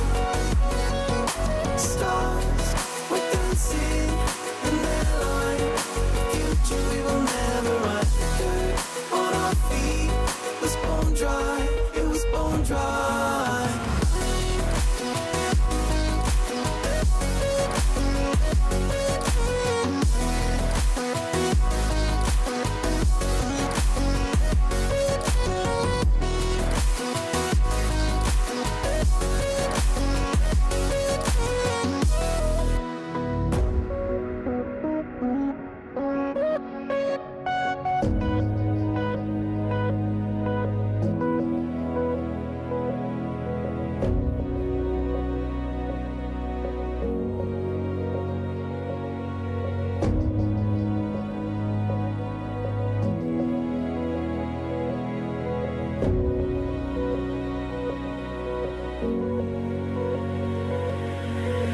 Thought another goal is all we needed.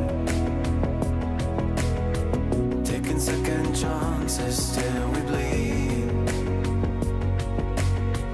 And when all the love had been depleted,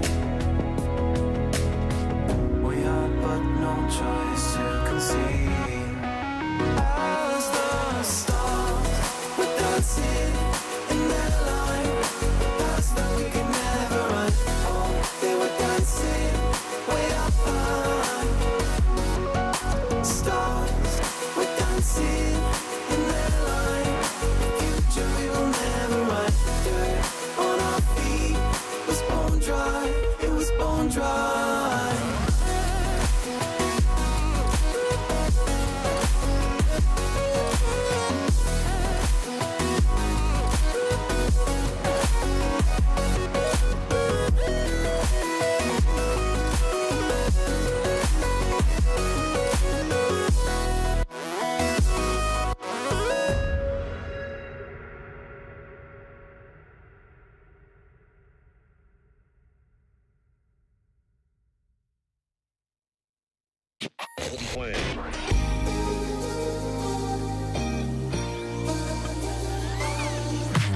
Way too many faces in the crowd, but I think that I see you.